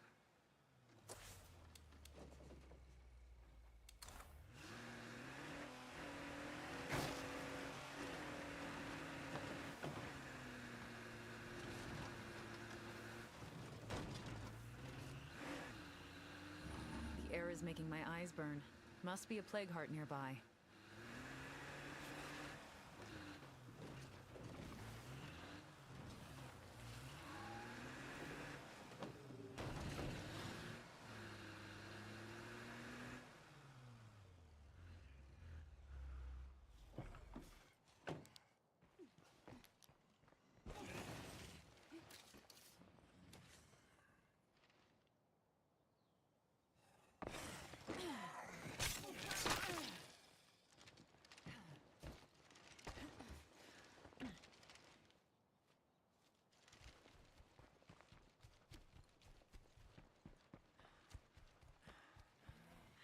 Doubt I'll find anything good in here.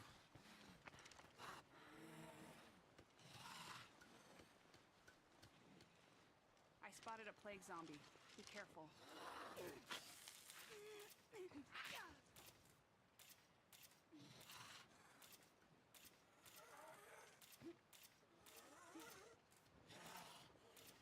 That'd be a pretty good place for an outpost. That might still run. Could take it for a test drive.